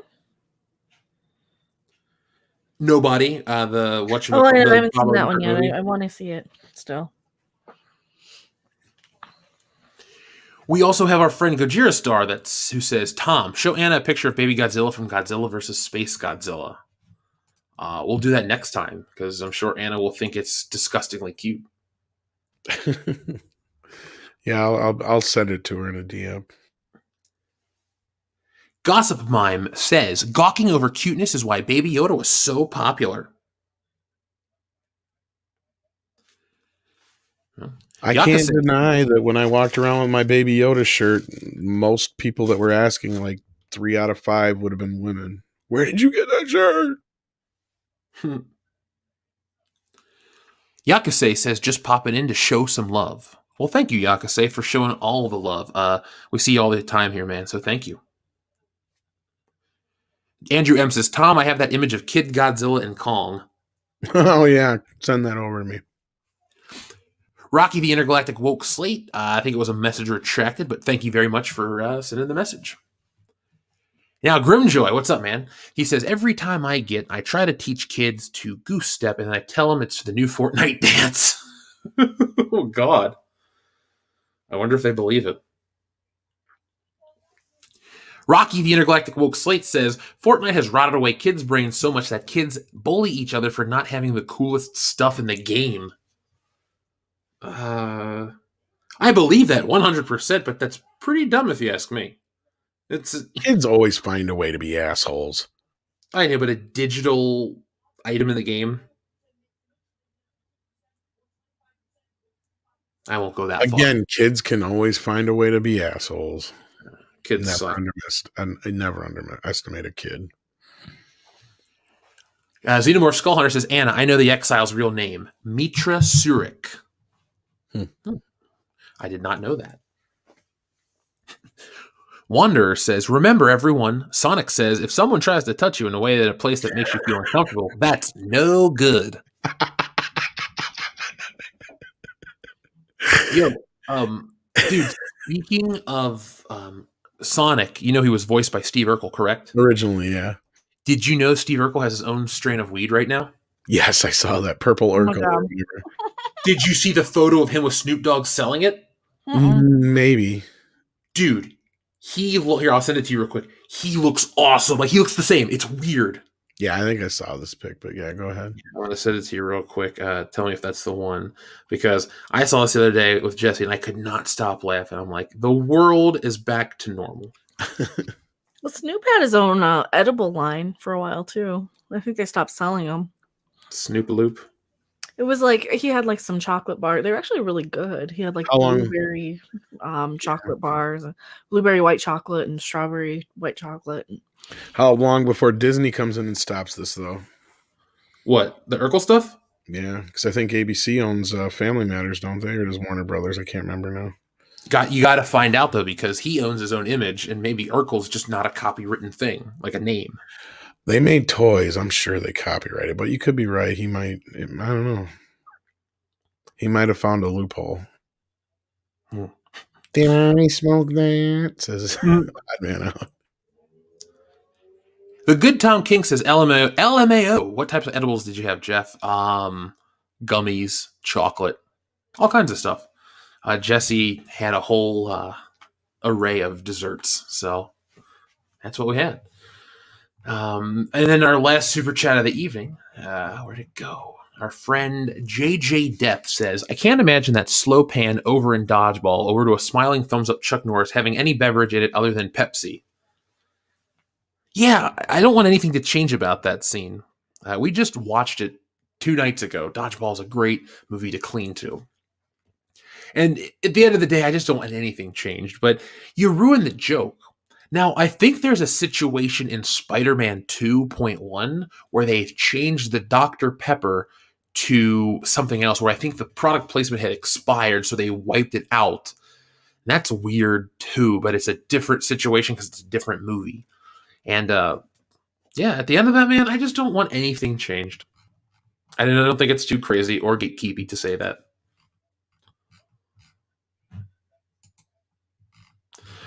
So, Mecca, is there anything you'd like to tell the audience before we go? Subscribe to Mecca. I've been doing more gaming and cooking and like fun streams lately than short stuff. So, because I've been lazy, I've been slacking. Yeah, watch my stuff, all of it, and click the bell. You will not be notified. Tom, where can we find you on the internet?